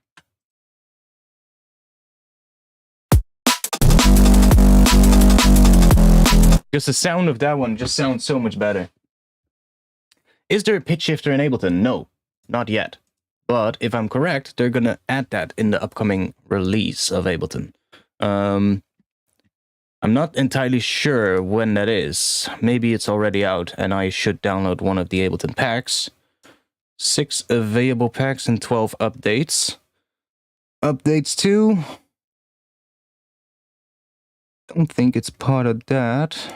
6 available packs. Don't think it's that. Not sure. I'll have to look into it and see which if it's already released. But I know that they've been working on a new sort of like pitch shifter, frequency shifter device, I think. That's one of the few things Ableton didn't have, like an actual pitch shift device. And in my opinion, they should just combine it with the frequency shifter, like they've done with the chorus ensemble and the phaser flanger. Just make like a pitch and frequency shifter, something like that, and then just switch that around. All of your sounds are sounding so professional. Do you craft them all by yourself, or do you use sample packs? Most of the time, it's a combination of both. Most of the stuff in here is made by me, though. Right now, I think.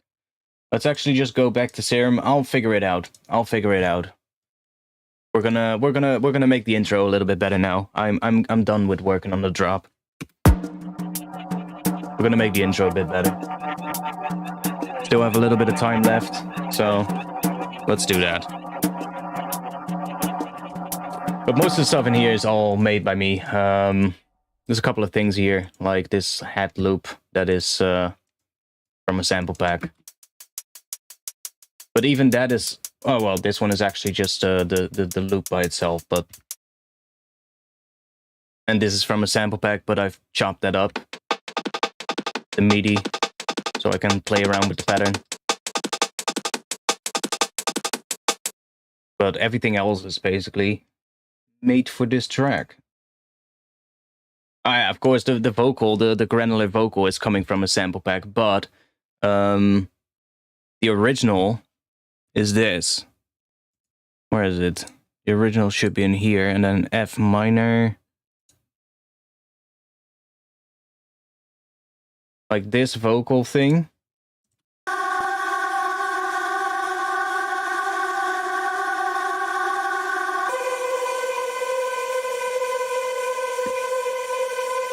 Like that theoretically comes from this sample pack, but it was basically this. One of these samples. I think it was this one.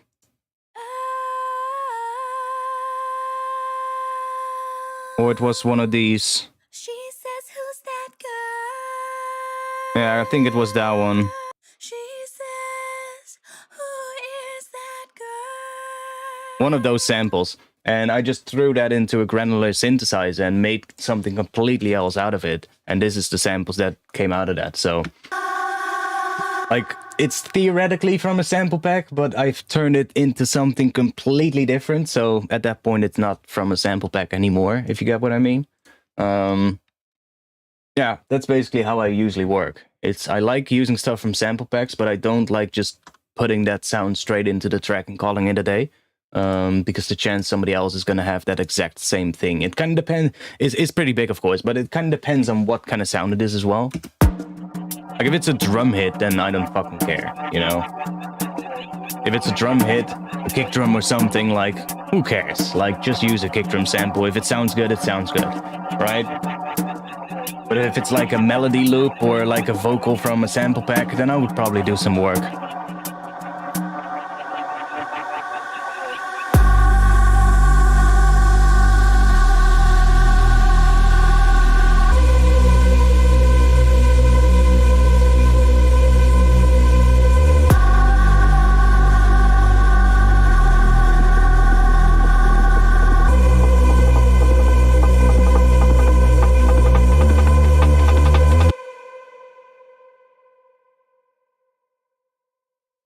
This, and let's do that.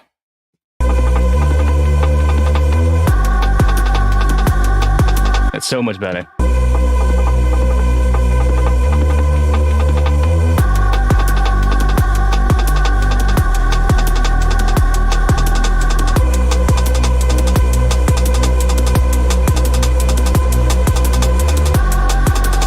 I mean, free sample packs? No, not really. I don't really know much free sample packs. But almost free. I know. My Patreon.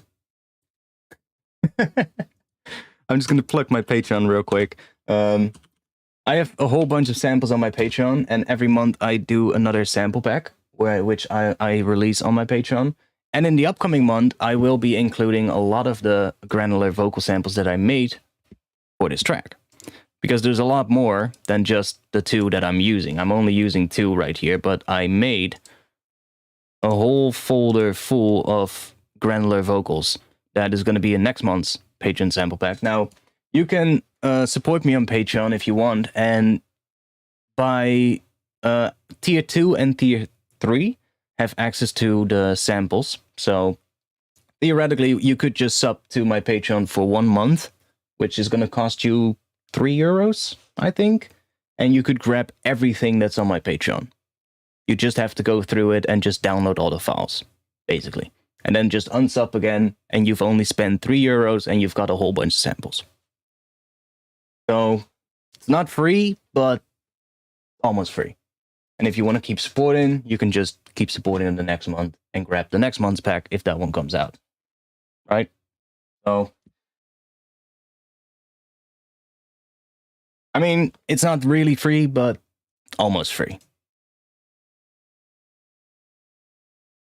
I don't really have much free sample packs, to be honest. Like, most of the free sample packs that I have are like the old stuff that was shared back in the day on like Drum and Bass Forum or Docs on Acid, or stuff that I've just gathered over years and years of just, you know, browsing websites such as freesound.org and stuff like that. Like, I'll be looking for a sound and just download something from there. Like, that's actually a pretty good source for free samples, though. Freesound.org. If I sub, I get all legacy work. Seems not so great for you, bro. I know, but hey, I don't necessarily mind it. Everybody gets access to like the newer stuff as well every month, so it's just gonna be a growing sort of like library of stuff. And I mean, not everybody has the money to support every month, you know. And I don't want to have, you know, I don't want to. Well, I see people do that as well. Like, they'll put stuff on the Patreon, and then every month they'll remove the thing and then upload something new, which is fine, but why not just have it like this? I mean, like every month there's a new pack coming out on my Patreon, so It's not every month. It's not just as big every month. Like some months it might be bigger. Last month it was mostly one shot. This month it is mostly one shot snare drum samples, so those don't really take up much space. But the month before that was a really big one, like a gigabyte of samples. So it's like it changes. One month it might be a bit more. The other month it's a little bit less. But I have more stuff on there as well, like my Ableton skins. I have like Ableton racks on there that I update every once in a while with like new racks, which I actually have a new release coming up of that one, but I keep forgetting to finish it up and posting it on Patreon. But I'm gonna get to that soon. I finished the audio job that I had in the past month, so that's completely done now, and I can get back to all the stuff that I was actually doing. I had like a little last moment audio job coming through that had to be done within 1 month. So yeah, I had to work on that. Also saw Nick Noisia did a big wig on Granular, which I would like. So now I know. Oh yeah. Bitwig looks really interesting. Let me just switch to that view. Bitwig looks really interesting. I'm definitely interested in trying it out, but I'm probably gonna wait a little because I just found a couple new granular things that I use, so I don't really feel like I need it right now.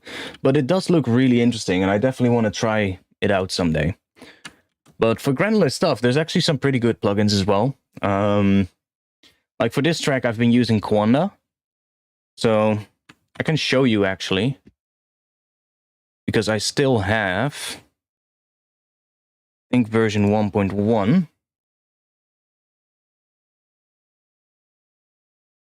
Yeah, I feel like we're not really gonna get much stuff done today anymore on this track. We've mostly been troubleshooting how to fucking do this drop, but at least I came up with the idea today, so that's good. We're not gonna lose that. Yeah, I still have the originals here of the vocal. So this is just literally Quanda. Quanda's a really good granular synth, to be honest.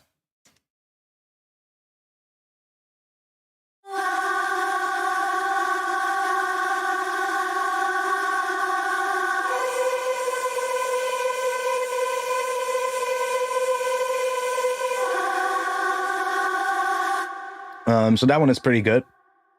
But lately, I also found that Pigments by Arturia is pretty good as well for granular stuff.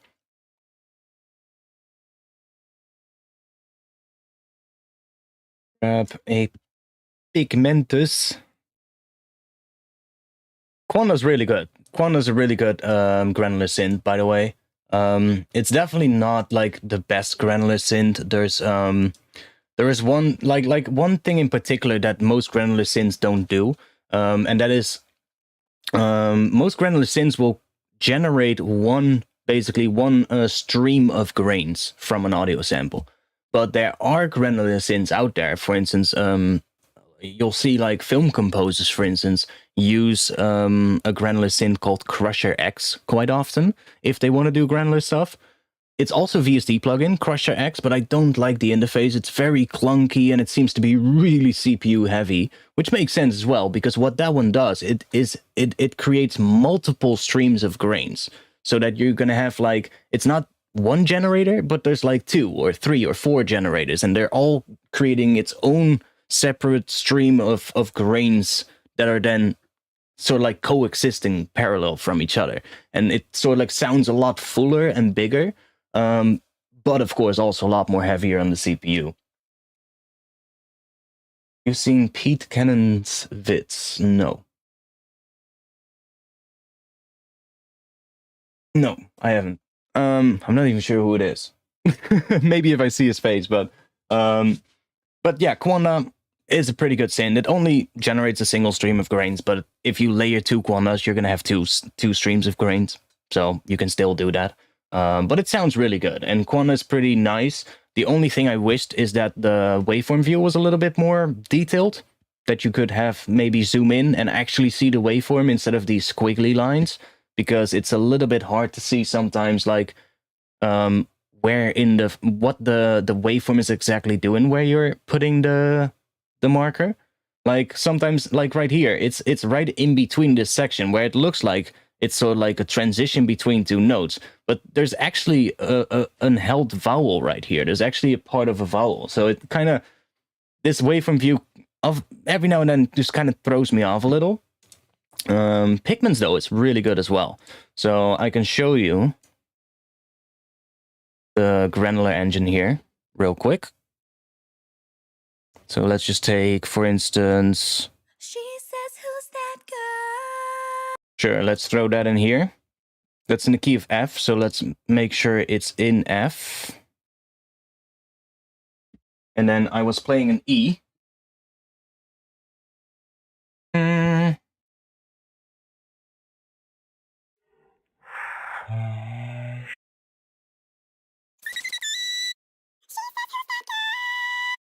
Okay.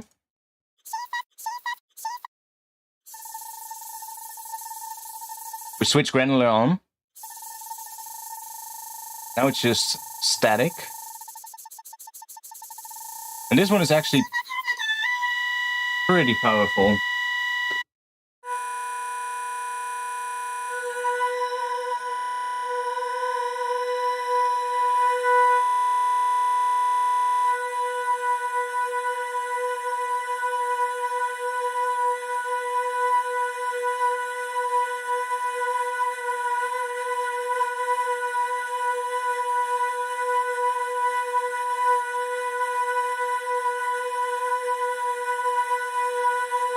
So these right here, so like you can see these lines, right? You've got this knob right here, which is your density and your size. So that's this is how many grains per second it will generate. And then this is, of course, the length of the individual grains. And you can even sync them as well. That's why I love this one so much. You can even sync this. So you can say, I want to generate a grain every quarter note or every 8th note.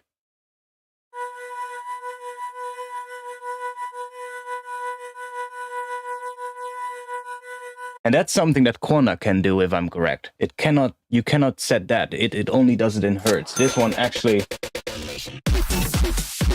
Hey!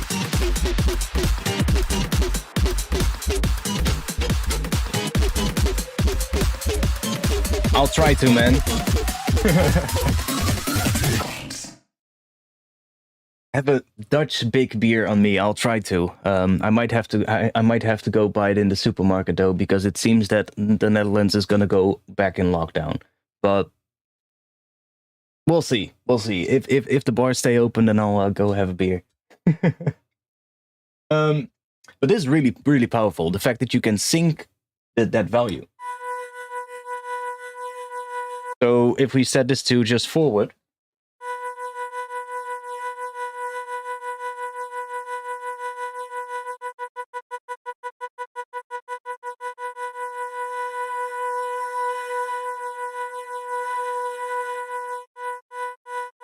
You can even time sync it, which is really nice. And you have all the options, of course, but just regular hertz works good. So these right here, these white knobs are your main knobs, and these ones kind of are the randomizers for these knobs. So the density, and then you can say, I want this to randomize upwards or randomize downwards. So you can say if you want it to become denser or less dense, which is so powerful. This one is, I feel like this is a really good granular engine, and almost nobody talks about this synth, which is a shame.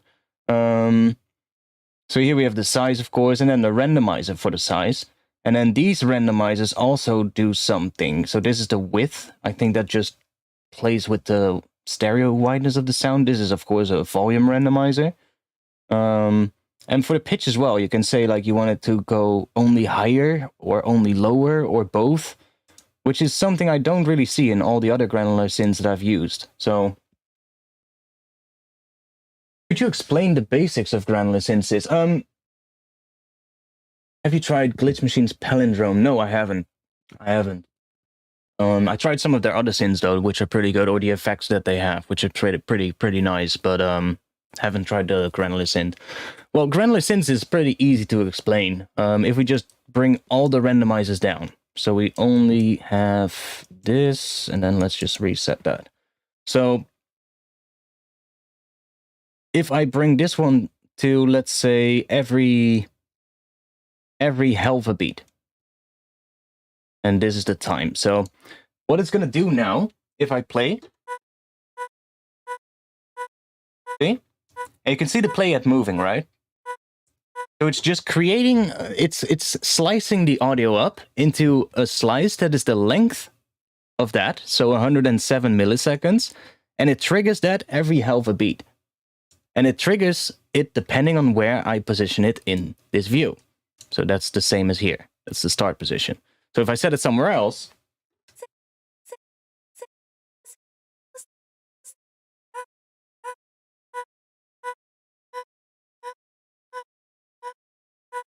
see, so it's just generating one grain.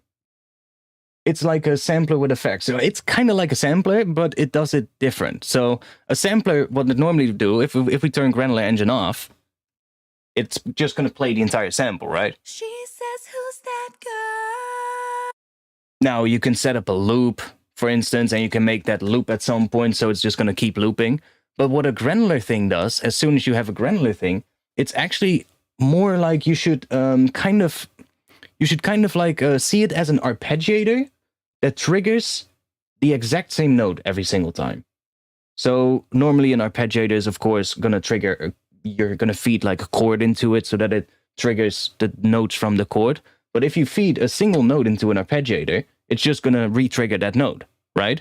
That's basically what happens now. It's going to re-trigger every time, depending on this position where we set it, it's going to re-trigger the sound from there, and it's going to play it for the duration of this knob, which is 100 milliseconds roughly. And then it's going to trigger it every half a beat.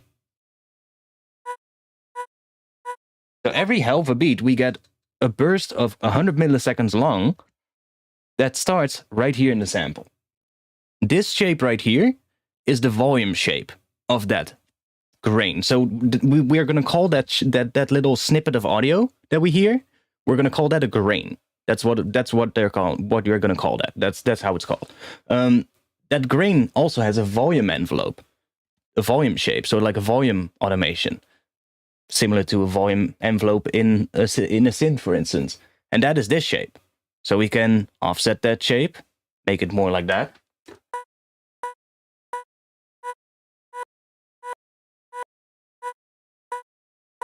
Or we can choose a completely different shape, for instance that. And now we just get the full 100 milliseconds without any volume movement, basically. That's what that is doing.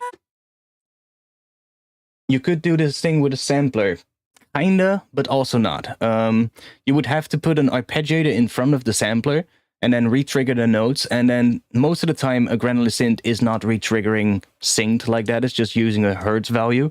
So you're gonna have to set the arpeggiator to hertz and then automate stuff, and it's gonna be, you could kind of get close, but it's gonna be a lot of work. So now we're doing the same thing, but now I'm triggering a new grain every 11.3 milliseconds.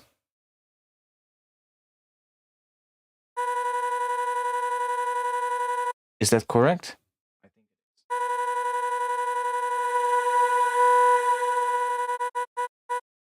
it is. See? Oh no, not. Oh yeah.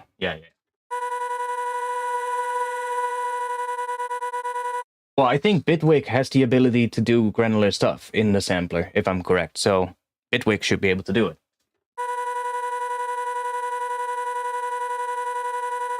So now we're basically going to increase this, which is the distance between the grains. So now we're turning that way up so that the grains actually start overlapping, and we hear less of that sort of like grainy sound. Well, we still hear it, but because the time, these are kind of now overlapping, right? Because the time is longer than the time it takes for it to trigger a new grain. So they're now starting to overlap, but it still sounds very static.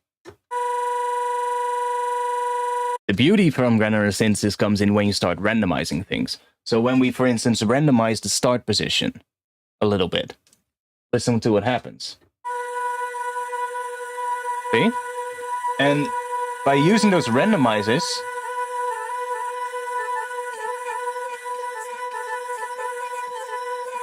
you can turn it into really interesting stuff. Let's also make sure that not every grain plays forward, but some play backwards, so 50-50. Now 50% of the grains start here and play backwards instead.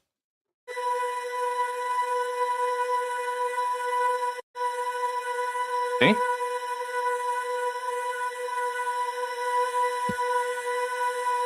And let's also randomize the pitch a little bit.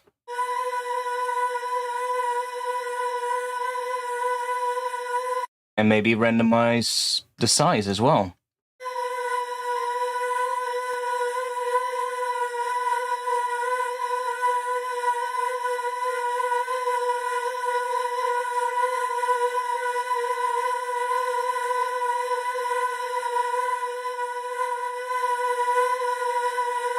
You can hear how you can turn like a really simple vocal into a pretty nice pad sound.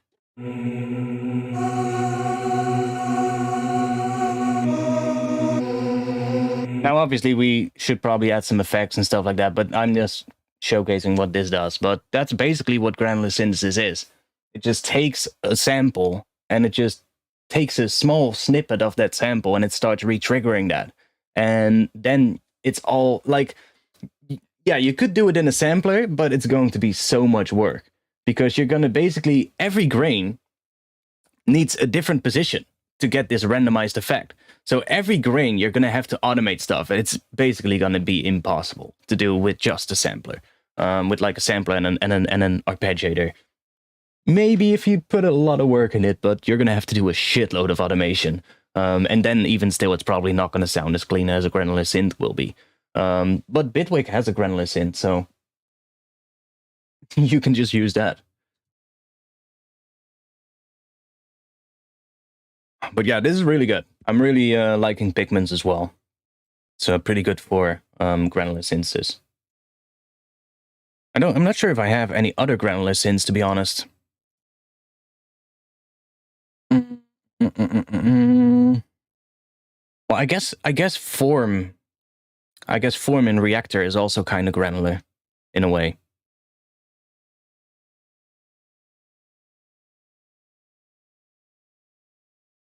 But it works different. Form works different again. Form relies all about changing the position in the sample.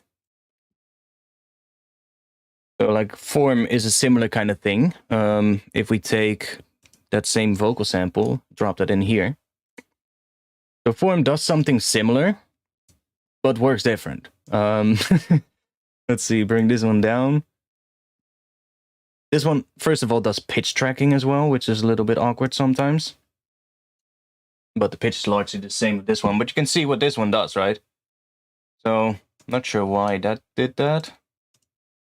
So hear this one. Why you no play? Why you no play?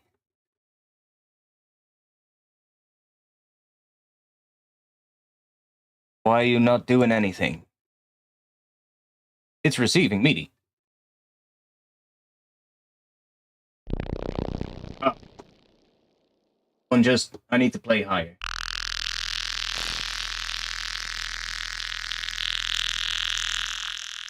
There's a whole bunch of stuff set up in this one. Do we have a... Where's the default patch? Presets? Where's the default patch? The init patch. Reset sound, is that it? Confirm. No. I want an initialized patch. Where is that again? Damn it. Where's the preset? Oh, init form. There we go. Yeah. Drop that one in here. Load. See, this is kind of similar. If we set this to 0 and then change this position, see? but you have no control over the grains and all of that. This one is more for like doing stuff that actually moves through the sample.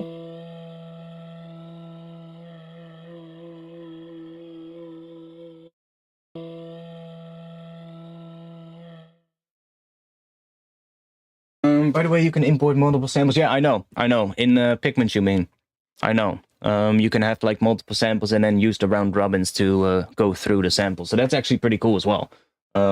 Take like a couple of different samples of different instruments, but playing the same pitch, for instance, and then putting those in there so that every grain takes like a thing from a different type of instrument, but the pitch remains the same. That would be really interesting as well to try out. Reactor is interesting. Reactor form is also interesting. This one allows you to get like really crazy with these curves and all these shapes in here. But it's definitely different from like normal granular synth. Even though it's still somewhat granular-ish, what this one does. Quite different. Grid snap.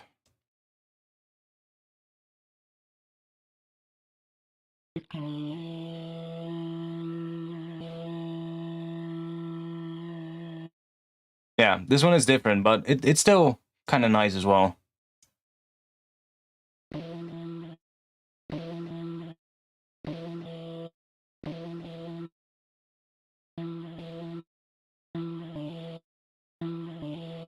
But this one, it works in a completely different way.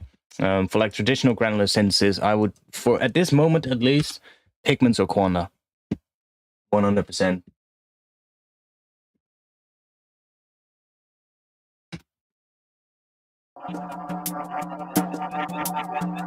Oh, we're back in the old project. Just give that one a save. Well, I shouldn't have saved that. It doesn't really matter. 1:23 a.m. That means we're getting near the end of the stream. Too bad we didn't really get too much work done today. But I'm gonna try and get that main bass to sound good, and figure out how I'm gonna do that bass. Not using grain scanner anymore. Most of the time back in the day I would use the granulizer, granulizer 2 from Max for Life, but honestly no, not really anymore. Quanta does similar things as what I can do with granulated 2, so I don't really need it anymore. And Pigments now allows me to do basically the same thing as well, plus even more. So yeah, I don't really need it. And it's always been a little bit buggy as well, so I never really liked it that much. The other one, which was called Grain Scanner, is it that one? Is it called that? Not even sure. Yeah, Grain Scanner. That one is pretty good too, but I don't really use it that much, to be honest. You could use a ton of short audio clips in arrangement view. Yeah, I guess. Like, it's possible, but especially especially when they also start overlapping, because that's what the beauty is of granular synthesis. You can generate grains, but they don't have to stop when the next grain starts. You can have grains overlap. So you would have like a bunch of different tracks with like overlapping audio clips to make that work. That would be so insane. But theoretically possible. I use the Beyerdynamics DT880 Pros.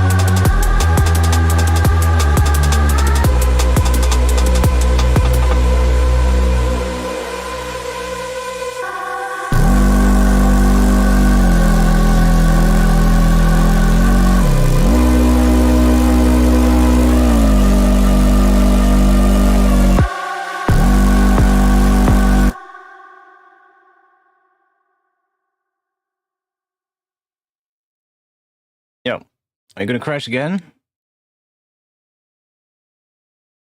Oh, you're not. Okay, good. That.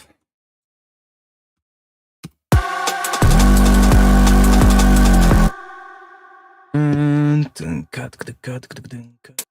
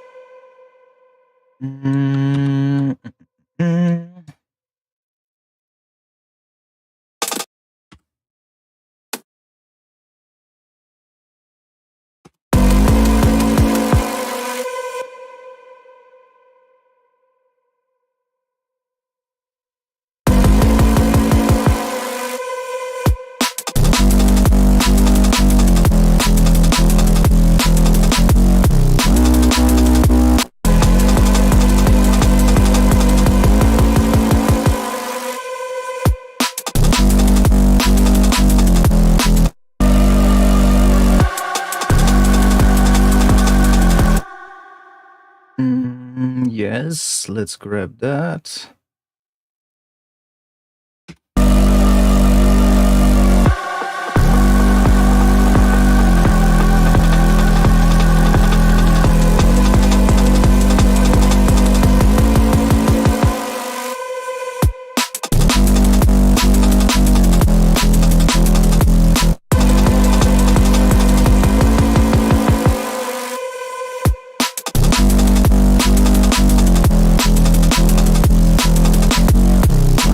No, I don't really need the locators.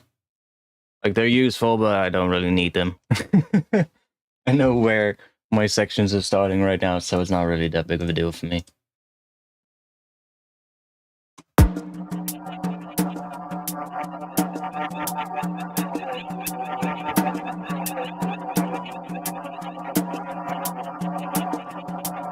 You ever made some gabber?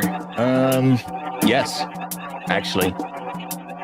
Like, when I grew up, I mean, I'm from Rotterdam, so when I was like a little tiny little kid, gabber music was basically being invented here in Rotterdam. So I grew up in between, like, the some of the biggest gabber DJs that are touring the world. Well, not right now, but would be touring the world in a normal situation. A lot of them, like the Dutch hardcore and gabber, and even hardstyle DJs as well. Like, a lot of them are from my area. So I literally grew up in between these artists, basically. Paul Elsock, DJ Panic. Who else was here? Well, I mean, bunch of people from my old childhood soccer team are now hardstyle DJs. So, I mean, so yeah, I grew up in between all of those guys. So we had a youth center here in the village where we would do gabber parties. Well, I wasn't really interested in gabber. I was more like drum and bass and hip hop. But I used to work behind the bar there as a kid. Like, we had, like, basically my friends were all into gabber and were like playing around a little bit with DJing, and in this youth center, basically they had like a venue with like a DJ booth and everything. They had like vinyl setup and CDJs and all of that. I'm not even sure if it was CDJs. Maybe they were really old CDJs. The ones that actually still accepted CDs, you know. Like an old ecstasy mixer and stuff like that. And yeah, those guys would just organize parties there for the kids in the village, and they would basically organize gabber parties. And because all of the big gabber artists were basically from this area, they would just come and perform for free for like little kids. So we would have like gabber parties for like kids up to 14 years old. and that would be like once a month on like a Friday evening from like 8 to like 11 p.m. or something like that. And yeah, I would always work behind the bar, and the bigger artists would always love it to come, and then usually the day after on like a Saturday, or sometimes on the same day, but then after the children's party would be like a party for like the adults basically, and then they would still perform there. So yeah, I mean, I grew up between that shit, so naturally I also played around a little bit with making that, but I just never really was too interested in that kind of music. But a lot of my friends definitely are, like, still to this day. But yeah, man, I remember it all too well, going to DJ Panic's record store every day, basically, here in Rotterdam. Visiting Paul Elstock's studio, which is like 2 minutes from my house, still to this day. So yeah, it was quite fun. Like, I don't necessarily like that music too much, but everybody around me does. So yeah, I just was kind of forced to listen to it, if you get what I mean.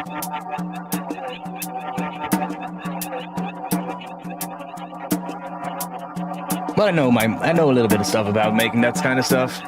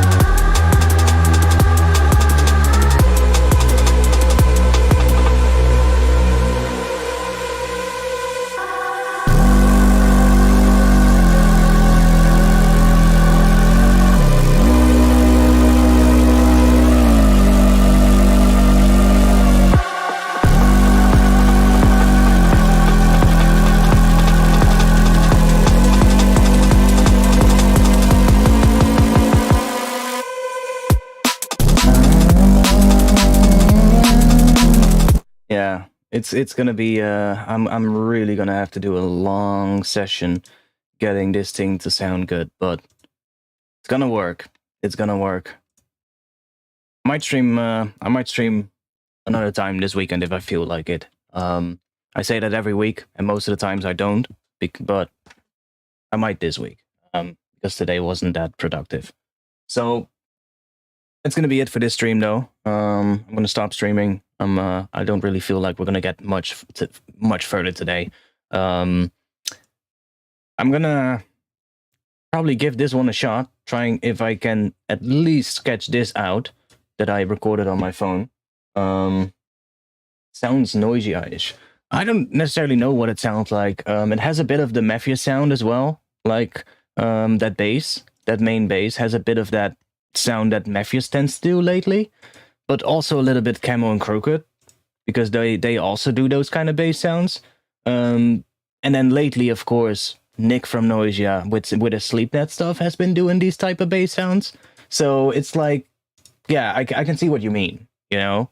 It's been like a style of bass sound that seems to be a bit more popular lately. But it's also the one that sounded best for this intro. I tried a couple of things, if I remember, during the stream when I came up with this thing. I didn't write this thing entirely like that. I wrote something else. Not entirely the same bass line, but I kind of started with this one, and then I thought, that's actually pretty cool. And then I came up with that thing, so.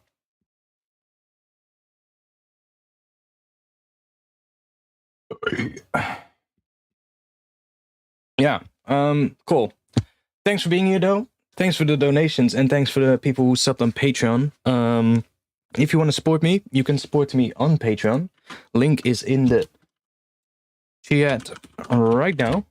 On there you can grab some samples that I post there every month. So every month a new sample pack is released on my Patreon. You can download my Ableton skins, my Ableton racks, of course, preset packs. I've got a wavetable pack for Vital with like 75 wavetables. There's a whole bunch more stuff. I'm working on a bunch of videos that are going to be exclusive to Patreon for the first, like, I guess maybe month or so. And then I'll slowly start releasing those on YouTube as well to like everybody after that. But they'll be available to Patreon members first. So I'm going to get started with that again as well. So if you want to support, that's the place to support. Yeah, thanks for being here. If I do stream more this weekend, I will let you guys know on Discord. So if you're not a member of my Discord yet, I'll drop the link to that in the chat as well, so you can join my Discord. I'm gonna play around with this tomorrow, probably, maybe even tonight still if I feel like it.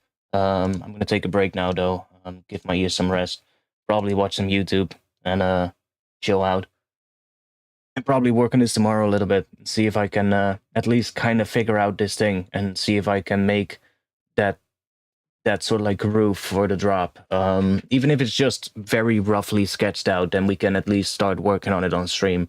But I have to figure it out first. I have to figure out how I'm going to do it. So that's it. I'll play this entire thing during the end, and I hope to see you guys again soon. Peace.